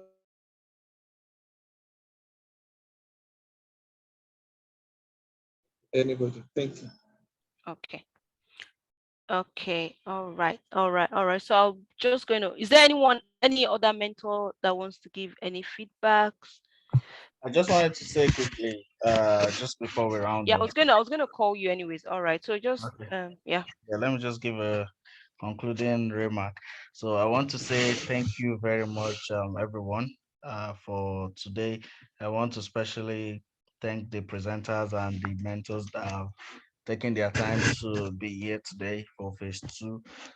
This has been really, we've taken it up a notch, and I can see that from phase 1 because I went back to watch the video again and I can see the great improvements. I've already mentioned a couple of improvements, but I've seen the fact that there's been a bit more confidence and the network is, although we had the first 2 teams are presented, I even thought today was going to be like that, all through we are going to have issues with network, but eventually we had solid presentation and less of that network issue. So I want to say well done to you guys. And then again, like I said, I've mentioned before, if you can try to test out your Zoom and just walk around your area or your house, see where you can get the strongest reception,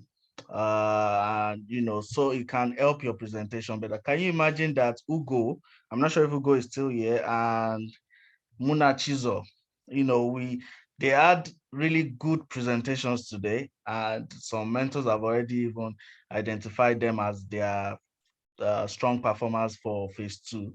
But we missed out on their presentation last week because of their network issues. So if we can do any, I understand it's a difficult situation, but if we can do it, sometimes it's inevitable, that's fine. But if we can do anything about our network issues, that would be great. I mentioned how obviously I stay in Ibadan. I used to stay in Ibadan. So I used to climb up the tank by the roof or something just to get network when I have important things to do, because that's where the best reception is at. So I'm just saying this so you can just walk around your house and see where you can get your best reception so that you can at least stand a chance of performing well. If you perform well, it helps your overall team performance as well. So it will be great. And I can't wait to share the results with you because I can say all the teams did really well today. Yeah. Well done. All the teams did really well today. Team Finesse, all the teams, in fact. Well done to you guys, and I appreciate you guys. Okay. I just felt we should also say this. I just quickly want to list the names of some of the participants mentors have highlighted as outstanding performance. You would get the final score because they still need to collect all the names and find out who has the most outstanding performance. But I also want to recognize these people as well. And in no particular order, we've got Sonia. Sonia has been listed as one of the good presentations today. We've got Munachi. We've got Irene again has been listed as one of the good presentations today. We've got both Miriam's here. We've got Justice. Justice did a good presentation as well. And we've got Adebinkwe. So you would find out who the overall who the overall outstanding presenter for today is at before the end of the day. All right, can I just congratulate all these names that have listed here today? These people have gone beyond a little bit. I've taken their presentation a little bit ahead of every other presentation. Doesn't mean that all other participants did not do well. It just means that they had this outstanding uniqueness to their own presentation. And yeah, all right. If there's Diwali, do you want to close the session for today? Yeah, so we've said everything. So just so I don't waste your time and so we can get on to add up the scores, and I can't wait to quickly share the scores with everyone. So thank you all for today, and God bless. See you next week, and hopefully we'll have a even better presentation, even better face next week. So thank you all for being here today. If I remember anything, I'll pop it onto the WhatsApp group. All right. Thank you, everyone. All right. Bye-bye, guys. All right. See you next week. Bye-bye. Thank you very much to all the mentors. It was nice having you here. Thank you so much, Ridwan, Adetayo. Thank you, Sarah. Thank you, all the mentors that were here, all our doctors in the house. Thank you very much. Thank you so much. All right. See you guys next week. Bye-bye.